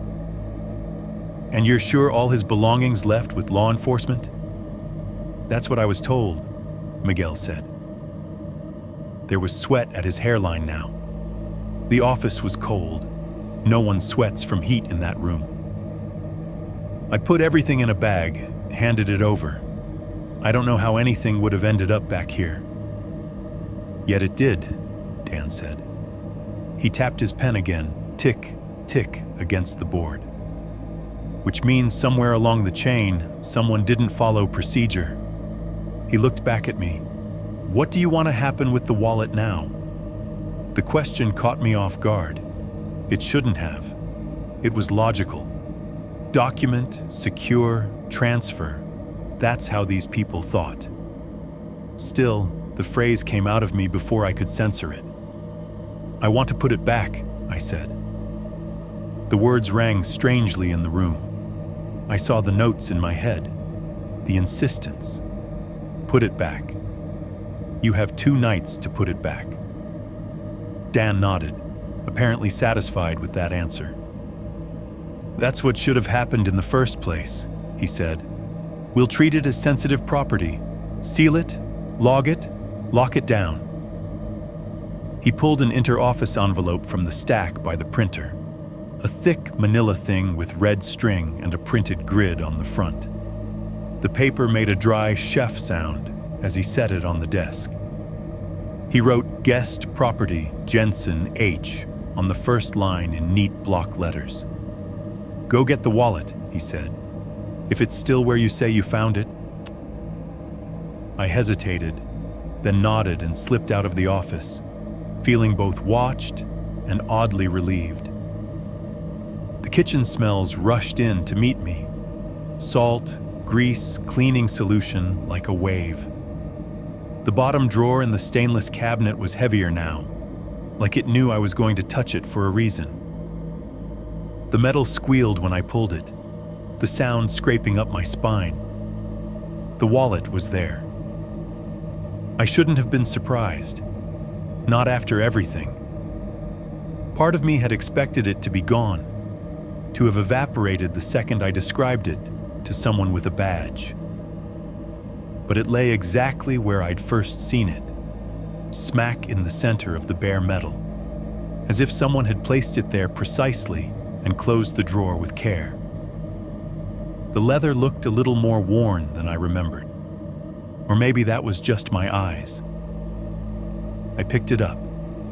It was warm, like it had been held recently, although no one had opened that drawer since me.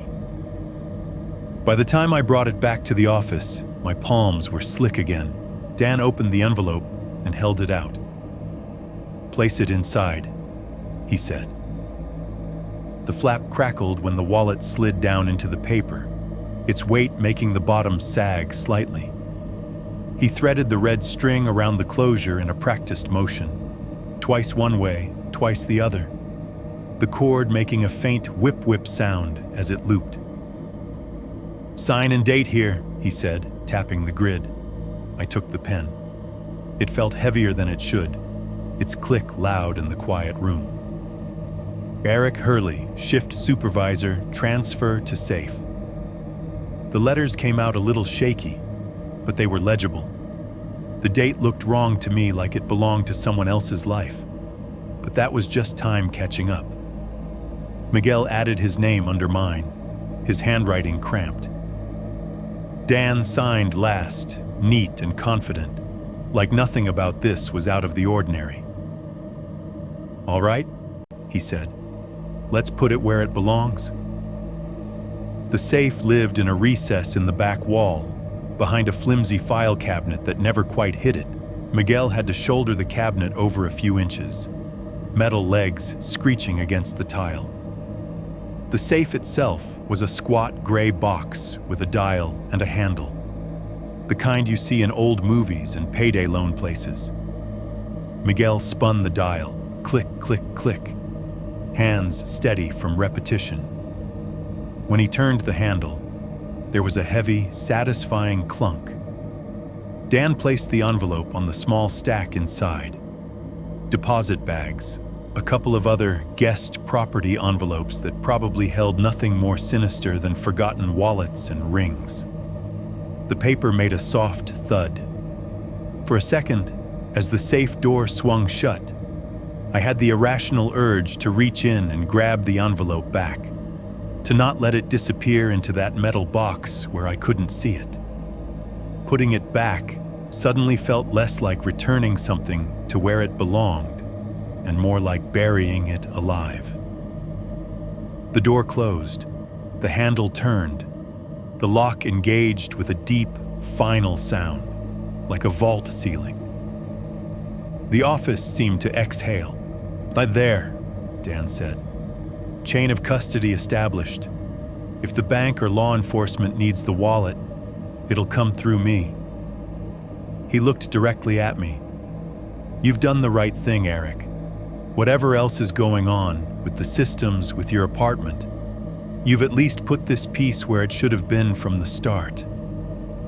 The AC hummed overhead. The DVR fan whined. Out in the kitchen, someone dropped a metal pan, the clang echoing down the hallway. For a moment, I let myself believe him. That we had, in some small, bureaucratic way, set something right. That the notes demanding I put it back would stop. That the card would stop ringing up meals under a dead man's name and my own. Then, from the headset hanging on its hook by the drive-through station in the next room, no one wearing it, no car in the lane, I heard it. A single, faint beep. Approved. 5, 2. Footage that makes him the villain. The safe door had barely finished clunking shut when Dan glanced at the DVR monitor like it had just cleared its throat. "Since we're back here," he said, casual in that not at all casual way, "let's make good use of our time and review the incident from the night Mr. Jensen collapsed. I want to show you something about the timeline." Miguel shifted his weight against the file cabinet, which squeaked in protest. "We already pulled that for the insurance guys," he said. "Same file." Dan's mouth did a small, polite smile that didn't touch his eyes. "And now we're going to look at it with a different question in mind." He sat back down at the desk and woke the monitor with a tap of the mouse. The four-way split screen flickered to life. Dining room, front counter, back lot, drive-through lane. The fan in the DVR grumbled a little louder. The office felt tighter with all three of us in there. The AC vent above us rattled as it pushed out another stream of too cold air. The wall clock ticked steadily, sharp little snaps of the second hand landing like punctuation. Tick. Dan clicked into the backlot camera. Tick. A list of dates and timestamps rolled down a menu on the left. "There we are," he murmured, more to himself than to us. April 15th, night shift. Incident at approximately 3:02 a.m. according to the call log. He selected the file. The screen jumped to a wide, grainy view of our parking lot under sodium lights. Everything had that flattened, grayish look. No real blacks, no real whites, just murky in between. He moved the scrub bar back a few minutes. "We'll start right before," he said. For a moment, watching the lot from that angle, I wasn't in my own body. I was somewhere above it all, floating with the camera, watching a version of my life I could pause and rewind. A car rolled into frame. Even reduced to blocks of pixels, I recognized it. Harold's sedan, nose gliding past the dumpster, turning into a space near the side wall. Headlights flared, then cut. The timestamp in the corner read 2:57:49. "Here's Mr. Jensen arriving," Dan narrated, pen resting along his clipboard like a conductor's baton. Harold's door opened. A blocky figure got out, crossed briefly through the pool of light, and passed out of frame toward the front of the store. We'd already been closed to walk-ins, but it was common for people to park and walk up to the drive-through window anyway. I remembered hearing the knock that night, the way it had echoed through the empty dining room. Dan fast-forwarded. The footage skipped ahead in little jumps. Harold's car idling, then empty. A blur of my own uniform as I moved in and out of the building. The glow of headlights from someone cutting through the lot. "Okay, here we go," he said, slowing it to real time as the timestamp crept past 3:01 a.m. Harold's car backed out of its space. It rolled slowly toward the exit, brake lights glowing. Then it stopped. From this angle, you couldn't see him collapse in detail, just the jerky movement of someone stumbling into the edge of the frame and going down near the curb. Another shape, me, ran out a heartbeat later, a smudge of motion dropping to the ground beside him. I watched myself fall to my knees, arms pumping in that awkward rhythm of chest compressions. Watching it felt like seeing a stranger who happened to be wearing my skin and my name tag. I knew exactly what was going through his head. Do it right. Don't stop. Please don't let this be the first time someone dies in front of you. But none of that showed. On camera, it was just a guy in a red shirt moving his arms. The ambulance lights, when they arrived, painted everything in violent pulses of white and gray. Even drained of color, you could tell how bright they were by the way the pixels washed out. Paramedics appeared, crouched, took over. My on-screen double staggered back, hands hanging uselessly at his sides. One officer bent down, picked something up by Harold's car, probably his wallet, keys, phone. At least that's how I remembered it. "There," I said, leaning closer. "That's when they took his stuff. See?" Dan grunted non-committally. "We saw this part already," he said. "We're comfortable that the medical incident and the immediate response were handled appropriately. Tragic outcome, but no evidence of foul play in the moment." He clicked the mouse. The footage jumped. "We're interested in what happened afterwards." He switched to the interior camera that covered the back-of-house line and the stainless counters. The view was different now. Overhead, slightly angled, catching the hallway to the back door and the prep area. The timestamp stayed continuous in the corner, white digits ticking on. 3:21:08, 3:21:09, 3:21:10. For a minute or two, nothing much happened. The kitchen was empty, lights on but nobody moving. A ghost ship between storms. In the distance, through the doorway, you could catch a sliver of the reopened front door, flashes of shadow as people passed. "Police and EMS still on scene," Dan narrated, "doing their paperwork." I remembered that part, standing in the dining room with my back against the soda machine, answering questions with my hands still smelling like latex gloves and someone else's sweat. Miguel talking to an officer near the counter, both of them glancing toward the lot. On the screen, at 3:24:32, a figure came through the back door into frame. Me. It was weirdly disorienting seeing myself from above like that. The camera flattened me, turned me into a collection of angles and shadows instead of a person. My shoulders looked narrower, my hair shorter. The red of my uniform had become a mid-tone gray. I was holding something in my right hand. Dan hit pause. The frame froze with my head tipped down, gaze on the object. He pointed with the back of his pen. Click as the tip tapped the glass. "You see that?" he said. I squinted. The object was dark, palm-sized, rectangular.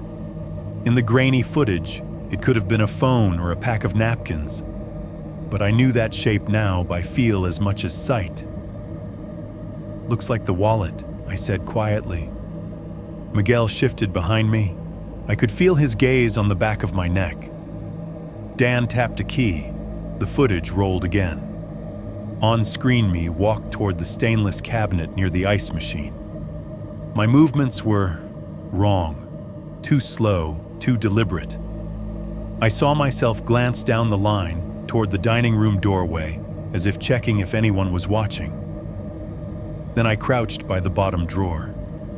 Even though I knew what was coming, my stomach tightened. I saw the drawer handle jerk. The vibration made the condiments bottle on the counter tremble. Cheap camera microphones don't pick up sound, but in my head, I could hear the metal squeal. On-screen me pulled the drawer open, leaned forward, placed the dark object inside. Dan hit pause again. The frame froze with my hand still hovering over the drawer, just as I began to pull it back. My head was angled upward slightly, and for 1/9,000th of a second slice of time, my face was turned directly toward the camera. The resolution was just good enough that I could see my own eyes. I did not recognize the expression in them. I remembered that night as a blur of panic and adrenaline, the rush outside, the compressions, the sirens, the lights. I remembered handing a bag of Harold's things to a uniformed officer, watching him log them. I didn't remember this weird, furtive detour into the back, this placing of a wallet in a drawer where it did not belong. On the screen, frozen me looked like someone doing something he knew he shouldn't. Dan's pen clicked against the clipboard. Tick. The HVAC hissed. A car rolled past outside, its tires hissing on Westheimer. The faint sound seeped through the office wall and under the door. "Now," Dan said, voice quiet but precise. "Walk me through your recollection of this moment." My mouth felt dry. "I don't remember this.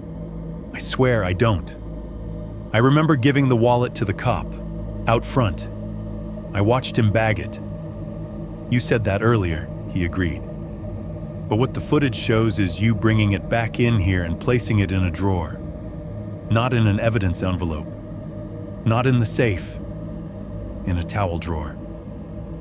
I stared at the frozen frame like maybe, if I stared hard enough, it would change. It didn't. "You're sure this is the same night?" I asked. "Maybe this was another time, another guest." Dan tapped the timestamp in the corner with his pen. Click. "Same date," he said. "The chain is continuous, no cuts, no gaps. EMS leaves the lot at 3:18. Officers clear at 3:22. At 3:24, you do this." He rewound 10 seconds, then played it again in slow motion.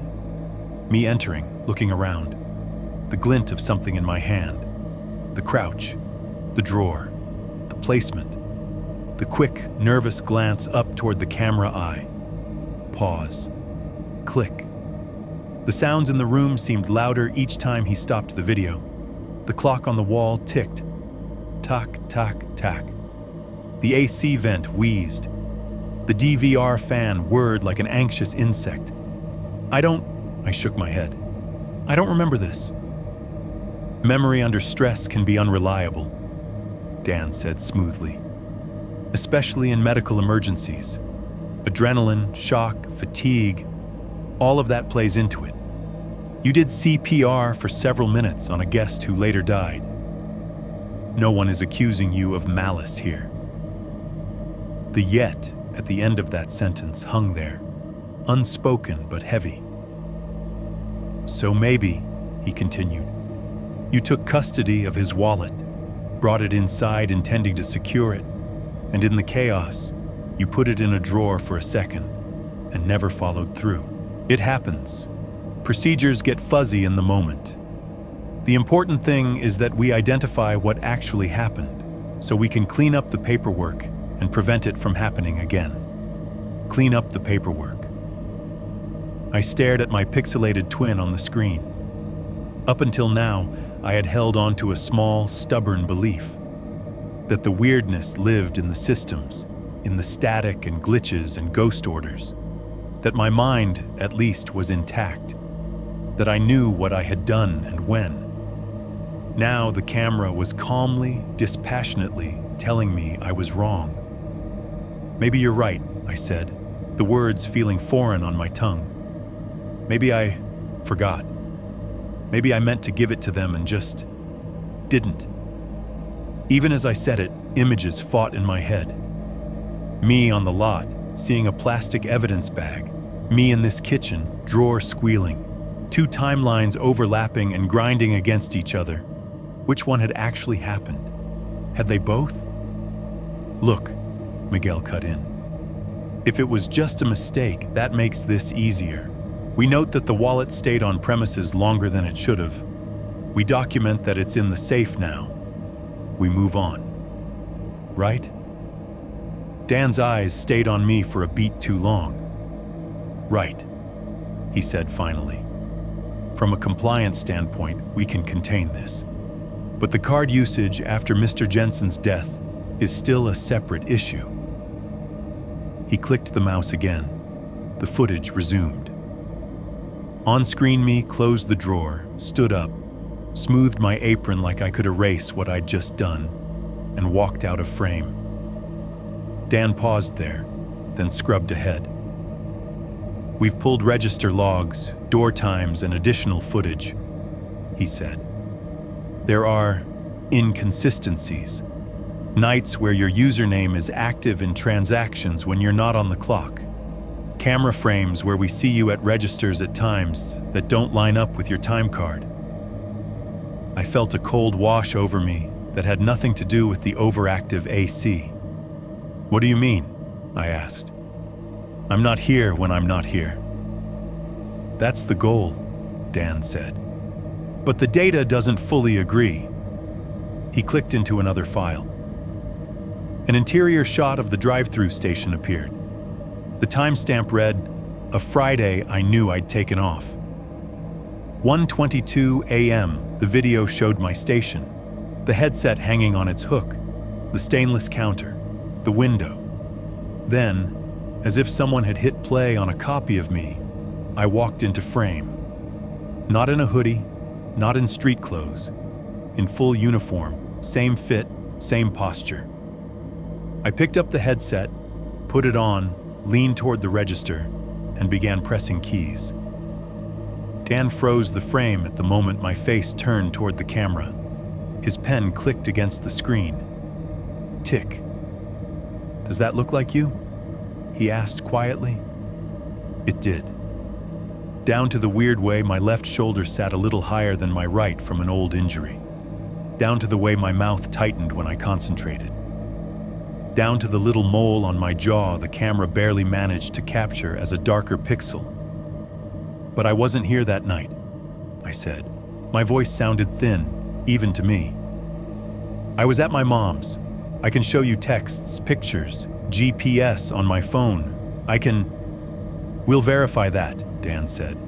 "We always confirm alibis, but you can see why, from a corporate perspective, this is concerning." He hit play, on screen. Me finished tapping the order, reached down and swiped a card. The receipt printer below the counter jumped to life, spitting out a thin ribbon of paper. The thermal ink flashed as it burned the numbers in. Dan didn't have to zoom in for me to know what the last 4 digits were. He paused it again. The slight click of the mouse button echoed absurdly loud in the little office. The normal noises filled the silence more aggressively now. The AC rattled. The DVR fan whined. Out in the drive-thru, the real headset beeped once as a car rolled by and triggered the motion sensor, even though no one was on drive-thru yet. The effect was dizzying, hearing the present system's heartbeat while watching myself haunt its past. "Here's how this looks, Eric," Dan said, voice low. "On paper, we have a guest who dies on premises. We have his wallet mishandled. We have multiple transactions on his card after his death, tagged under your login. We have footage of you appearing to place his wallet in a drawer, and footage of you working the register on nights you say you weren't here." He steepled his fingers over the clipboard, eyes never leaving mine. "I appreciate that your own experience of these nights might feel different," he added. "Stress does strange things. Sleep deprivation, too. You've been on nights a long time." There was no accusation in his tone. That almost made it worse. "What are you saying?" I asked, the question barely more than a whisper. He tapped the paused frame one more time. My frozen face stared back, eyes fixed on some mid-distance point, expression unreadable in grayscale. Click. "We're saying," he replied, "that the story the system tells is not the story you're telling, and unless we can reconcile those, the bank and our legal department are going to assume the system is telling the truth." Miguel shifted, the file cabinet creaking under his weight. He didn't step in. This was above him now. I stared at my own image on the monitor, a ghost pinned in place by a cursor. For the first time since this started, the fear shifted. It wasn't just about the car in the lot or the notes on my door or the beeps in the dark. It was about becoming the villain in a story I had thought I was just surviving. In the tiny office, with the AC buzzing and the fryer in the distance clicking back on, I realized something else. Something worse. Whoever or whatever had been playing with our systems wasn't just charging a dead man's card. It was rewriting the log of who I was. 5. 3. Putting it back doesn't help. I walked out of that office with the weirdest kind of exhaustion. The kind where you haven't lifted anything, but you feel like your bones have done a double shift. Dan shook my hand at the back door like we just wrapped up a performance review, not a quiet demolition of my version of events. "We'll be in touch," he said. "In the meantime, just keep your head down. Let us and the bank handle the rest." Keep my head down. Like that was still an option. Miguel gave me a look I couldn't quite read. Part sympathy, part calculation. Something in it said, "If this goes bad, I need to be on the right side of it." Then I was out in the lot, the metal door thudding shut behind me. Dusk had already melted into full dark. The Wendy's sign hummed overhead, red against the bruised sky. The drive-through menu board glowed in its lonely rectangle, its photos of burgers a little washed out, like they'd been left in the sun too long. For a second, I just stood there between the two dumpster enclosures and stared at the lane. Nothing moved. The speaker pole was just a pole. The hedge was just a hedge. The spot at the edge of the frame, the place I knew by heart from the footage, was empty, at least to my eyes. My brain supplied the missing text anyway, like subtitles over a blank screen. "You should have checked what they charged after he died. You have 2 nights to put it back." The safe behind the file cabinet held Harold's wallet now. Logged. Signed. Back where it belongs, according to corporate. So why did I feel like I'd just handed it into the wrong hands? I headed for my car. The Civic looked smaller under the lot light, paint dull. Streaks of old rain etched along the doors. When I opened the driver's door, the familiar smell hit me. Fast food grease, stale coffee, and the faint sour tang of old French fry salt ground into the floor mats. I sat for a minute with my hands on the wheel, just listening. Westheimer's traffic was a distant ocean out front. Back here, the loudest things were the transformer hum and the buzzing pole lights. Somewhere in the next lot over, a semi's air brakes sighed. When I turned the key, the engine coughed awake like it always did. The radio came on at low volume, some late-night host talking about sports I didn't follow. I shut it off. I pulled out of the lot and joined the thin trickle of cars on the service road. For maybe the first time in weeks, I did not look in the rearview mirror to see if a black sedan had slid out behind me. I knew if it wanted to be there, it would be there whether I checked or not. The route home was stupidly short. 3 right turns, 1 light. Burger joint to rundown apartment in under 4 minutes. I'd picked this place because it was close enough to walk, because I could stumble home after a double without worrying about gas. Now the closeness felt like a trap I'd let myself build 1 paycheck at a time. My building loomed up, its exterior lights buzzing, paint peeling in familiar strips. The cardboard patch on my living room window was still there, taped from the inside, edges curled from humidity. The shadows around it made the whole apartment look like it had a bandage. Inside, it smelled faintly like damp drywall and cleaning spray, with that underlying old building scent of other people's cooking and cigarettes baked into the walls. I locked the door by muscle memory. Deadbolt, chain, knob. The 3 clicks landed loud in the small space. For a minute, I just stood in the entryway, backpack still on one shoulder, looking at my own stuff like I was casing somebody else's place. The Wendy's bag with the photos and notes sat exactly where I dumped it the last time the cops left, on the small table by the couch. The top of the bag was folded over neatly, the red logo smiling into the room. The receipts were tucked under my TV remote. The envelope with the original case number and officer's card stuck out from under a stack of mail I hadn't opened. Ghost documentation of a haunting no one believed in. Putting the wallet in the safe was supposed to be the move, I told myself. The thing the notes had demanded. Put it back. Sure, they'd meant back to the widow, or back to the dead man himself, or back wherever souls go to settle accounts.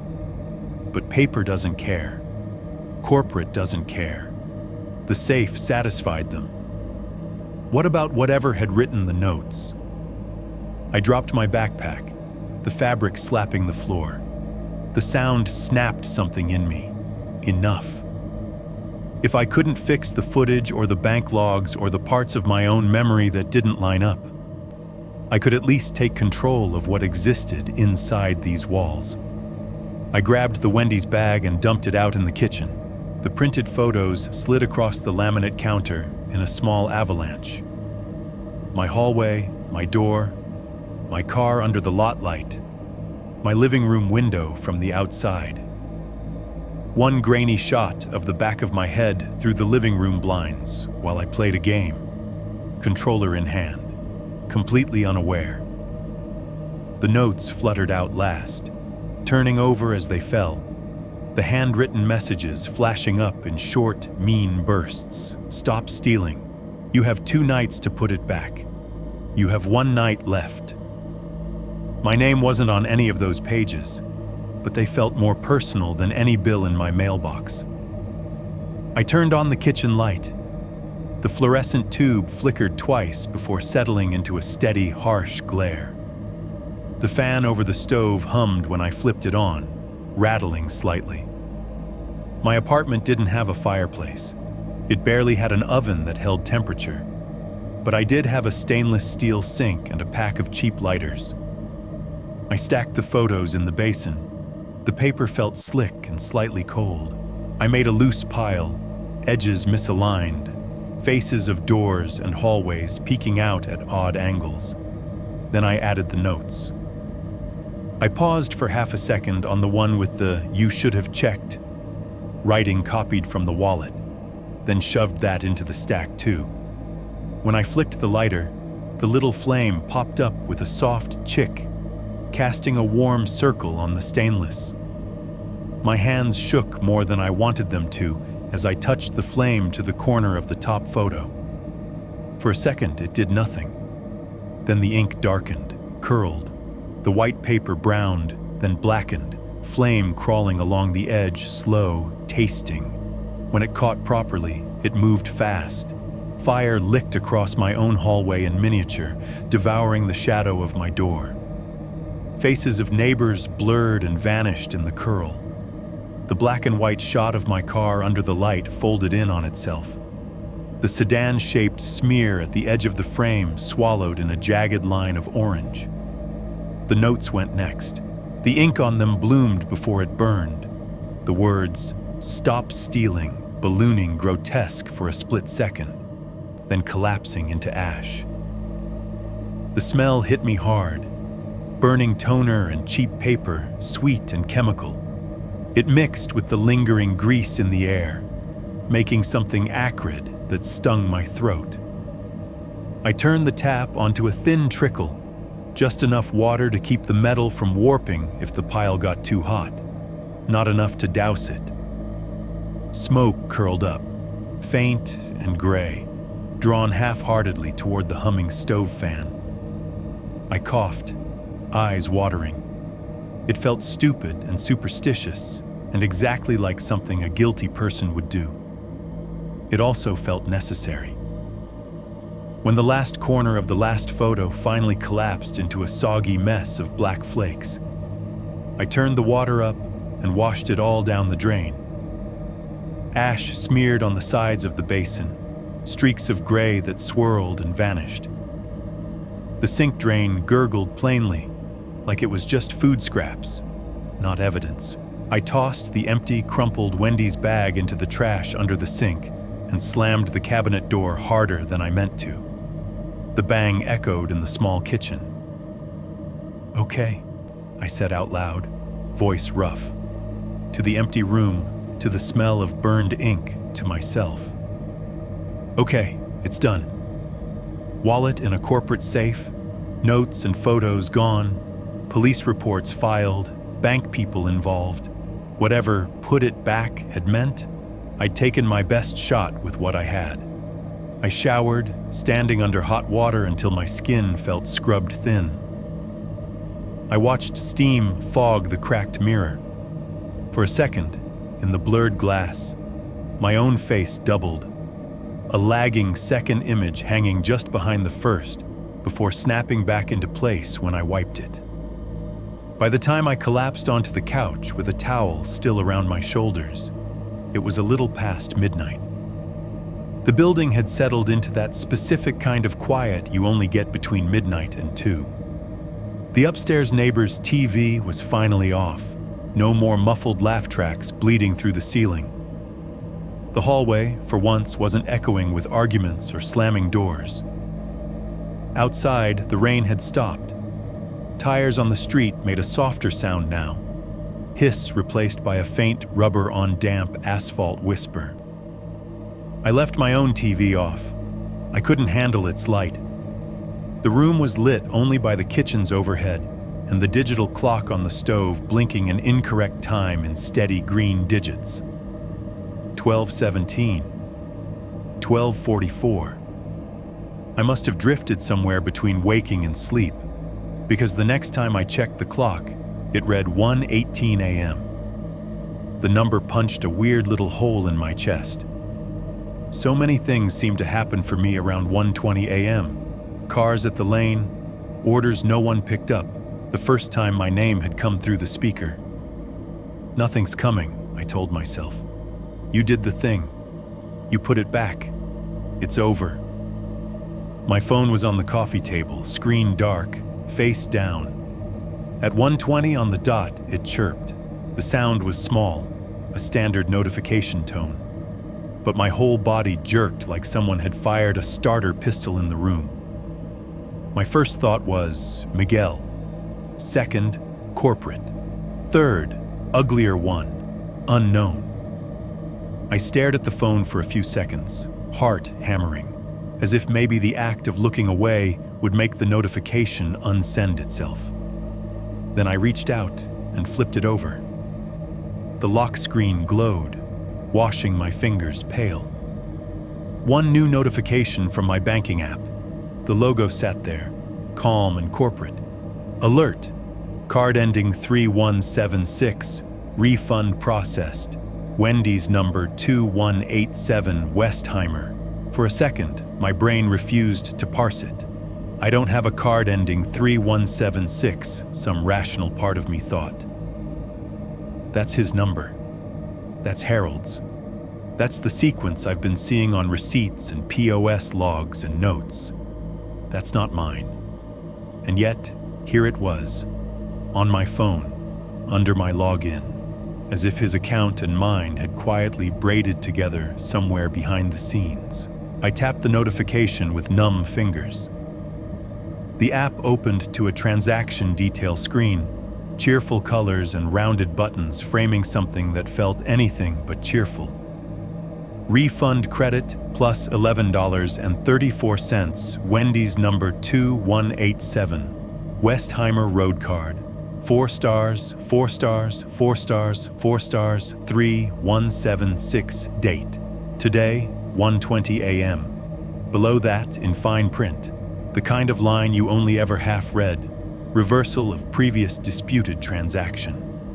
Somewhere, some system had decided to give some money back. To who, exactly, I did not know anymore. As I stared, the balance number at the top of the screen flickered, recalculating. For half a second, it displayed a number that wasn't mine. Too high, wrong last digits, before correcting. It happened so fast I could have missed it if I'd blinked. My living room was silent except for the distant hum of the fridge and the whispery rush of the AC vent. Then the TV turned itself on. The screen leapt from black to white in an instant, flooding the room with cold light.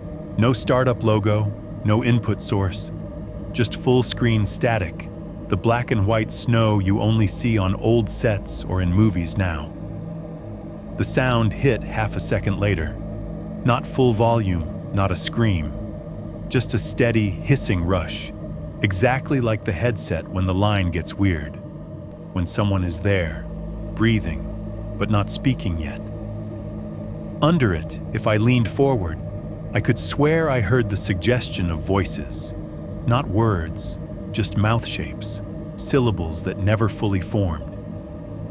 I sat there frozen, phone in one hand, towel still draped around my shoulders, watching the static jitter.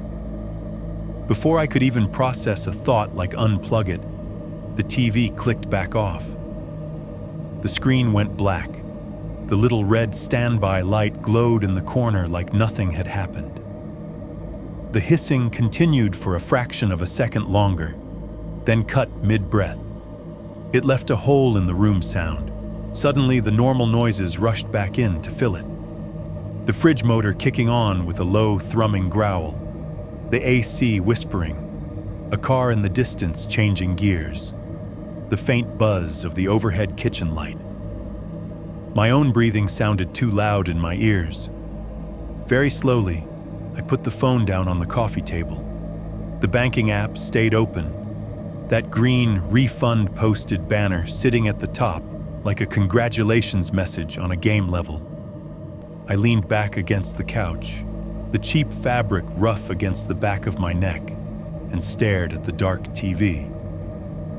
My voice, when it came out, surprised me by how steady it sounded.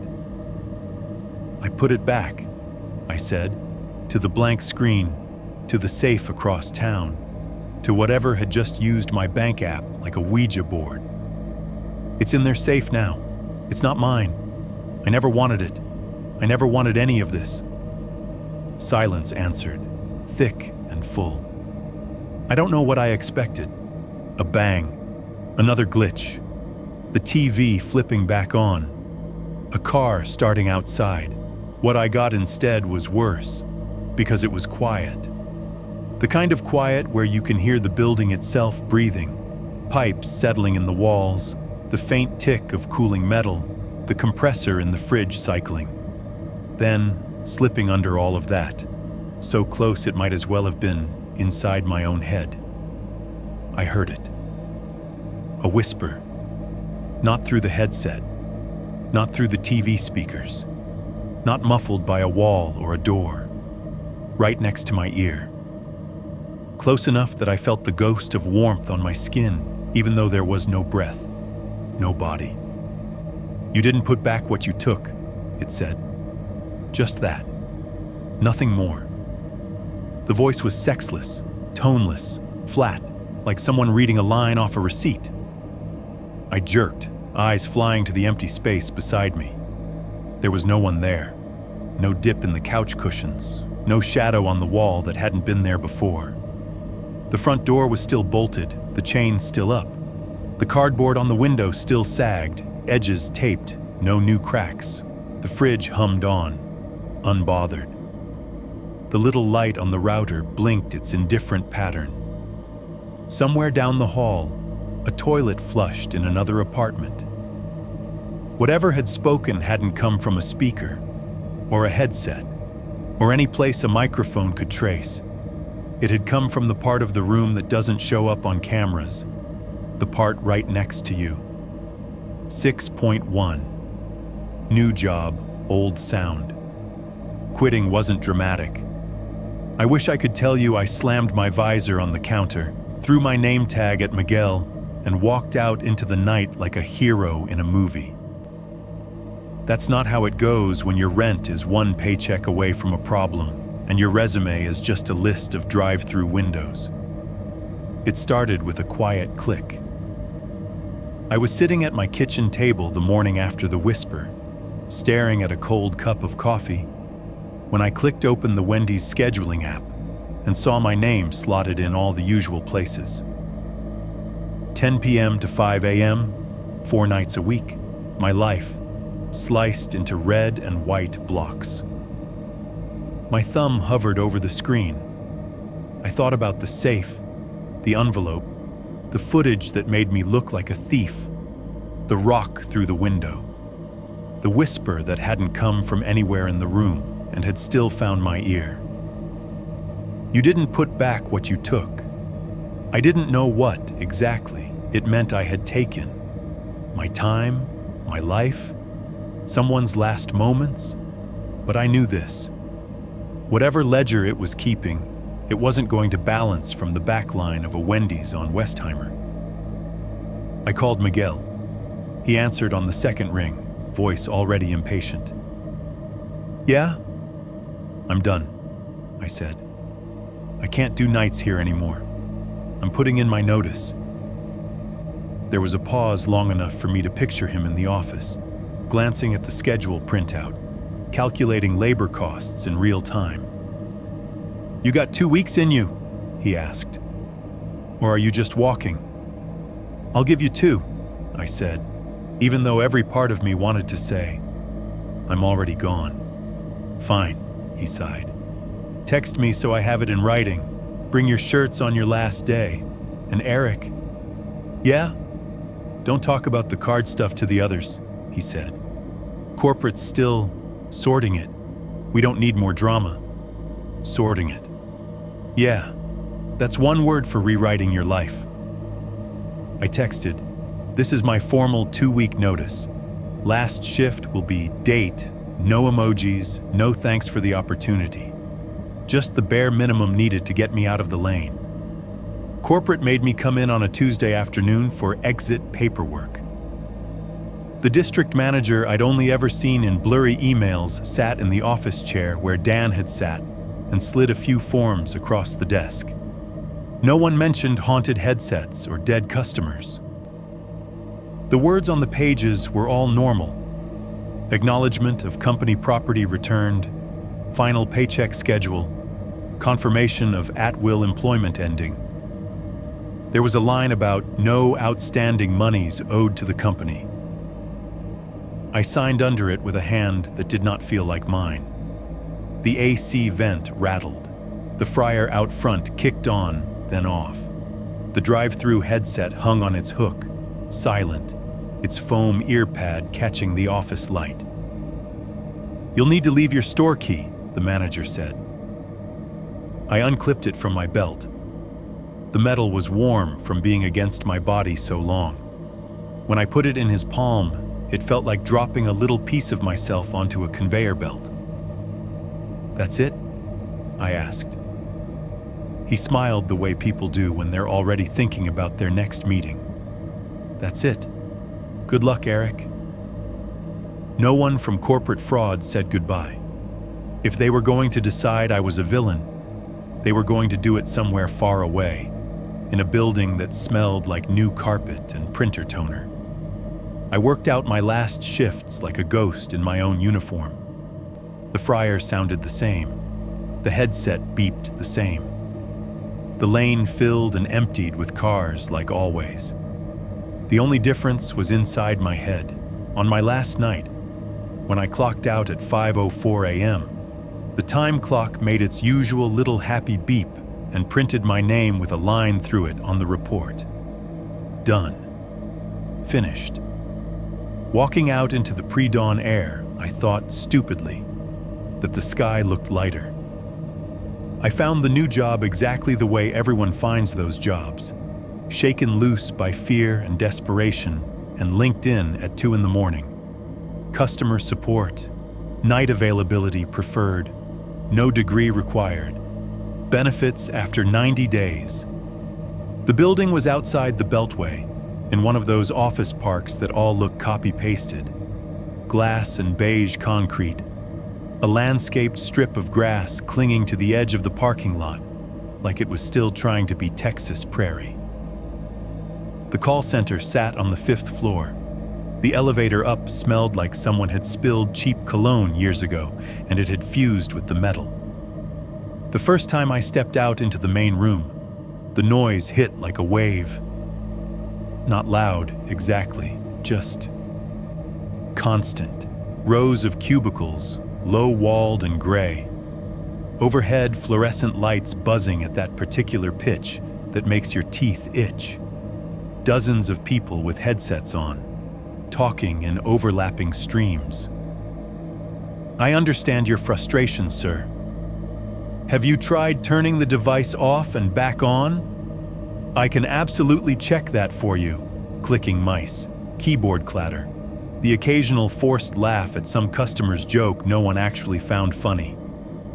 It was the most generic modern office in America, and it felt almost comforting at first. No fryers, no grease, no menu boards. They put me through 2 weeks of training in a small conference room with 3 other new hires and a trainer whose smile never quite reached her eyes. Script drills, software walkthroughs, policy lectures, how to de-escalate angry callers, how to log every second of your time with the right status code. I learned the system. I learned where the coffee machine lived, break room, corner by the window, burned smell, permanent. I learned that the bathrooms on 3 were cleaner than the ones on 5.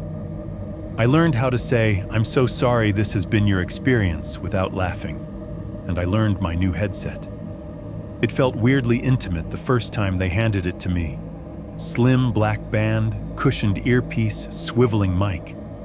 Lighter than the drive-through model, more comfortable. It came in a little cardboard box with a serial number and a line on the label where they'd printed my name. "Take care of this," the trainer said, half joking. "It's how you make us money." When I plugged it into the jack at my cubicle and slid the earpiece on, I expected some kind of shock. Memory, maybe. A ghost of grease. Instead, I got a clean, crisp tone. The call center's internal dial. I had to admit, it felt good at first, to hear a different kind of beep. In this place, the beep meant a customer had been routed to you through the system. It was softer than the Wendy's drive-through chime, a little more musical. A pleasant dupe instead of the hard beep in your skull. My first weeks were all day shifts, 9 to 5, then 10 to 6. Sunlight in the parking lot when I arrived. Sunset when I left. My body didn't quite know what to do with itself, being awake at noon and tired by midnight. At home, the apartment was quieter. I'd finally gotten the window properly repaired. An actual pane of glass sat where the cardboard had been, clean and new. The landlord even had someone replace the broken hallway bulb, which somehow made the whole building look less like a horror set. Nobody left any more notes on my mat. No more rocks. No more anonymous Wendy's bags. I could almost, if I squinted, pretend the whole thing had been a long, bad, grease-scented dream. Something that had happened to someone else on a night shift. I didn't work anymore.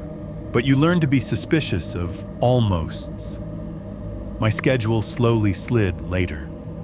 They liked my numbers, so they started putting me on the late blocks, 4 to midnight, 3 to 11. Fewer managers walking the floor. More people in other time zones calling with problems. "Night owl, right?" my supervisor said, dropping the new schedule on my desk with a stapled flourish. "We need folks like you to cover our West Coast customers." Night owl. I almost laughed. The first night I stayed until midnight. The building felt like a different place. By 10:30, half the cubes were empty. The ambient noise level dropped. The fluorescent lights overhead seemed harsher without as many bodies to absorb them. The big windows at the far end showed nothing but the reflection of the office, a mirror of cubicles floating in black glass. The janitorial crew's vacuums whined faintly somewhere on another floor. The coffee pot in the break room sat with the same half-inch of dark, burnt-smelling liquid it had had since 8. Most of the calls that late were boring in their own way. People wanted password resets, shipping updates, explanations of charges. I read the script, I logged the wrap-up, I moved on. By 11:15 p.m., the queue emptied. My status flipped to available, no calls. The room around me hummed with a smaller, meaner energy, just a dozen of us still tethered to our monitors, waiting for a line somewhere out there to ring. The overhead lights buzzed. The AC whispered. A click from 3 cubes over as someone adjusted their chair. A suppressed cough. In my ear, nothing but silence. Clean, software-generated silence. The kind of intentionally manufactured quiet you get when a system mutes everything that isn't profitable. I leaned back in my chair, stretching until my spine popped. The digital clock on my monitor bar read 11:19 p.m. It shouldn't have meant anything. Different lane, different life, different job. But the numbers still landed in my chest, like a knock. 11:20 p.m., the minute flipped. My headset beeped. Not the soft dupe of an incoming call. Not the friendly, slightly musical tone I'd been hearing all shift. A sharp, compressed beep right in the center of my skull. The exact pitch and length of the Wendy's drive-thru headset chime. 2 years of conditioning slammed back into my nervous system in 1 microsecond. Before my brain could remind my body I wasn't standing at a window anymore, my thumb twitched toward the accept button on my keyboard. The call center software did not show an incoming line. My status still read, available, no calls. No customer ID flashed up. No timer started. In my ear, the silence had changed. Static, not loud. Not the violent roar from my TV that night. Just a gentle, dry hiss, like someone breathing through fabric. It lasted maybe a second and a half, but it stretched long in my head. Under it, a faint texture. Not words, just throat. A ragged, familiar roughness, like a voice that had smoked too many cigarettes and spent too many nights ordering the same combo. My hand froze above the keyboard. Eric? My supervisor's voice drifted over the cubicle wall. You good? I glanced at my screen. Still available, no sign anything was happening. Yeah, I said, throat tight. Thought I had a call. Must have been nothing. The static faded. For a fraction of a second, just before it went completely silent, I heard it. A soft, almost amused exhale. The kind of sound someone makes when they recognize you in a crowd and step closer. Then my headset popped. A tiny click, like a line being dropped, and a red message blinked at the top of my screen. System error, connection lost, please log in again. My status flipped to offline. Around me, the call center hummed on, oblivious. A guy 2 rows over laughed at something his caller said. A woman near the windows scribbled something on a notepad, nodding along to a story I couldn't hear. I stared at the error message, heart pounding, ears ringing with a beep that belonged to a place I had technically left. Apparently, I hadn't moved far enough away from the lane. 6.2. The apartment. 2 cities away. I told myself moving would fix it, not the job switch that had already failed the test, not the headset swap that had just proved sounds could follow you into any earpiece if they wanted to. I mean actually uprooting my life and planting it somewhere that didn't share a parking lot with a Wendy's. Katie felt far enough without really being far at all. Technically, it was just another edge of the same sprawl. Houston bleeding out along the freeway, strip malls and subdivisions and retention ponds. But to my brain, 2 cities away sounded like a line you could draw. A before and after. The new apartment complex was the kind with a name that sounded like a subdivision and a winery at the same time. Something with oaks in it, even though the trees in the lot were skinny and new, their trunks still wrapped in protective mesh. The parking lot was bigger than my old one, neater. Painted space lines didn't fade into nothing halfway through. They were bright white, freshly rolled. The lights on tall poles were LED, cool and bluish instead of the old sodium yellow. They made the cars look sharper, the shadows crisper. There was a little patch of landscaping by every building. River rocks, obligatory crepe myrtles, a few shrubs that would probably die in the first hard freeze. Every third car seemed to be a mid-size SUV in a shade of gray. Inside, the hallways were nicer, I guess. No cigarette burns in the carpet. No weird stains you had to step around. The walls were a neutral off-white, the kind you could never quite match if you dinged it and tried to patch. But at night, with the exterior doors closed and the lights on motion sensors, it still did that thing all apartment hallways do after midnight. Amplified every sound into something it wasn't. Footsteps echoed too long. A door latch clicking sounded like a lock being picked. A cough from 3 doors down bounced weird, stripped of direction. My unit was on the 2nd floor again. Some habits die hard. It was bigger than my old place. 1 bedroom instead of a studio. A little balcony that looked out over the lot and the property's small man-made pond. A rectangle of dark water ringed by a walking path and sad ducks that had clearly realized they'd chosen a bad career. The fridge was newer, stainless fronted, with one of those bottom freezers that makes you feel like you've unlocked a piece of adulthood. The AC was central, vents in the ceiling instead of a rattling window unit. The windows actually closed without a fight. I bought a new phone, partly because the old one was glitching, and partly because changing the number felt like cutting one more cord. New carrier, new SIM, new voicemail message. Fresh start, the sales kid at the strip mall store said, smiling as he transferred my contacts. Gotta love it. Yeah, I said. Fresh.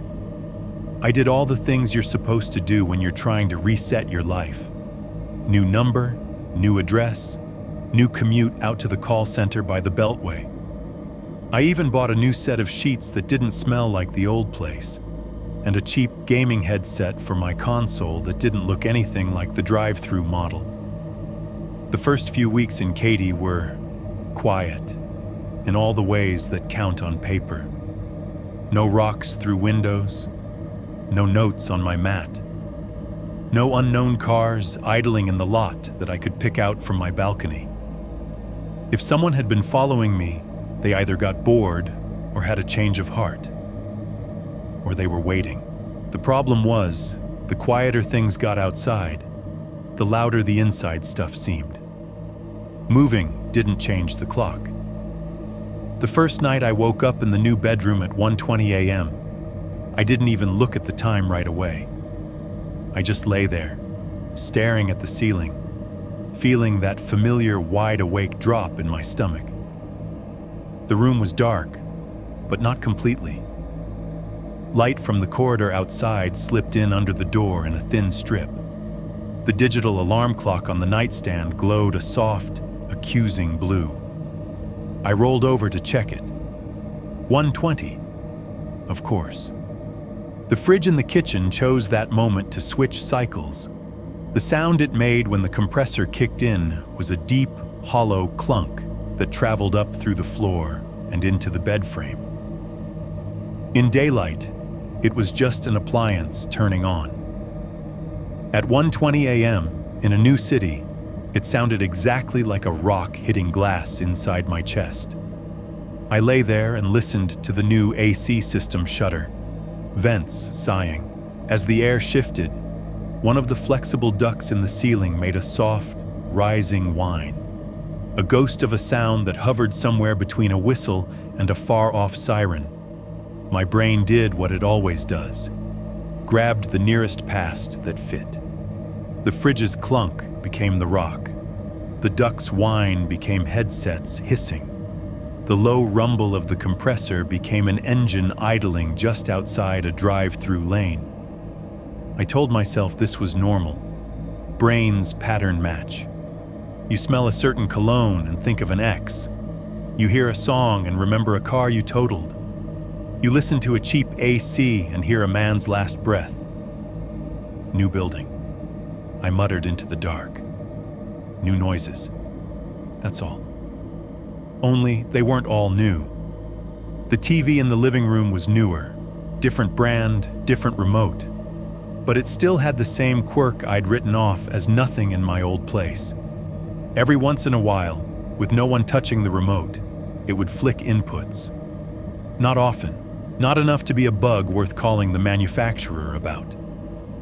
Just every couple of nights, if I left it on HDMI 1, it would flicker to HDMI 2 for half a second, flash a screen of static white snow with a faint shh, then flip back.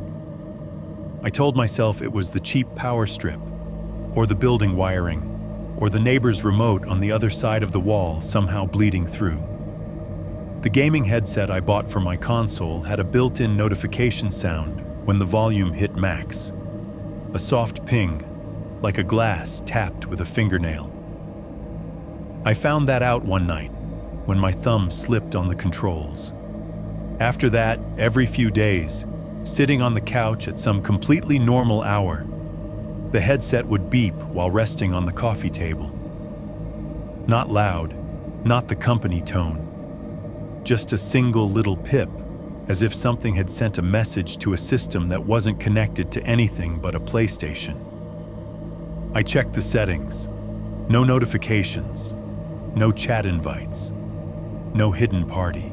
Just me and whatever was starting to use sound the way other people use text. By week 3, I'd stopped telling myself any of it was coincidence. I just didn't say that part out loud. I met my neighbor the way people always do, by accident and because of food. It was a Thursday night, close to midnight. I'd gotten home from the call center a little before 11, brain-fried from difficult customers and an outage in the system that had turned the last hour of my shift into a chorus of the same problem over and over. I'd showered, microwaved something frozen, eaten half of it without tasting it, and flopped on the couch to scroll aimlessly on my phone. There was a basketball game on in the background, the commentators' voices a low drone. The pond outside reflected a warped version of the building's lights. The parking lot looked almost pretty from up here, the white LEDs giving everything that high-contrast movie night feel. At 12:58, I dragged myself to bed. At 1:19, something knocked. Not loud, just 3 soft raps on my front door. No doorbell, this complex didn't have them. Just the bare knuckles-on-wood sound, muffled by carpet and the half-asleep state I was in. Every part of me went instantly, horribly awake. My first thought was, it found me. My second was, the cops, corporate, bank, someone finally decided I was worth ringing at midnight. The alarm clock glowed 1:20. Of course it did. I sat up slowly, every creak of the mattress sounding 10 times louder in my ears.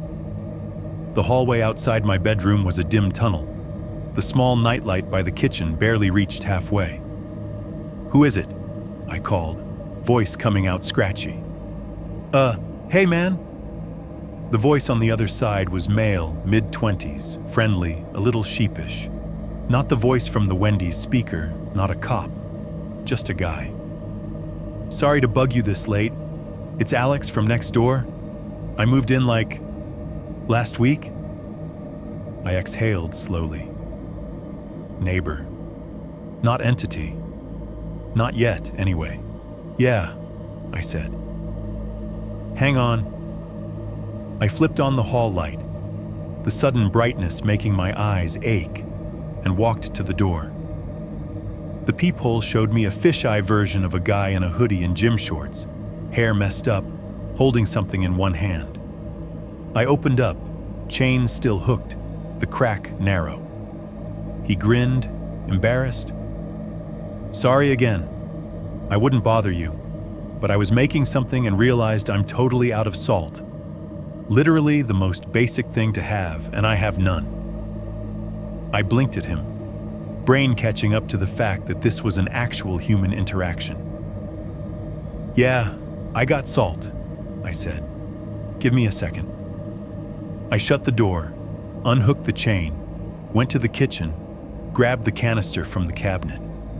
When I came back and opened up properly, he noticed what I hadn't, something on the doormat between us. "Dude," he said, nodding toward it, "did you order food or something? There's a Wendy's bag sitting right at your door. Kinda weird at this hour." My mouth went dry. The bag looked exactly like every other Wendy's bag I'd ever seen. Brown paper, red logo girl smiling like she knew something. The top had been folded over once, neatly. No grease spots. There wasn't a Wendy's within walking distance of this complex. I knew that because I'd checked before I signed the lease. Like an idiot checking where the train tracks are before renting near a line. "Must be some delivery mix-up," Alex said, shifting the salt canister from hand to hand. "If it's still hot, bonus, right?" "Yeah," I said. "Probably." He held up the salt. "Thanks, man. Apartment 205 if you ever need sugar or someone to complain about management to." "No problem," I managed. He walked back down the hall, his footsteps soft on the carpet, his door closing with a click and a faint echo. The motion sensor light blinked down to a lower level. I stared at the bag. The hall smelled faintly like whatever cleaner the janitors used. Under it, just barely, came another scent. Warm paper. The kind you get when food's been sitting in it, even if the grease hasn't soaked through yet. I looked left and right. Both ends of the hallway were empty. No doors ajar. No stairwell door swinging. The bag sat exactly centered on my mat, logo facing in. I crouched and picked it up. It was light, too light for food. When I squeezed the sides gently, there was no give of wrapped burgers or cartons, just the faint rustle of single sheets of paper. The inside of my front door looked the same as always when I shut it again.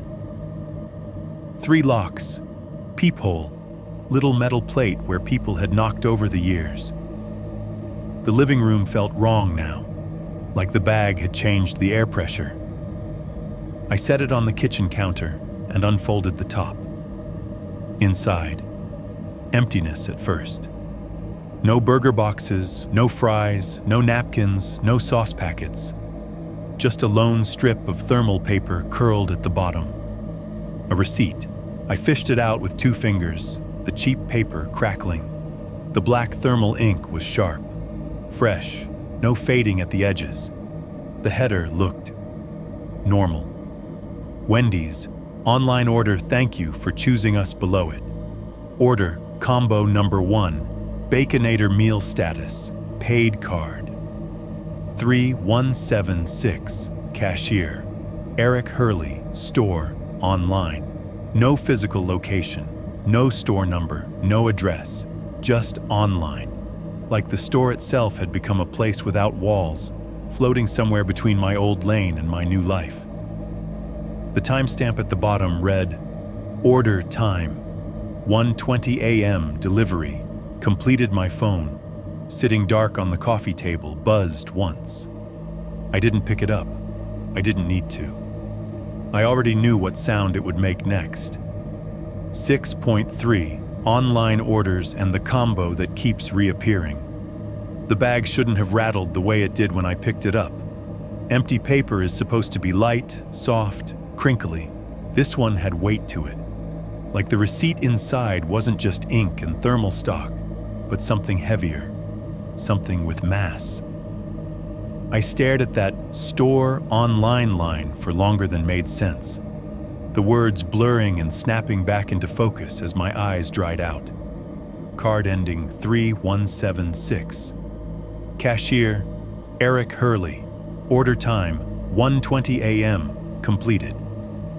My neighbor Alex's door stayed closed down the hall. The building had gone back to its normal late-night soundtrack. Distant TV through a wall. Someone's shower running above. The hum of the exit sign at the stairwell. My phone, still on the coffee table where I'd left it earlier, buzzed again. This time, I picked it up. No new banking alerts, no unknown numbers.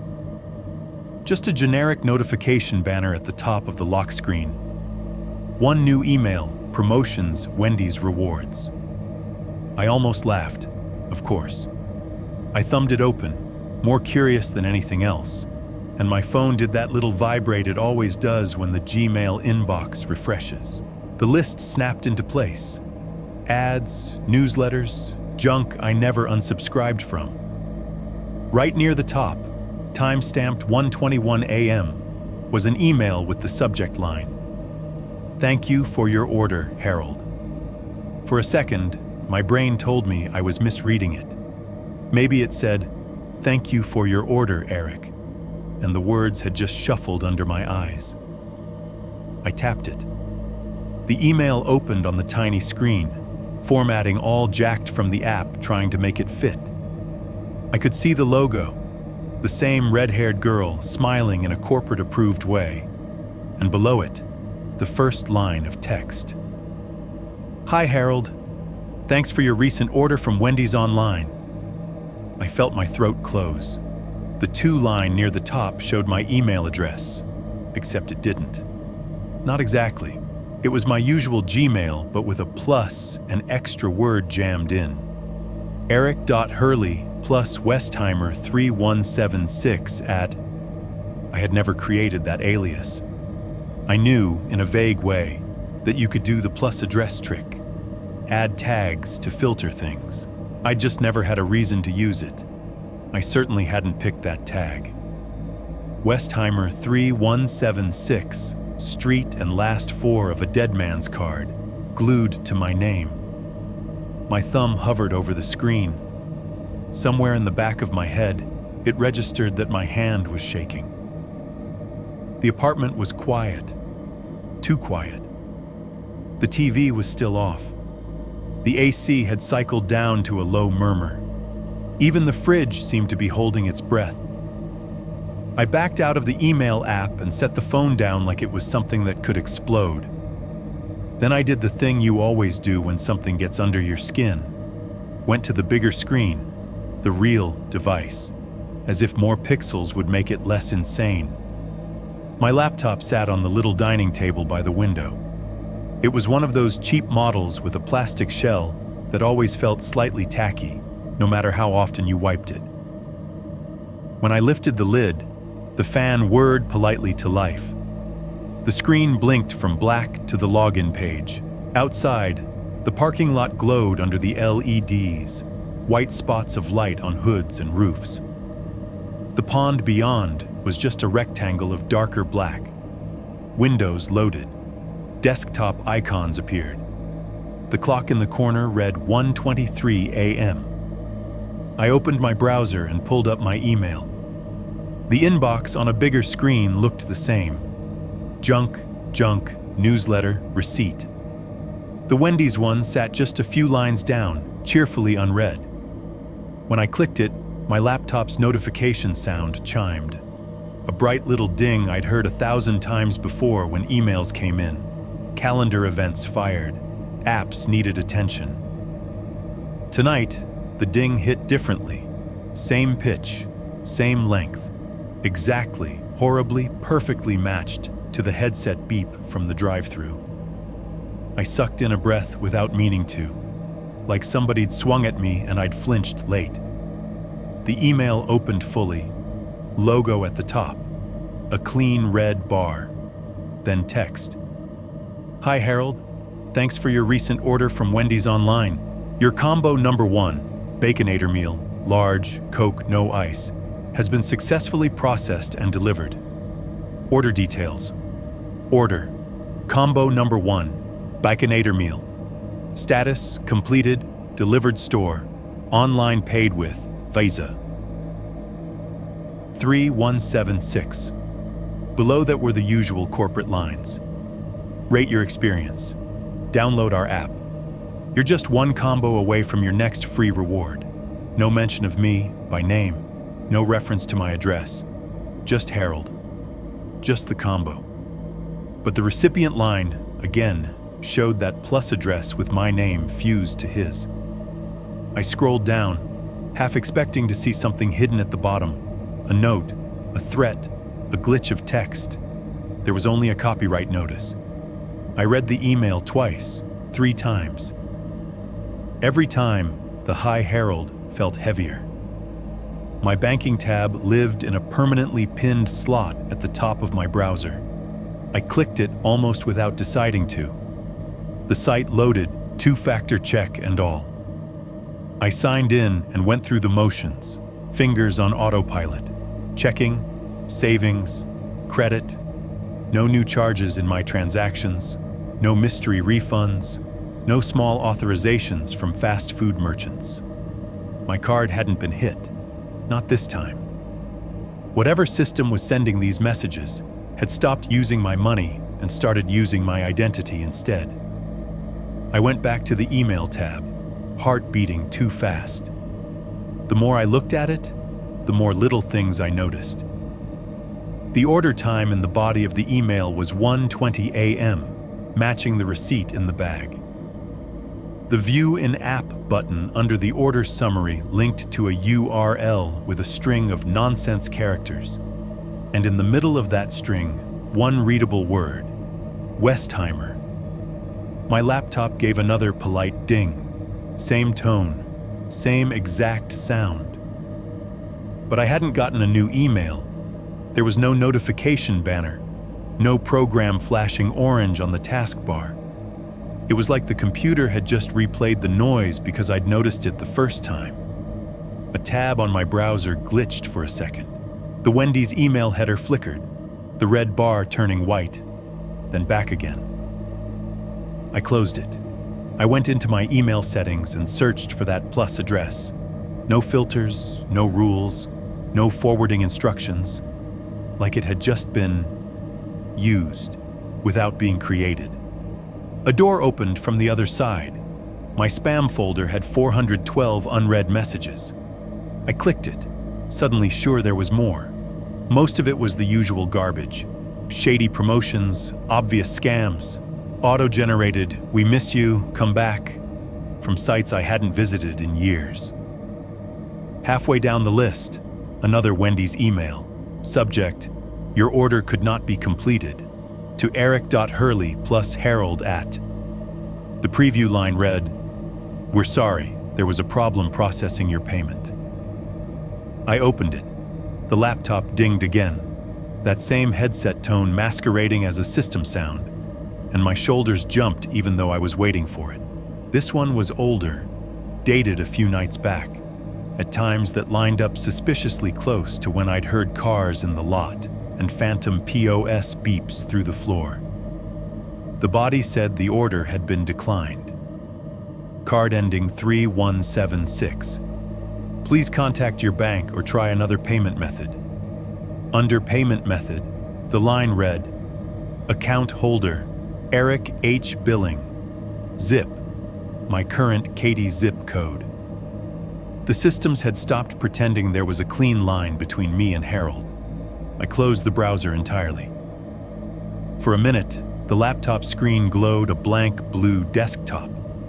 The little speaker icon in the corner sat there, innocent. The clock read 1:31 a.m. I could have shut the whole thing down. I probably should have. Instead, I opened a new document. There's a certain kind of tired that feels like the edge of a cliff.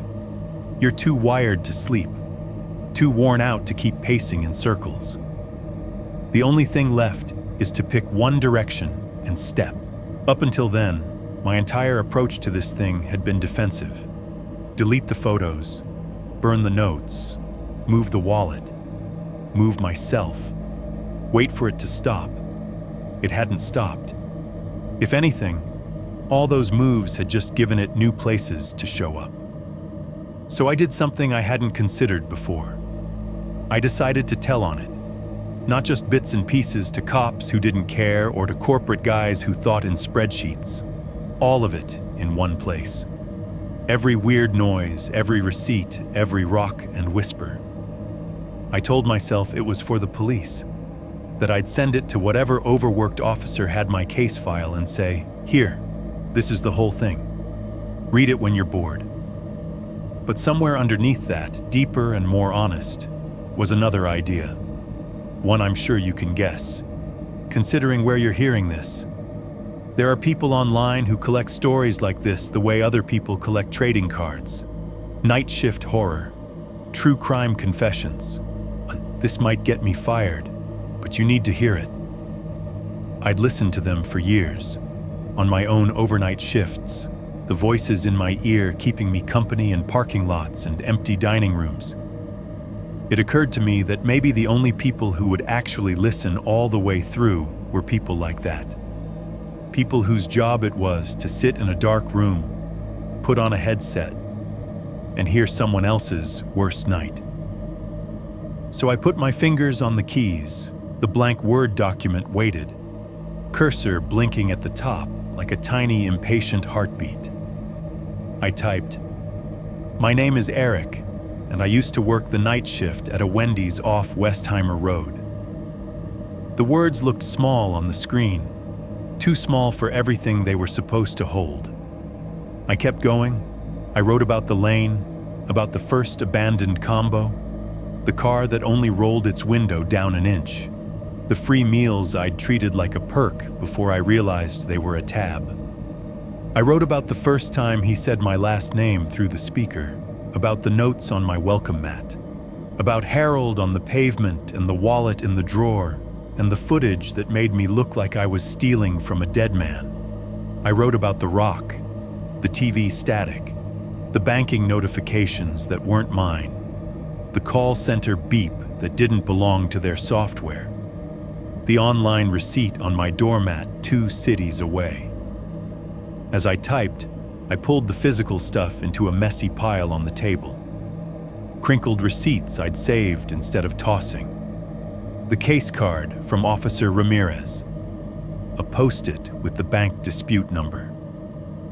The printed stills from the camera footage Dan had slid across the desk that day. Faces turned into gray smudges, my own included. The laptop's fan whirred a little louder as the document grew. The room around me faded into background. Just the soft hum of the AC and the occasional car passing on the road beyond the complex. Words lined up, paragraphs stacked. The story started to look like something you could scroll through and think, "That's scary," without having to smell the grease or feel the broken glass in your hands. Somewhere in the process, time went strange. When I finally hit the period at the end of the last sentence, somewhere between a confession and a dare, I sat back and flexed my cramped fingers. The room was very still. The only light came from the laptop screen, washing the table and my hands in a cold, pale glow. The clock in the corner of the taskbar changed as I watched it. 1:19 a.m. blink, 1:20 a.m. At that exact moment, every machine in the apartment stopped. The fridge's steady hum cut mid-note. The AC vents went dead, air falling flat. The faint buzz from the overhead light in the kitchen vanished. Even the little charging brick by the wall, the one that always gave off a high-pitched whine if you listened for it, went silent. The laptop screen stayed on, but for a terrifying second, the cursor froze. No fan, no background processes, no drive thrumming, just nothing. Silence. Not the soft, normal kind. a heavy, pressurized quiet that made the hairs on my arms lift. My ears strained for sound and found none, like the whole building had been put on mute. 1 second. 2. In that gap, I had exactly one clear thought. It heard you. And then, all at once, everything came back. The fridge kicked on with a thump, as if it had been shoved. The AC resumed its whisper, ducts sighing. The kitchen light buzzed. The laptop fan spun up with a little wheeze, the cursor snapping back to life like nothing had happened. A notification popped up in the corner of the screen. For a split second, my heart cranked up, expecting another bank alert, another Wendy's email, another digital hand on my shoulder.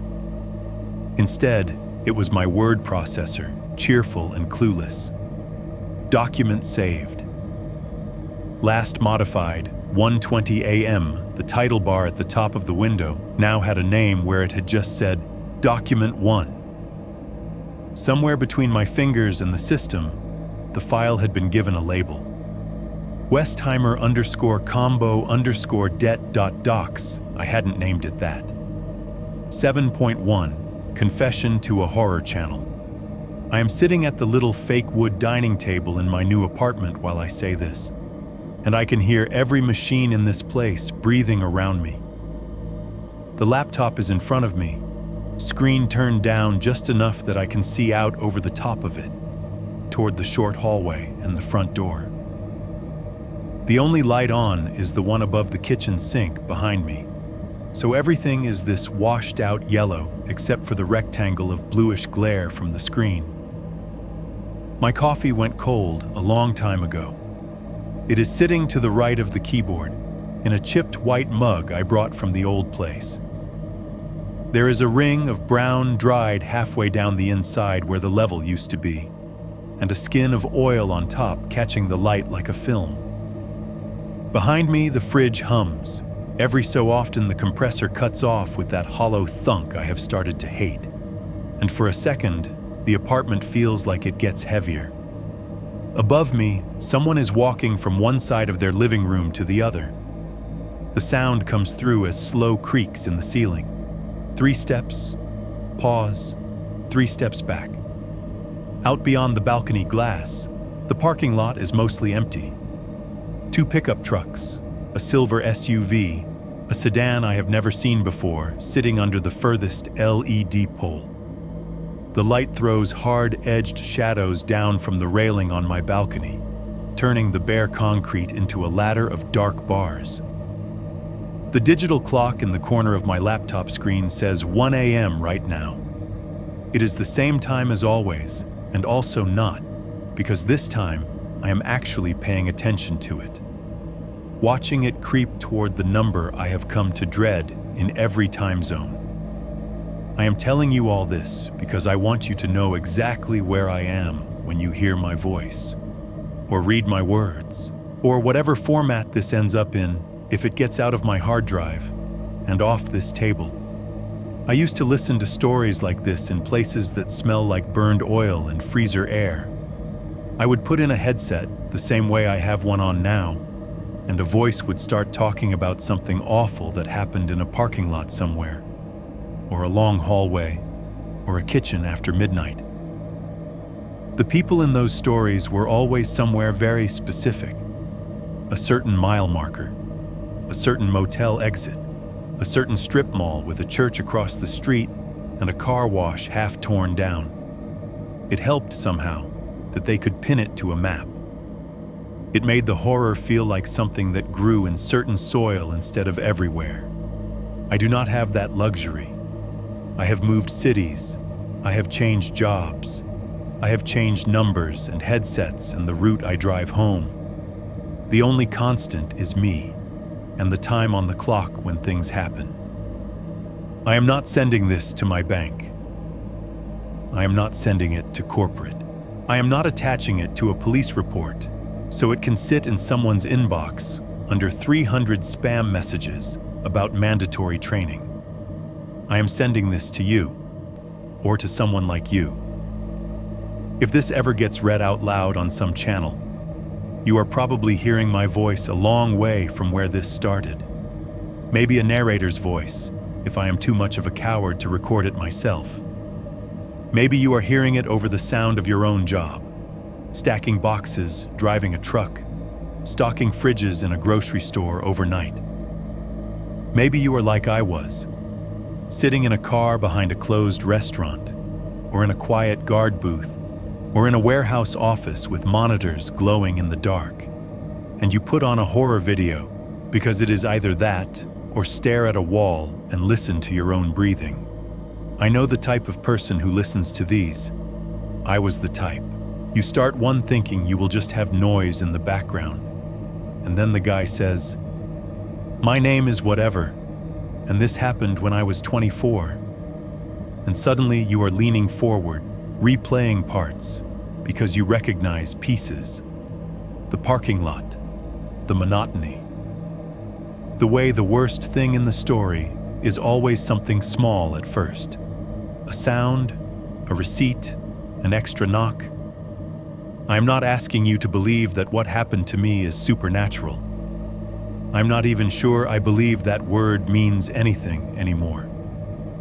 I'm not telling you this to seek justice, because that implies there is some larger system that cares about what dead men's cards are used for at 1:30 in the morning. Every system that should have cared has already told me, in its own way, that it does not. The police wrote things down and filed them, and then, when rocks stopped coming through glass for a while, they moved on. Corporate pulled footage and told a version of the story where I am an overworked employee who mishandled property and maybe skimmed a little off the top. The bank reversed some charges, fought with a widow, and then closed an account. End of line. Everyone balances their spreadsheet and goes home. The problem is, I never got to go home from it. Not really. You cannot move away from a sound. You can only give it new walls to bounce off. That is why I am sitting here with this laptop, in this better painted hallway, with a bigger parking lot, talking to a program that might turn this paragraph into a file and attach it to an email and send it to a channel with a name like Midnight Something, or Where Night Shifts Go Wrong. I am not naive. I know how this will be received if it gets used. There will be comments accusing me of making it up because the details line up too neatly. There will be people saying, fake but good story, as if that makes it harmless. There will be a few who say nothing, but the next time their fridge clunks or their TV flips to static for half a second, they will think of this, just for a moment, before they talk themselves back down. I am okay with that. This is, at its core, a confession, and confessions are never about being believed by everyone. They are about putting something heavy down where someone else can see it. I am not confessing to stealing from Harold. The footage did that for me, whether it was true or not. I am not confessing to fraud, because if there is a crime here, I do not have the words or the law degree to name it. I am confessing to this. I treated those first free combos like a joke, like a perk of the job. The usual, from a disembodied voice, paid for with a card I did not think too hard about. I watched receipts print with someone else's last 4 digits and my name in the cashier line and told myself it was a glitch. I saw a wallet in a drawer and said, "Not my problem," for longer than I should have. I let the system use my login as a mask because it was easier not to fight it, and in doing that, I walked around with a debt I could not see. If that sounds dramatic, good. It feels dramatic from where I am sitting. The mug on the table is leaving a faint ring of cold on the laminate. The gloss is just cheap enough that I can see my own hands reflected in it when I lean close. Faint, blurred shapes moving over the keys. The coffee smells stale, souring at the edges. The fridge cuts off again. The apartment drops into that weird momentary vacuum where nothing is running. It is like someone has sucked all the air out of the audio track. I hear the faintest noise from the hallway. The elevator door opening somewhere down the building. The soft thud of someone getting home late and not wanting their door to slam. My phone is face down on the table. I can see the edge of the screen, the way the case peels a little on one corner. When a notification comes in, the light will pulse from underneath and turn the glass into a tiny, pale beacon. I am telling you this because I am about to keep talking, and at some point, while this file sits in someone's queue, or in a drafts folder, or in your recommended list at 2 a.m, a sound will happen in your house that you cannot immediately identify. A beep you do not recognize. A ding from your laptop that does not match any app. A 1-second flash of static from your television when you swear your hand did not touch the remote. It might be nothing. It probably is nothing. Statistically, the noises in your walls are bad plumbing or old ducts or cheap wiring. Statistically, your fridge is just a fridge and your router just blinks like that when it resets. I am not sending this to make you paranoid about every mechanical hiccup in your home. I am sending it because I have been paying on this combo for a long time, and there is no cash drawer I can slide a bill into to make the number on the screen go to 0. There is only this: taking the story off my mat and setting it very gently at the edge of yours. You do not owe me anything for listening. You do not have to believe me. You can close the tab, or let the autoplay move on, or leave this paused while you go take the trash out.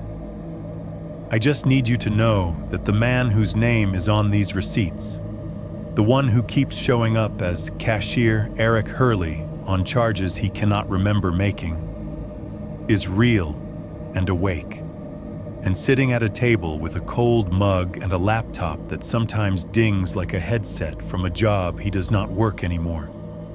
You do not have to carry this long. I have done my part by putting it into words.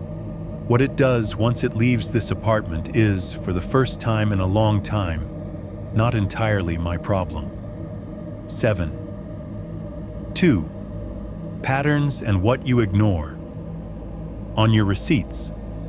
If you have made it this far, you already know more of my life than most of the people who shared a break room with me. So let me talk about something we all share, whether you work nights or not. Receipts. Not the idea of receipts. Receipts as in evidence, as in bring the receipts. But the actual pathetic little strips of thermal paper that get handed to you folded in half, or stuffed in a bag, or left on a sticky counter under your elbow. If you are like most people, you do not read them. You glance at the total to see if it is in the neighborhood you expected. If it is, your brain goes, okay, this matches the feeling of what I ordered, and after that, the paper is trash. It ends up crumpled in your cup holder, or wadded in the bottom of a purse, or shoved in that little drawer in the kitchen where pens and rubber bands and 3 dead batteries live. You do not check the time. You do not check the exact card. You definitely do not check the cashier line, where some version of me used to show up as Eric H. under orders I did not remember ringing. Why would you? You have a life. You have other things to think about than the extra $2 a machine shaved from your account at 1:17 a.m. on a Tuesday. The first time Harold's card got charged after he died, I guarantee it did not scream for attention. It would have looked like any other line item in a list on a scrambled phone screen at some kitchen table. Maybe his wife, if she ever saw it at the time, thought, he must have grabbed something on the way home before, and then closed the app because thinking about anything on the day he died hurt. Patterns hide in that space, in the must have been, and the I probably, and the I'll look at this later when my head doesn't hurt. I have started to notice how many little moments like that exist in an average American day. You go through a McDonald's drive-thru at 1:15 in the morning because you are too tired to cook after your shift. The kid at the window looks exhausted. You tap your card on the machine. It beeps, shows approved, and the receipt prints with a tiny zet into a metal tray. The paper has everything on it: store number, terminal ID, last four of your card, time down to the second. If you are the type who keeps them, you shove it in the bag with the fries. If you are not, it goes straight into the trash can by the door. The POS might beep twice instead of once while you are not looking. The first beep is the charge going through. The second is the system retrying a previous $1 authorization it never cleared. That extra sound blends into the hum of the soda machine behind you, into the fryer hiss, into the overworked playlist crackling over the ceiling speakers. You do not hear it as anything different. At the grocery store self-checkout, it is the same story. You scan your stuff: milk, cereal, microwave meals, whatever your budget allows. The machine's tip-tip-tip barcode sound is familiar, almost comforting. You put your bag in the wrong spot, and the weight sensor yells at you. An attendant scans their badge to clear the error. They have a name tag. You might remember that. You will not remember the number blinking under it on the screen. You insert your card. The reader emits a little beep that is supposed to be neutral, but your nervous system knows the difference between approved and declined, even before the words appear. If the connection is slow, sometimes it will show processing, longer than you like. Sometimes it will flash try again for a heartbeat, then fix itself before you can reach to pull the card out. That flash still got logged somewhere, in a database, in a retry queue, in a place none of us sees. And at home, the soundtrack keeps going. Your microwave dings at the end of its cycle. That bright, perky ding has a cousin in every cheap appliance in the country. Ovens, air fryers, phone alarms. There are only so many pitches companies use. They all blur. You get a bank notification on your phone and swipe it away without reading, because you already know your check hit today, or because you are in the middle of a show, or because it pops up while you are driving and your eyes are on the road, not the screen. You hear the high chirp of your car locking when you press the fob in your driveway. 2 chirps if you hit it twice. 1 long, low honk if the door is open and you forgot something on the seat. All of these are just sounds, little mechanical barks your day is trained to answer or ignore. Now imagine there is a charge in some system that did not go through right. Maybe the bank's server hiccuped. Maybe your connection dropped right as you hit submit on your late-night Uber Eats order. Chicken sandwich, fries, shake, the works. Your app shows error. You sigh, hit the button again. The second time, it works. The screenshot you post later of your treat yourself meal has the correct total and a timestamp that matches your hunger.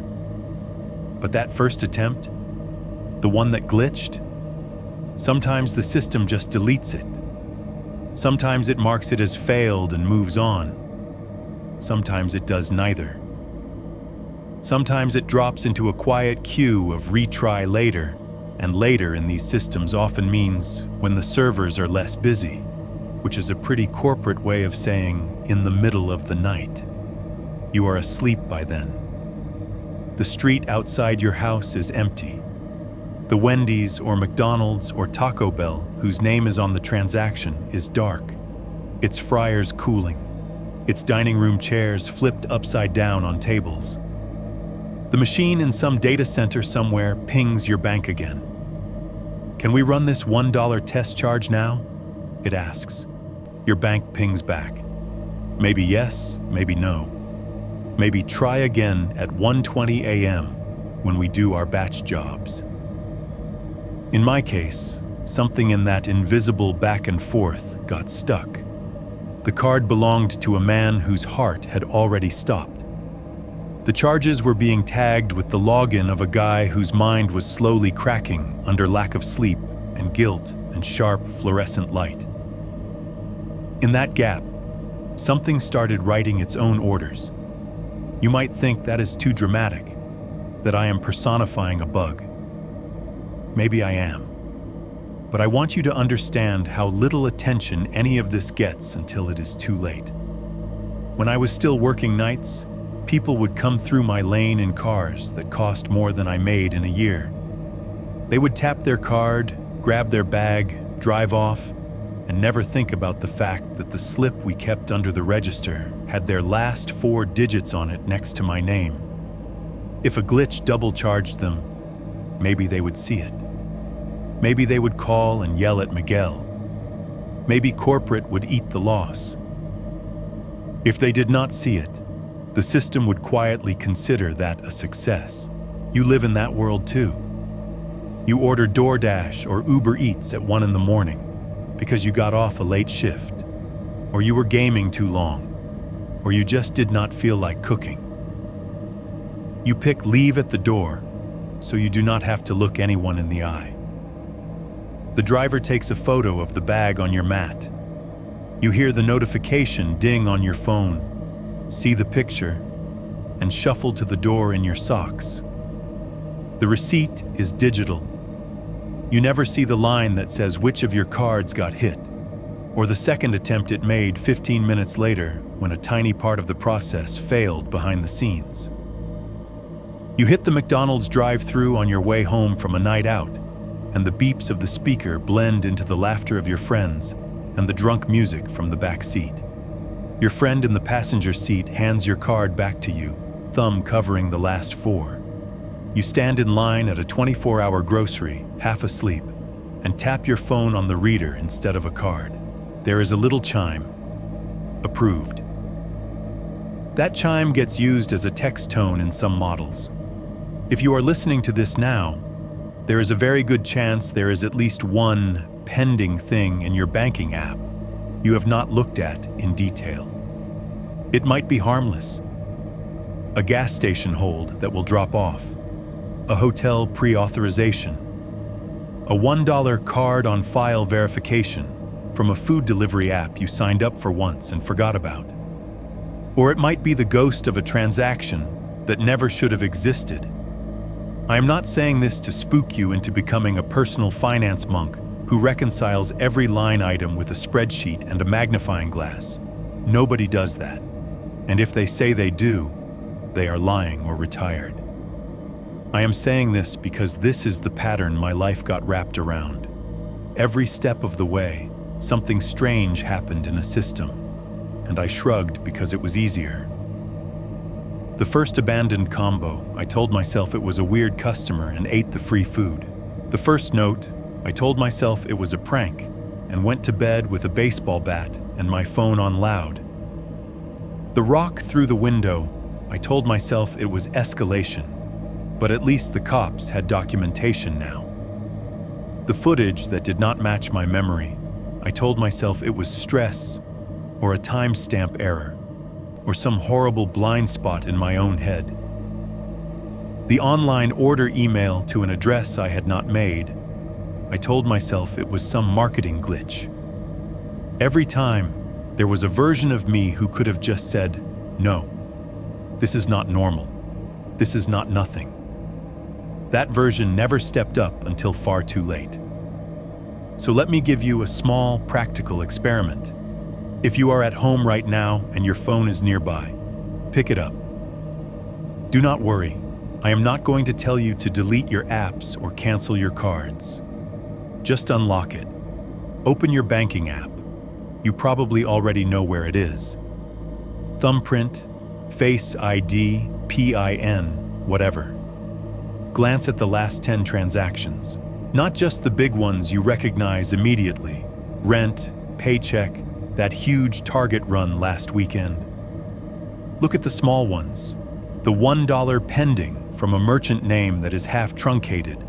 The $2.17 that says card verification. The tiny charge at 1:21 a.m., labeled with some internal code that looks more like a ticket number than a place. If you see one you do not recognize, do not panic. There are 100 boring explanations, but I want you to notice the feeling that crawls up your back when you see it. The little drop in your stomach, the instinct to say, "Oh, that's probably just," and look away.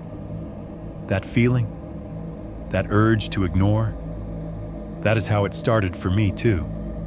The machines and the systems and the companies will always prefer that you swipe past, mute the notification, crumple the receipt. It is easier for everyone if you treat the extra combo as a harmless glitch. I am not telling you to become the person who calls customer service over a $1 pending. I am just asking you to remember that those little blips mean the system is still trying. It is still retrying old debts at late hours when the world is quiet. It is still running its batches at the exact minute your guard is down. Your TV is on low. Your house has fallen into that thick, late-night silence. And somewhere in all of that, there are a few orders that do not belong to anyone anymore. They are the ones no one canceled. The ones where the card owner is gone and the cashier does not remember pressing the buttons. Those do not vanish. They wait. They add themselves up in the background, line after line on a ledger you cannot see. I used to be the guy on the other side of that ledger, punching in combos and hearing the beep, and never thinking about what it meant beyond approved. Now I am the guy at a kitchen table in Katy, staring at the same kind of sounds in my own life and realizing how little it would take for any of them to start repeating without me. So if, while this plays, your microwave dings from the other room, or your phone gives you that polite little ping from an app you barely use, or your car outside chirps when you know you did not hit the lock button, you can ignore it. You probably will. Just know that somewhere, some system has just tried to get your attention. The first time, it will be easy to look away. It was for me. 7.3, the cold ending. Listen for the beep. Right now, my laptop is sitting half a foot from the living room window, angled just enough that I can see a sliver of the hallway through the reflection. The glass shows me two versions of the same scene. Outside, the real corridor, off-white walls, gray carpet, the glowing red exit sign at the far end. And inside, the ghost of my little dining area floating over it. The table, the mug, my hands on the keys. The hall is empty. It is that specific kind of apartment building empty you only get after midnight, when the early shift people have long since gone to bed and the late shift people are still at work. The motion sensor down by the stairs has already dimmed the lights to half. The carpet eats sound. If someone walked past my door barefoot, I probably would not hear them until they were right on the other side. Somewhere higher up, on another floor, the old elevator is doing its slow, tired work. Every few minutes, there is a faint metallic shunk and a low whine of cables as it starts or stops, the noise traveling down through the studs. It is weird how much it sounds like a car rolling into gear far away. My apartment smells like coffee and whatever was in the oven earlier. The only light inside is from the kitchen over the sink, bleeding yellow over the counter and leaving the corners of the room in soft shadow. The laptop screen adds its own light, colder and harder, turning my fingers pale. Out in the lot below, someone's car chirps once when they hit the lock button. A little sound, swallowed quickly by the insulated glass. It makes my shoulders jump anyway. The clock in the corner of my screen says 1:16 a.m. I'm almost done. That sentence sounds more dramatic than I mean it. I do not have a gun on the table or a bottle of pills at my elbow. I'm just almost out of ways to tell this story. I've given you everything I know. The orders, the notes, the rocks and the receipts, and the way the word online has started to feel like a physical place to me. The beeps, the wallet, Harold.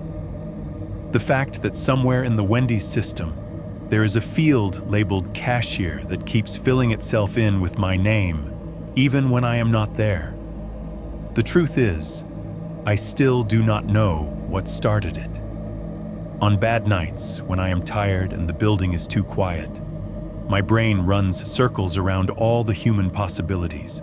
Maybe it was Miguel, skimming in my login because he knew I was too scared to call him on it. And then something bad happened to him, and the pattern just kept running with no one at the other end.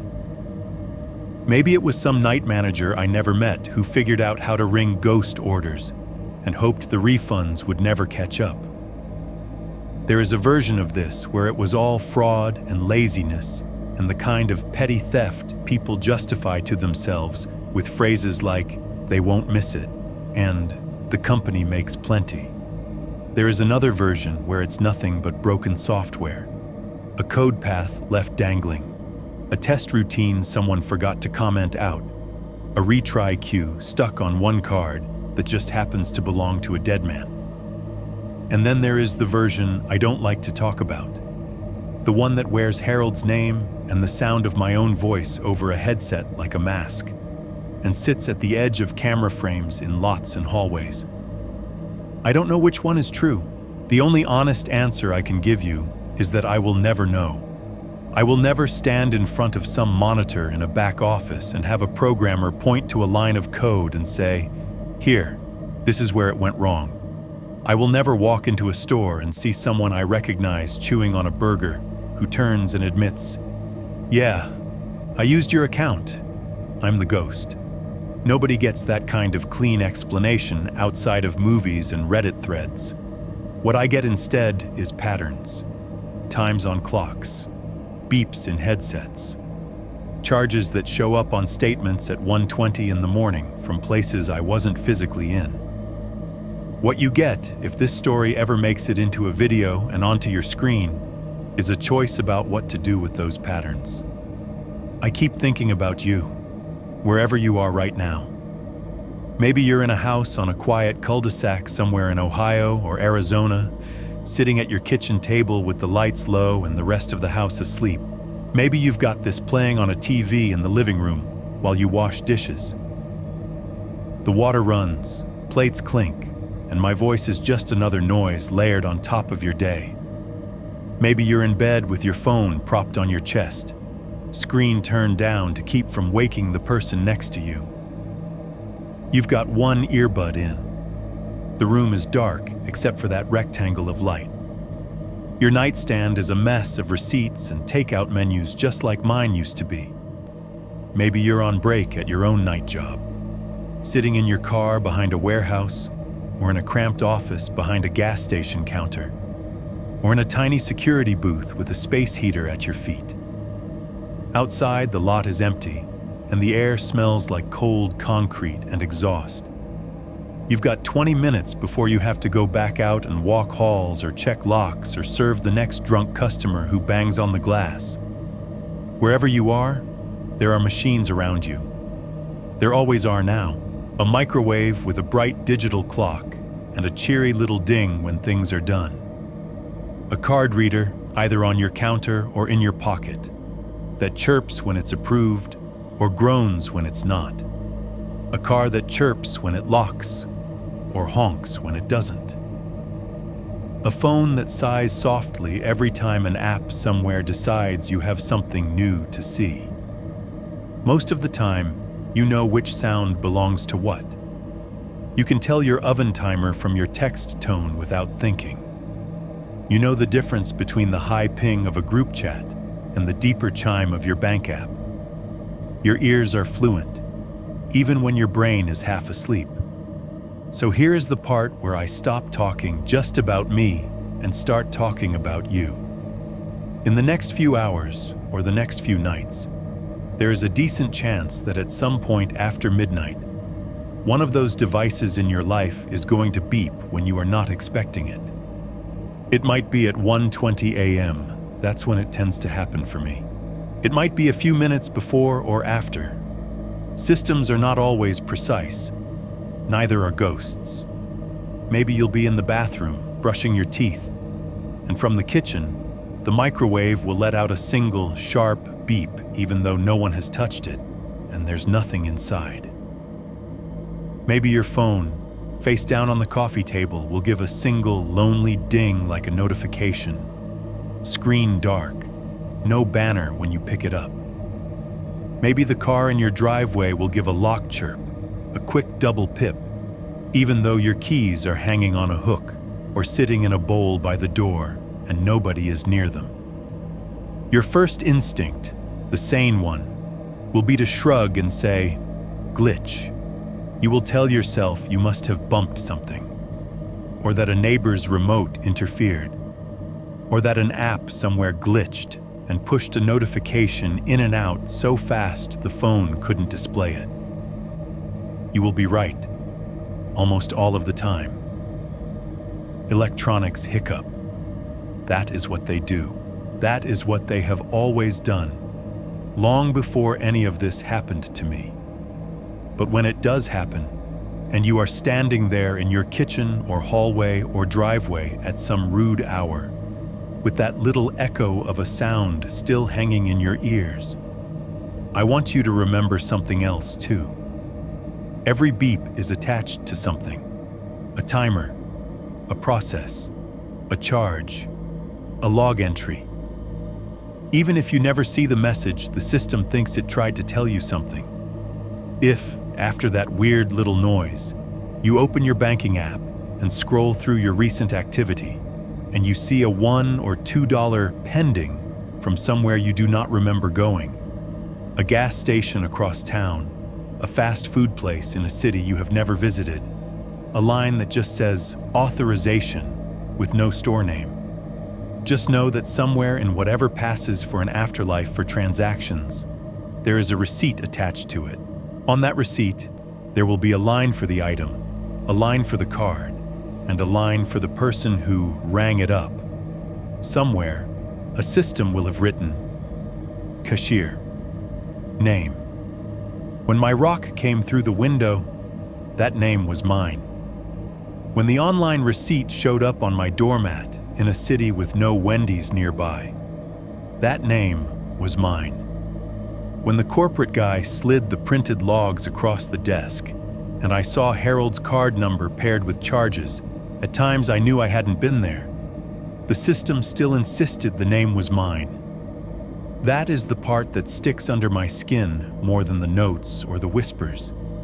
The idea that I am still out there in the machines, ringing combos in places my body has never stood. So here is how this ends, if you want it to.